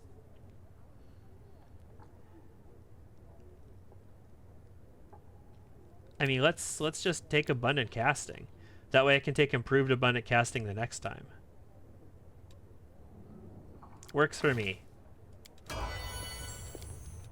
Arushale, she took Outflank previously. She could benefit from some things here. Mythic Sneak Attacker, not really. She only has 2 Sneak Attack dice anyway. Sneak Attacks are not what she's all about. Mythic Trip is cool. Weapon Focus Mythic on Elemental Blasts, I guess, could be useful for her, but she's only going to get the 1 focus on it. Flawless Attacks is useless on her. I don't want Dazzling Display Mythic.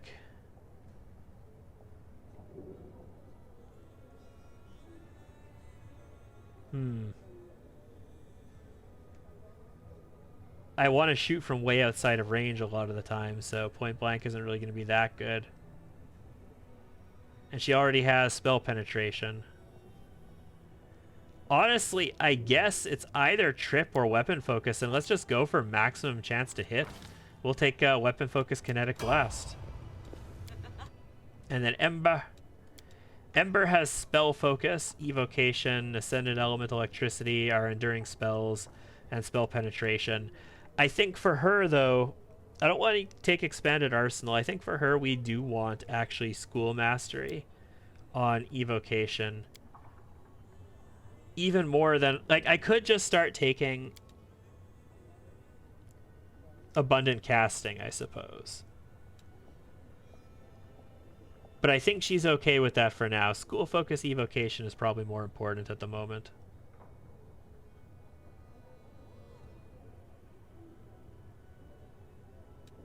I'm gonna do it. Okay, sweet. Let's explore. 4.5 hours. It's 2:30 in the morning. I got a little bit more time in me. Whose room is this? Silver chain. I'm curious. I love how Lan is just, you know, this frightening aspect everywhere he goes now. This colossal beast of a person. This gold powder? Yeah. It's not gold powder, it's gold bond medicated powder. The demons down here have itches sometimes.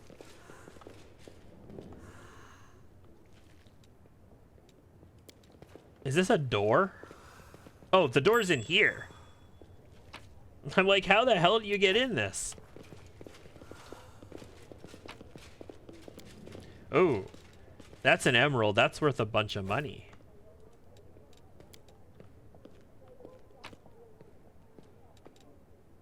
Ivory combs. Hey, a dinosaur boner.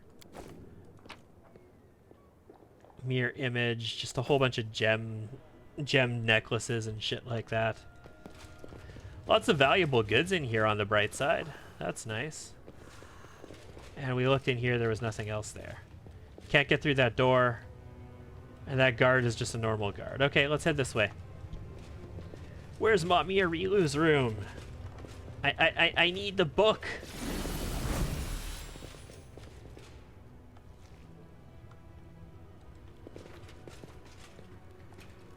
This looks promising.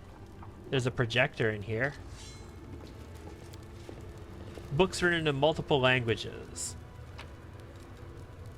Hey, the Lexicon of Paradox, Part 2. So,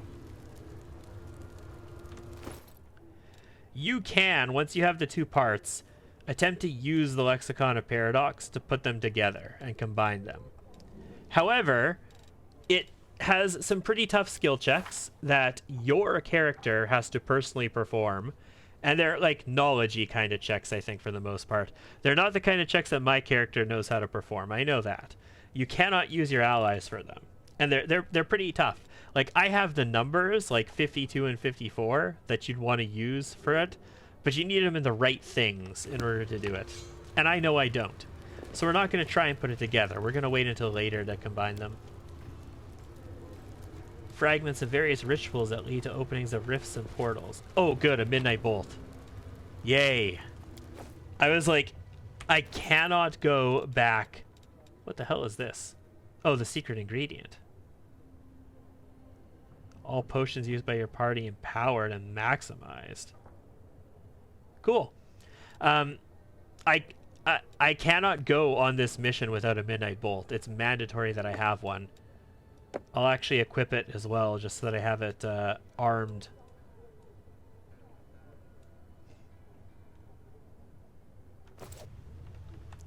I mean, you can do it. I want the crystal, guys.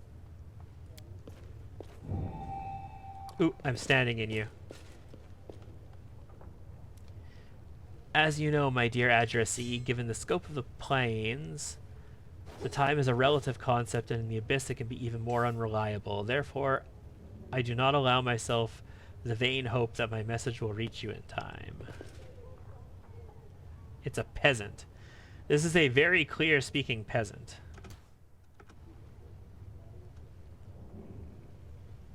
Your final question was about the possibility of a complete awakening of the memories of a mortal life within a soul that has already passed through Pharasma's judgment. I will send you the research of all the cases which I am aware where such an awakening took place. So the soul has already passed Pharasma's judgment, so it's a dead person who's already gone through judgment, and she's trying to awaken that soul that's already passed in a body. Like us, perhaps? Despite the fact that this list is quite extensive, my conclusion is that all such recorded cases are the rarest exceptions to the rule.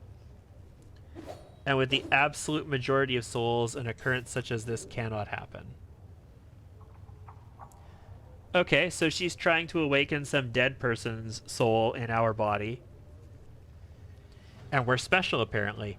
Both the wonder of the tragedy of mortality lie in the fact that there is a certain moment after which the process is final and irreversible. The essence that departs the judgment of the Lady of Graves is no longer what it was in life, and we as scientists must account for the system and knowledge we are constructing. This is a extremely well-learned peasant, ladies and gentlemen. I think peasant is probably not the best description for this individual.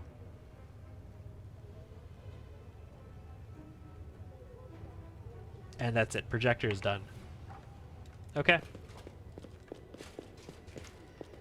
Mommy Ryu's bed chest has nothing in it. That's unfortunate. Okay, well, if we have a midnight bolt, what's our quest log look like? Demonic hide and seek. Oh no, I need to bring this back to my bro, don't I? I should maybe do that before I go on this mission. Decide the lexicon's fate.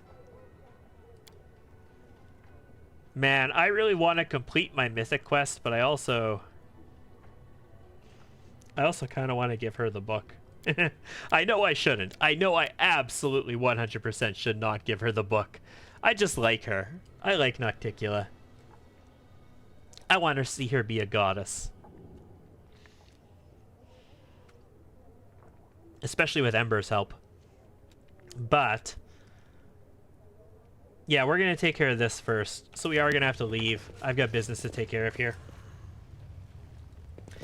But I think we'll probably do that next time.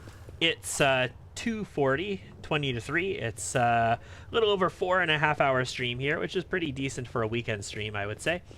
I am extremely happy with our respecs, guys. Like, I am totally okay with Ember as a Brownford transmuter.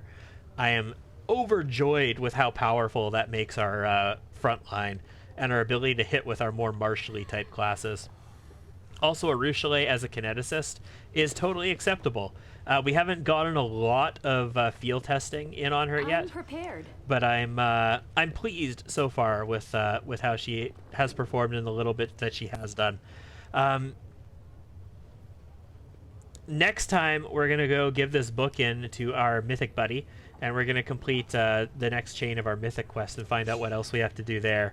I can't imagine. It's a Trickster mythic path, and he's her brother and former lover. I can't imagine that we're not gonna fuck around with this somehow.